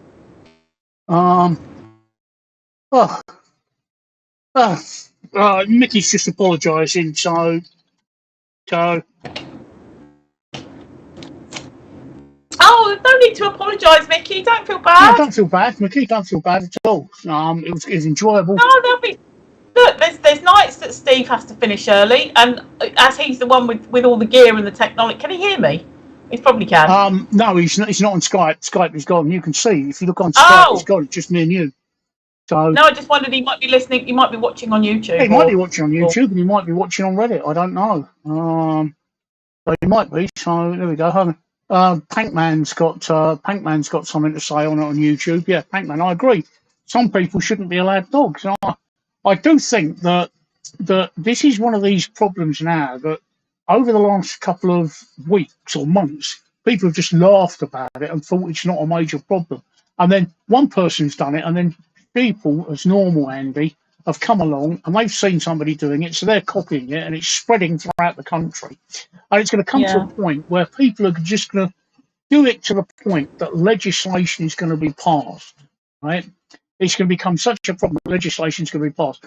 I personally would like people to be banned from keeping a dog for life and possibly a prison sentence for doing that. If you do that, that's worse than letting your dog just poo on the pavement, right? Sometimes dogs can't help it, right? But you let your dog poo on the pavement, at least you clear it up. And I've seen people do it all the time. But to deliberately bag it up and then hang it on a tree where it could endanger, and these trees are by footpaths where children can come along. And like Tracey said, imagine you're walking along by that tree and one of those bags splits and the poo falls on your child. So I think, like Andrew says, I think that if you do this, right, and you get caught, you should be banned from owning a dog for the rest of your life and possibly pay some prison time, because it is a very, very dangerous thing to do. It's also very, very antisocial. And it's just plain disgusting. Tracey? Yeah, no, they should they should at least be fined. Definitely at least be fined. Because there's no deterrent at the moment. And I didn't even know that there was it was a fining offence to have your dog pooing on the floor. Well, nobody told £500, I think. Nobody told the buggers round here.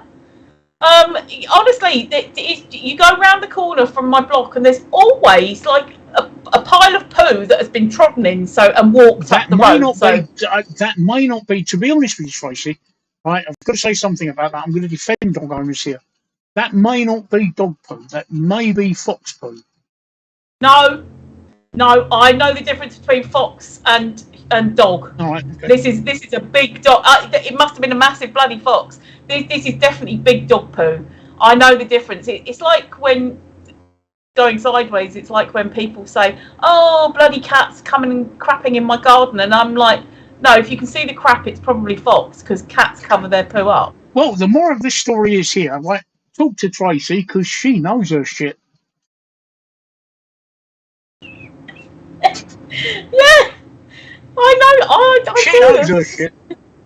I honestly thought you were going to say it might have been a human, but when you said fox, no, there is a difference between fox poo and dog poo, and I can when I see that it looks like fox poo, I would be thinking, oh, it's fox. But honestly, the piles of poo are just around this area. I don't think anybody's told the dog owners around this area that that you shouldn't, if your dog poos on the street. And this is the thing that gets me. It's in the middle of this pavement. It's not even in the gutter or by the side.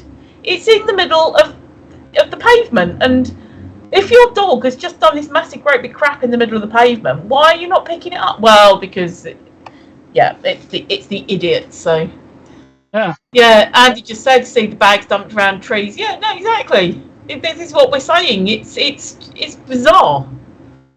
I like to tackle the controversial subjects. I'm almost through my list actually. Can we go on to another controversial subject? Yeah. In the news today, they're talking about blackouts in the winter. Have you seen that? Oh no, I have not. Yes, they're talking about. That's gonna kill our Twitch streaming, isn't it? Well, yeah. It's not magic. It does use electricity. They're talking about possible blackouts in the winter. Now, I'm old enough. You're not. But I'm old enough to remember the early 1970s, the first lot of blackouts we had, which was... No, I remember. You're not that old. You would have been about 40. You would have been about 2, Tracy. No, I do remember, because when we had some blackouts, I remember we had 71. You were 71? Yeah. We had the blackouts in 72. Right, no, but I remember can you remember that? No, it may not have been those ones. But it may well have been when we had sort of 3-day weeks and stuff. 1972. Well, I remember my mum getting the tin bath and putting it in front of the fire in the kitchen so that I could have a bath. And we had candles, and there was. I mean, you didn't have a lot of telly anyway, but we had no electricity, nothing on, and that was it. And you'd have to go to bed with icicles on the windows. I remember all this. You're suffering from false memories. You're suffering from what you know. Prince Andrew, right? Talking about Prince Andrew, his defence in his file was in America was that Virginia Guthrie, whatever her name was suffering from false memories she generated herself. But if you were born in 1971, you cannot be possibly old enough to remember 3-day week and the power cuts. It's just not possible. Okay, well, for you to remember all right, well, maybe I don't remember those ones. Maybe I remember ones that happened in around about 74, 75, 76. But we definitely had blackouts and power cuts. I just think your parents didn't pay the bill. That's what it is. It's a possibility. Yeah, but I mean, I am old enough to remember them, and to me it was a great adventure having the thing. Sorry, on Reddit there. I'm not going to try and pronounce your name, Cheeks. Blimey, I thought that was not a real saying. What was not a real saying? You'll have to. We've said a lot. Yeah, I've said a lot. Yeah, I speak a lot. I've been at it for how long? We've been online now. I've been online for 4 hours and 14 minutes. Yeah. So yeah, I've said a lot. So what was not a real saying? But welcome, Otis Clean Cheeks. I can pronounce it. But welcome. Thank you for popping in and commenting. Yeah. So there we go. I've no idea what was yours. Anyway, so the newspapers were warning us we're having blackouts, but my memories of the blackouts were that for me as a child, and I was a child at the time, they were a great adventure. It was great. Television would go off, and you'd have the blackouts. If the blackouts were for 4 hours at a time, and they were advertised in advance in the local papers. Oh yeah, they were advertised in advance, so you could prepare for them. But I just thought that's not going to be too bad then. Yeah, no. Well, it wasn't for me. I don't know how my father had died by then. I'm not quite. I can't ask my mother because she's dead. But I treated it as a great adventure. You know, in the dark with candles or torches. You know, I could play Monopoly or things like that because I wasn't like the modern generation of kids. I mean, I look at my kids now, my grandchildren now, right, and they can't play or interact without an electronic gadget or a mobile phone. And I wonder how this is where I was going with this thing. I wondered how they would cope, because in the blackouts when we had them in the early 70s, we had to entertain ourselves. But because we weren't dependent on electronics, it was actually very easy to do. So I wonder if these blackouts do come to fruition, as the newspapers are full of doom and gloom, as they always are. I think they predict it every year, though, don't they? But this is probably as close as we've ever come in recent years, because it is getting ridiculous, and with everything. They predict it every year, but I think this is the closest that we've come. Oh, just clean sheets. Hang on. Oh, just clean sheets. Yes, I agree. Some people are shitty, but I want to know what you thought was not a real saying. I mean, you've said, blimey, I thought that was not a real saying. What did you think was not a real saying? I'm curious at that. Please let me know what you thought. And I agree with you. People are shitty. So that was where I was going with this, Tracey. How old's your daughter? Rebecca? Oh yeah, Becky and Trish. I think Bex will probably find it harder, because she's got the two boys who are, they're so hooked on their gadgets. So rather than her being able to just sit down and maybe, read a book quietly, do a jigsaw or something, she'll have the two boys going, yeah, we're bored. So I think she'd probably find it harder than my eldest. It's funny though. It's funny because both my daughters are in there. 1 second. Right. That's a shitty thing for people to do. That's what you mean, Otis clean cheeks. Yeah, I mean, that's a phrase I use quite a lot, actually. I quite often terminalise. I quite often use that terminology. That's a bit of a shitty thing to do.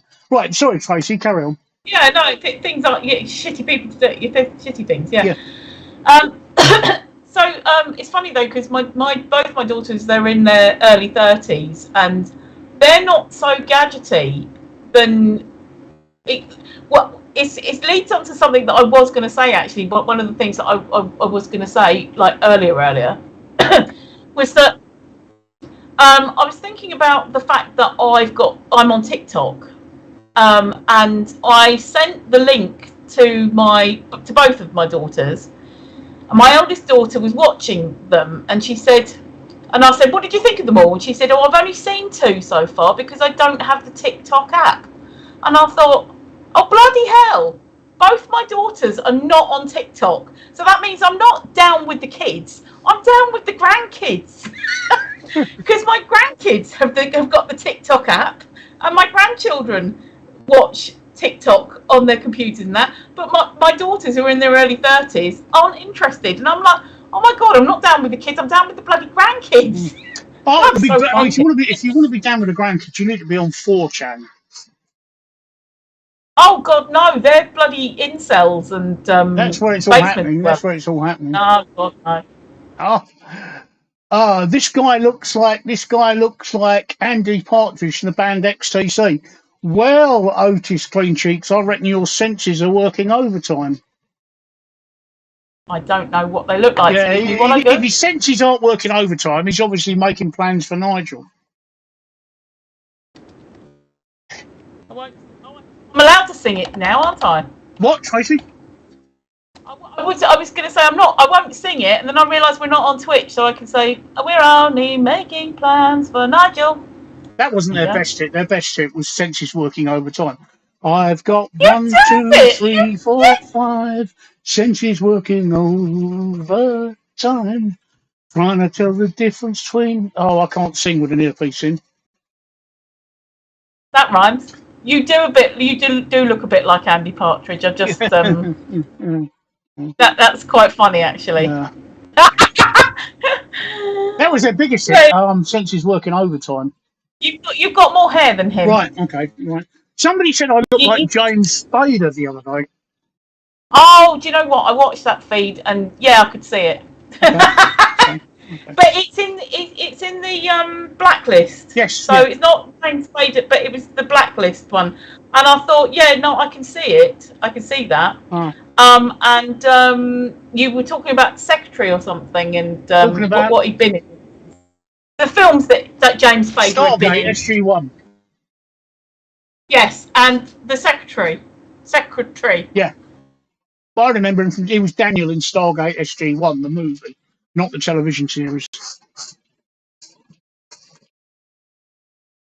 No. Sorry, yeah, the film. Sorry, I was just reading what Otis Cleancheek said. I'm on 4chan and 8chan and Peter Pumpkinhead. There you go. I've not been on any of those. No, I struggle with There's Discord. so many hours in the day. Go on, what do you say, Steve?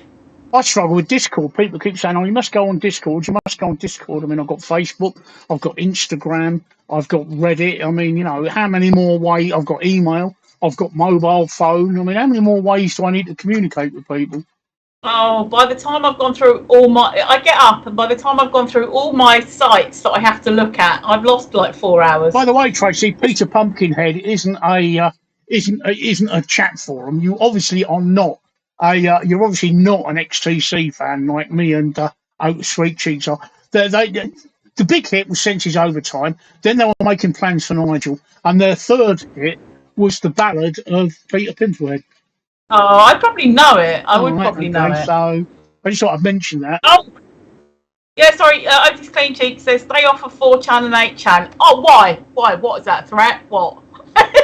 It's for the kids. It's for the kids' chat forums. They're not as regulated. It's just, yeah. I never heard that knew that there was an 8chan, but I knew about 4chan, and I just I've never heard good stuff about it. No. So I've never heard good stuff about it. So that's why I've never gone and looked at it. It originated on the dark web. That should tell you all you need to know. Yeah. So yeah. The dark web is somewhere I've never been, and I never want to be. I believe it's run through. I mean, I understand the theory about it using Tor, the onion ring, to access the dark web, but the dark web is somewhere. The publicity has worked, all right. The dark web is just somewhere I really don't particularly want to go. I've never been. I don't particularly want to go. I'm happy with the surface web. I don't need to go to the dark web. Yeah, Otis. Like I said, Otis Clean Cheeks. I do believe that 4chan originated in the dark web in the Wild West. They're unmoderated and they're very dangerous. Like Tracy said earlier, incels, conspiracy theorists. Every time a nutcase gets on 4chan and 8chan. There's also another one called MeWe. And they also get on Telegram as well. That's the other one people keep trying to punt. Come on to Telegram. No, I don't want to come on. Oh, my brother loves Telegram. Me and my sister and my brother, we have a group message thing. Like we've got for the streaming people. My family. Oh yeah. Well, we've got exactly the same thing on Facebook, but it's me, my brother, and my sister.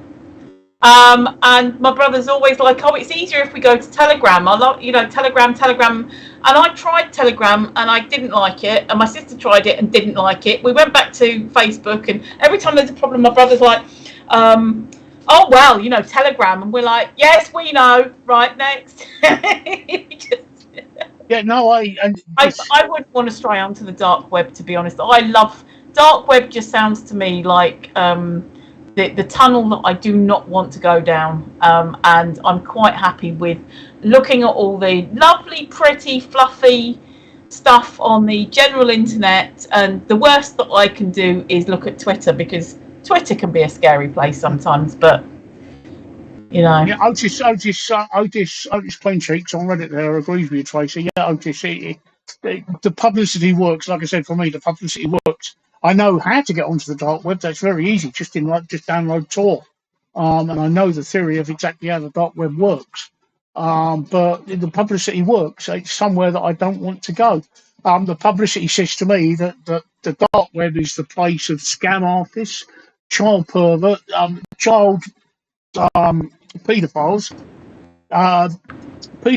perverts, and where you can hire a hitman. That's how the dark web comes across to me, and that's why I don't want to go on it. And not only do I not want to go on it because of that, I don't want to go on it because of the footprint it leaves on your equipment. Although thanks to Tor, the onion ring, people can't see what it was you were browsing on the dark web. What they can see is that you've been on the dark web. They don't know where you've been on the dark web, and they don't know what you've been browsing on the dark web, but they know you've been on the dark web, and that footprint will remain on your computer. And that's going to get people, if a computer expert comes across it, it's going to get them asking questions. Well, what were they doing on the dark web? Yeah. You see, that's what's going to come. And straight away, the association's going to be made with one of those perversions, like I said, and that's why people go there. And yeah, I do agree. Otis Clean Cheeks, the dark web frightens me that I've never been on it. We actually call it, you call it the clear web, and I call it the surface web.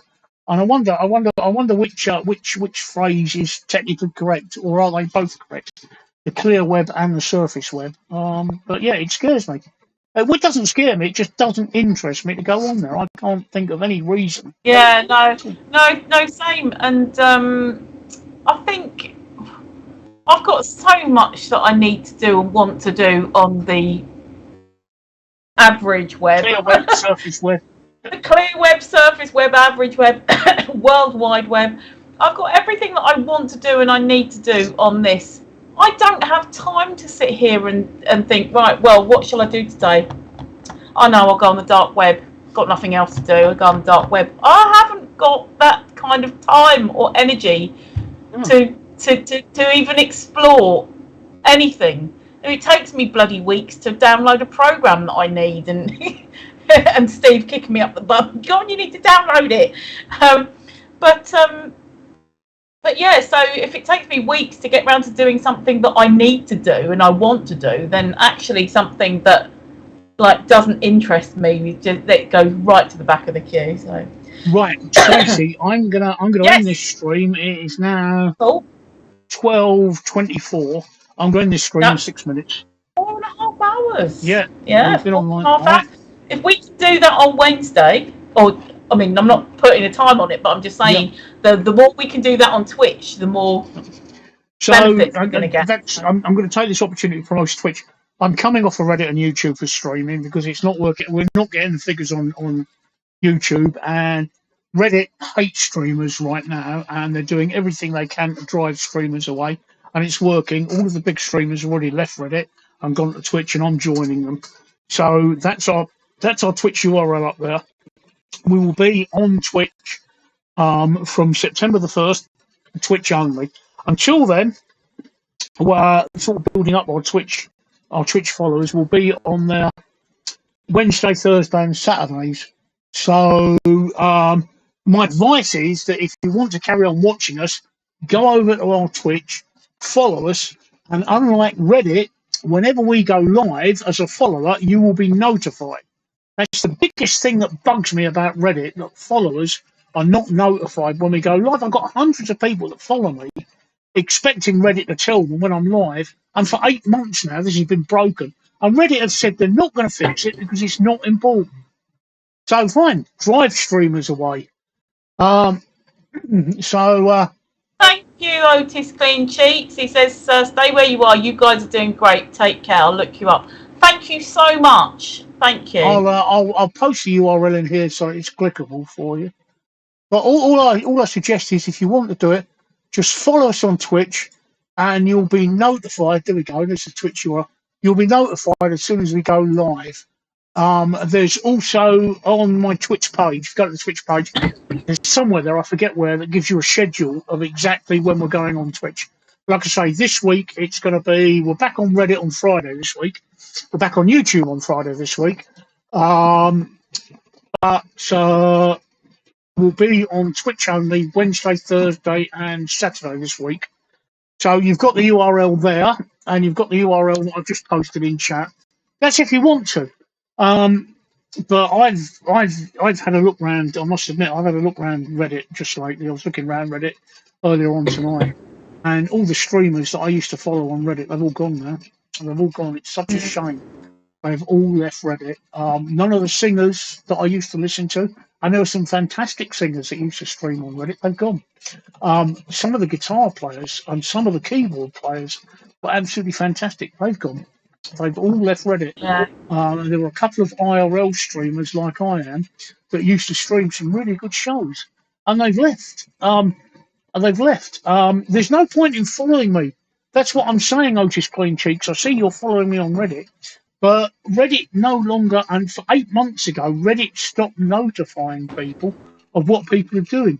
You will not be notified when I make a post, and you will not be notified when I stream. However, though, Steve, because he's following you now, he can actually see, like, he'll remember to come back to be able to see your links No, and the only way he'll know, if he's following me, the only way he'll know that I'm online is if he goes into my profile and clicks on my profile and he'll see that I'm online. I know. But that depends him clicking on my profile rather than being notified. With Twitch and YouTube, you get an email saying your streamer, blah, blah, blah, is now online.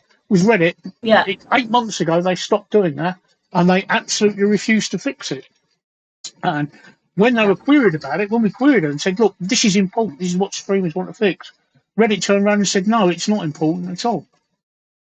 And I just thought that was absolutely crazy. Obviously, well, the problem is that if it wasn't making them money, Reddit don't make their money the traditional way. Reddit make their money by selling coins, and the fact that to give people awards, they've got to spend money. I would have thought would be the best thing for Reddit because streams get lots of awards, but you can't. Reddit have got their own plans, and their plans obviously don't include streamers. They've done everything they can to put streamers off of streaming on Reddit, and you saw the problems that I have getting on most weeks, just lately, Tracey. Yeah. Sometimes it takes me 20 attempts, and even then, when I do get on, it drops the signal. This never used to happen on Reddit.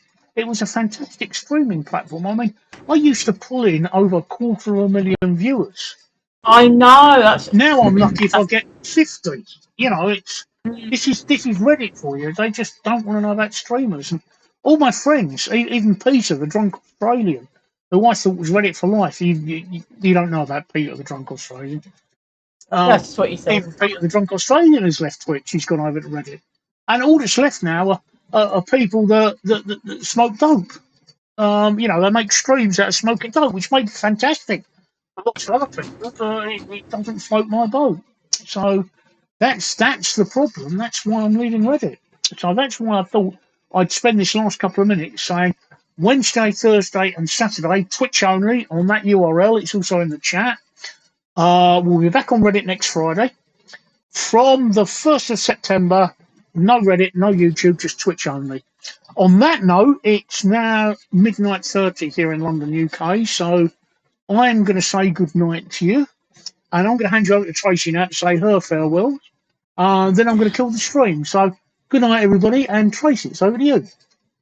Good night, everybody. See you on Twitch next, because that's when I'm on Wednesday. Wednesday, yeah. If they want to come across, well, the URL, they want to. The URL's there, so you can't force people. But Wednesday, yeah, the URL's there. Right. Thank you, everyone. Good night, everyone.